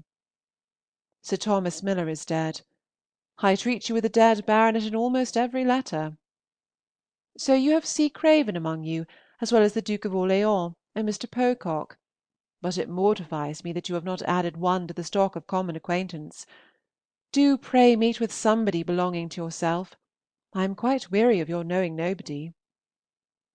Mrs. Digweed parts with both Hannah and old Cook. The former will not give up her lover, who is a man of bad character. The latter is guilty only of being unequal to anything. Miss Terry was to have spent this week with her sister, but as usual it is put off. My amiable friend knows the value of her company. I have not seen Anna since the day you left us. Her father and brother visited her most days. Edward and Ben called here on Thursday. Edward was in his way to Selborne. We found him very agreeable. He is come back from France, thinking of the French as one could wish, disappointed in everything. He did not go beyond Paris. I have had a letter from Mrs. Perigord. She and her mother are in London again. She speaks of France as a scene of general poverty and misery, no money, no trade, nothing to be got but by the innkeepers, and as to her own present prospects, she is not much less melancholy than before. I have also a letter from Miss Sharp, quite one of her letters. She has been again obliged to exert herself more than ever, in a more distressing, more harassed state, and has met with another excellent old physician and his wife, with every virtue under heaven, who takes to her and cures her from pure love and benevolence. Dr. and Mrs. Storer are their Mrs. and Miss Palmer, for they are at Bridlington. I am happy to say, however, that the sum of the account is better than usual. Sir William is returned. From Bridlington they go to Chevet, and she is to have a young governess under her. I enjoyed Edward's company very much, as I said before, and yet I was not sorry when Friday came. It had been a busy week, and I wanted a few days' quiet and exemption from the thought and contrivancy which any sort of company gives. I often wonder how you can find time for what you do, in addition to the care of the house, and how good Mrs. West could have written such books and collected so many hard words, with all her family cares, is still more a matter of astonishment. Composition seems to me impossible with a head full of joints of mutton and doses of rhubarb. Monday. Here is a sad morning. I fear you may have not been able to get to the pump. The 2 last days were very pleasant. I enjoyed them the more for your sake. But to-day it is really bad enough to make you all cross. I hope Mary will change her lodgings at the fortnight's end. I am sure if you looked about well, you would find others in some odd corner to suit you better. Mrs. Potter changes for the name of the High Street. Success to the pianoforte. I trust it will drive you away. We now hear that there is no honey this year. Bad news for us. We must husband our present stock of mead, and I am sorry to perceive that our 20 gallons is very nearly out. I cannot comprehend how the 14 gallons could last so long. We do not much like Mr. Cooper's new sermons. They are fuller of regeneration and conversion than ever, with the addition of his zeal in the cause of the Bible Society. Martha's love to Mary and Caroline, and she is extremely glad to find they like the police. The De Barrys are indeed odious. We are to see my brother to-morrow, but only for one night. I had no idea that he would care for the races without Edward. Remember me to all. Yours very affectionately, J. Austen. Note by Lord Brabourne. I insert here a letter of Jane Austen's written backwards, addressed to her niece Cassy, daughter of Captain Charles Austen, afterwards Admiral, when a little girl. Letter 76. My dear Cassy, I wish you a happy New Year. Your 6 cousins came here yesterday, and had each a piece of cake. This is little Cassy's birthday, and she is 3 years old. Frank has begun learning Latin. We feed the robin every morning. Sally often inquires after you. Sally Benham has got a new green gown. Harriet Knight comes every day to read to Aunt Cassandra. Good-bye, my dear Cassy.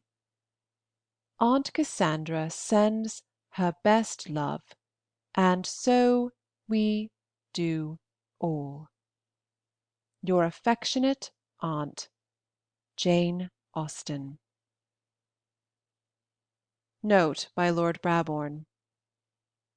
In January 1817 she wrote of herself as better and able to walk into Alton, and hoped in the summer she should be able to walk back.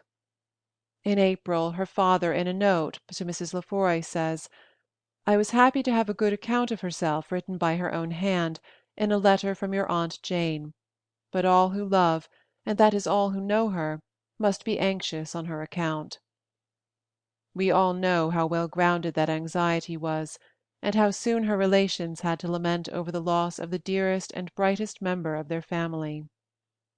And now I come to the saddest letters of all, those which tell us of the end of that bright life, cut short just at the time when the world might have hoped that unabated intellectual vigor, supplemented by the experience brought by maturer years, would have produced works if possible even more fascinating than those with which she had already embellished the literature of her country.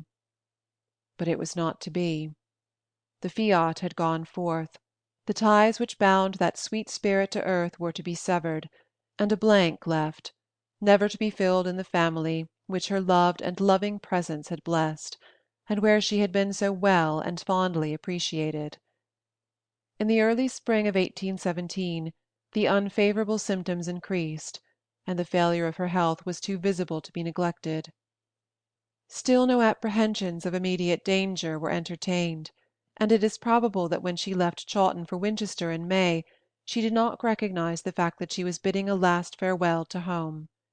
Happy for her if it was so, for there were few things more melancholy than to look upon any beloved place or person with the knowledge that it is for the last time. In all probability this grief was spared to Jane, for even after her arrival at Winchester she spoke and wrote as if recovery was hopeful, and I fancy that her relations were by no means aware that the end was so near. Note by Lord Brabourne.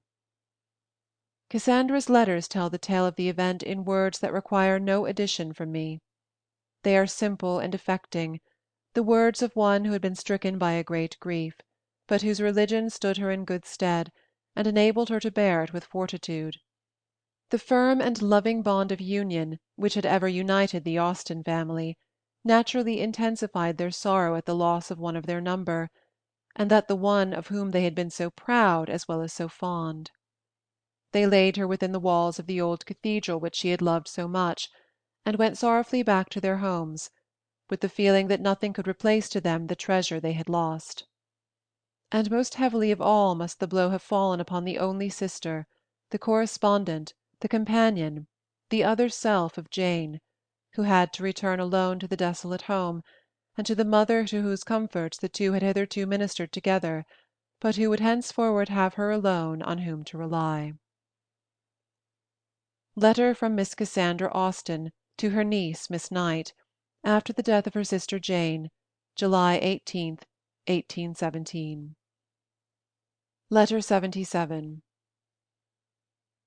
Winchester, Sunday. My dearest Fanny, doubly dear to me now for her dear sake whom we have lost. She did love you most sincerely, and never shall I forget the proofs of love you gave her during her illness in writing those kind, amusing letters, at a time when I know your feelings would have dictated so different a style. Take the only reward I can give you in the assurance that your benevolent purpose was answered. You did contribute to her enjoyment. Even your last letter afforded pleasure. I merely cut the seal and gave it to her. She opened it and read it herself. Afterwards she gave it to me to read, and then talked to me a little, and not uncheerfully, of its contents. But there was then a languor about her which prevented her taking the same interest in anything that she had been used to do. Since Tuesday evening, when her complaint returned, there was a visible change. She slept more and much more comfortably. Indeed, during the last 48 hours she was more asleep than awake. Her looks altered, and she fell away, but I perceived no material diminution of strength, and though I was then hopeless of a recovery, I had no suspicion how rapidly my loss was approaching. I have lost a treasure, such a sister, such a friend as never can have been surpassed. She was the sun of my life, the gilder of every pleasure, the soother of every sorrow. I had not a thought concealed from her, and it is as if I had lost a part of myself. I loved her only too well, no better than she deserved, but I am conscious that my affection for her made me sometimes unjust to and negligent of others, and I can acknowledge, more than as a general principle, the justice of the hand which has struck this blow. You know me too well to be at all afraid that I should suffer materially from my feelings. I am perfectly conscious of the extent of my irreparable loss, but I am not at all overpowered, and very little indisposed. Nothing but what a short time, with rest and change of air, will remove. I thank God that I was enabled to attend her to the last, and amongst my many causes of self-reproach, I have not to add any wilful neglect of her comfort. She felt herself to be dying about half an hour before she became tranquil and apparently unconscious. During that half hour was her struggle, poor soul. She said she could not tell us what she suffered, though she complained of little fixed pain. When I asked her if there was anything she wanted, her answer was that she wanted nothing but death, and some of her words were, "God grant me patience. Pray for me. Oh, pray for me." Her voice was affected, but as long as she spoke she was intelligible. I hope I do not break your heart, my dearest Fanny, by these particulars. I mean to afford you gratification whilst I am relieving my own feelings. I could not write so to anybody else. Indeed, you are the only person I have written to at all, excepting your grandmamma. It was to her, not to your Uncle Charles, I wrote on Friday. Immediately after dinner on Thursday I went into the town to do an errand which your dear aunt was anxious about. I returned about 6:15, and found her recovering from faintness and oppression. She got so well as to be able to give me a minute account of her seizure, and when the clock struck 6 she was talking quietly to me. I cannot say how soon afterwards she was seized again with the same faintness, which was followed by the suffering she could not describe, but Mr. Lyford had been sent for, had applied something to give her ease, and she was in a state of quiet insensibility by 7 o'clock at the latest. From that time till 4:30, when she ceased to breathe, she scarcely moved a limb, so that we have every reason to think, with gratitude to the Almighty, that her sufferings were over. A slight motion of the head with every breath remained till almost the last.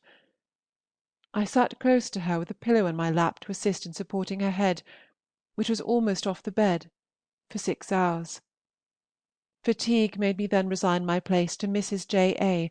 for 2 hours and a half, when I took it again, and in about an hour more she breathed her last. I was able to close her eyes myself, and it was a great gratification to me to render her those last services. There was nothing convulsed which gave the idea of pain in her look.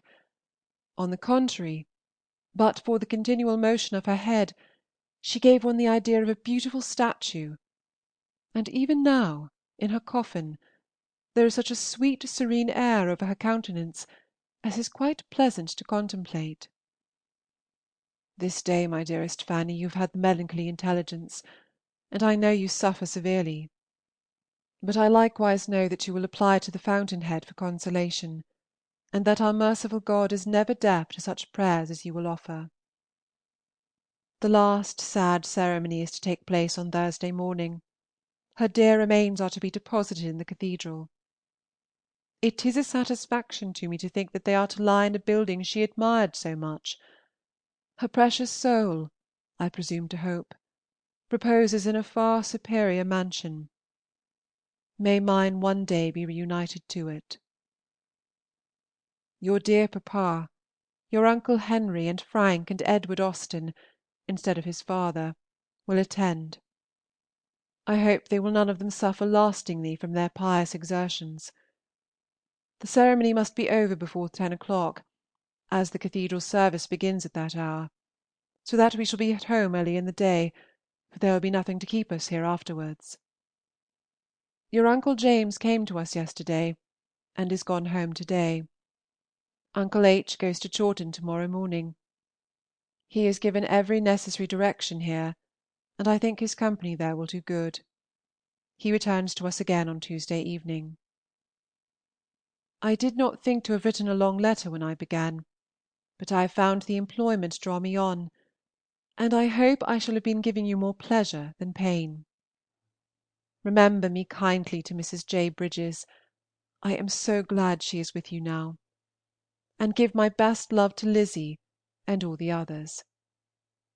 I am, my dearest Fanny, most affectionately yours, Cassandra Elizabeth Austen. I have said nothing about those at Chawton, because I am sure you hear from your papa. Letter 78. Chawton, Tuesday, July 29, 1817.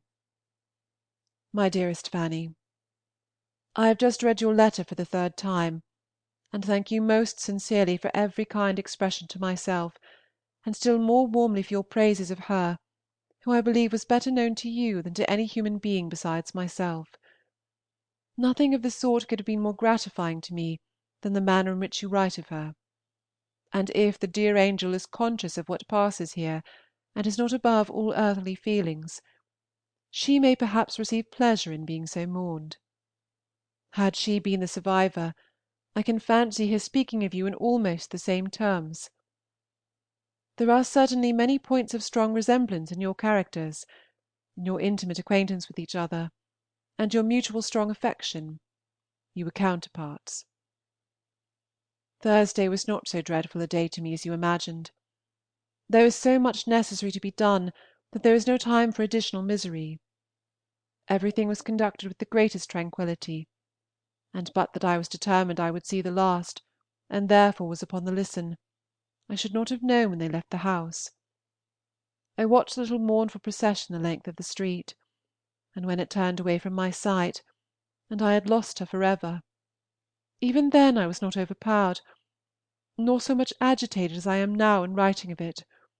Never was human being more sincerely mourned by those who attended her remains than was this dear creature. May the sorrow with which she is parted with on earth be a prognostic of the joy with which she is hailed in heaven. I continue very tolerably well, much better than any one could have supposed, because I certainly have considerable fatigue of body as well as anguish of mind for months back. But I really am well, and I hope I am properly grateful to the Almighty for having been so supported. Your grandmamma, too, is much better than when I came home.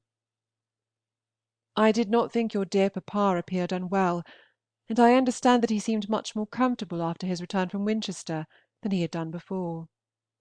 I need not tell you that he was a great comfort to me. Indeed, I never can say enough of the kindness I have received from him and from every other friend. I get out of doors a good deal, and am able to employ myself. Of course those employments suit me best which leave me most at leisure to think of her I have lost, and I do think of her in every variety of circumstance, in our happy hours of confidential intercourse, in the cheerful family party which she so ornamented, in her sick room, on her death-bed, and as, I hope, an inhabitant of heaven. Oh, if I may one day be reunited to her there! I know the time must come when my mind will be less engrossed by her idea, but I do not like to think of it. If I think of her less as on earth, God grant that I may never cease to reflect on her as inhabiting heaven, and never cease my humble endeavours, when it shall please God, to join her there. In looking at a few of the precious papers which are now my property, I have found some memorandums, amongst which she desires that one of her gold chains may be given her goddaughter Louisa, and a lock of her hair be set for you. You can need no assurance, my dearest Fanny, that every request of your beloved aunt will be sacred with me. Be so good as to say whether you prefer a brooch or a ring. God bless you, my dearest Fanny. Believe me, most affectionately yours, Cassandra Elizabeth Austen. End of section 31. End of the Letters of Jane Austen, by Jane Austen. Read by Elizabeth Klett, in Houston, Texas, June 2013.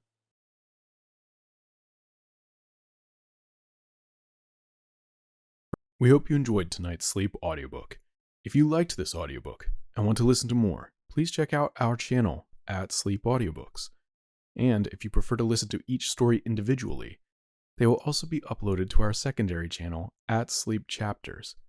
You can access our entire catalog of bedtime story audiobooks through our web app, which can be found at sleepaudiobooks.com. There, you will also find our suite of sleep tools, including a complimentary Better Sleep Quick Guide if you sign up to our mailing list. Links are in the description below. All likes, comments, and especially subscribing help this channel grow so that we can reach more night owls in our quest to help as many people sleep easier so they can live their lives more fully during the day. We appreciate your support and wish you a very excellent night's sleep. This is Sleep Audiobooks.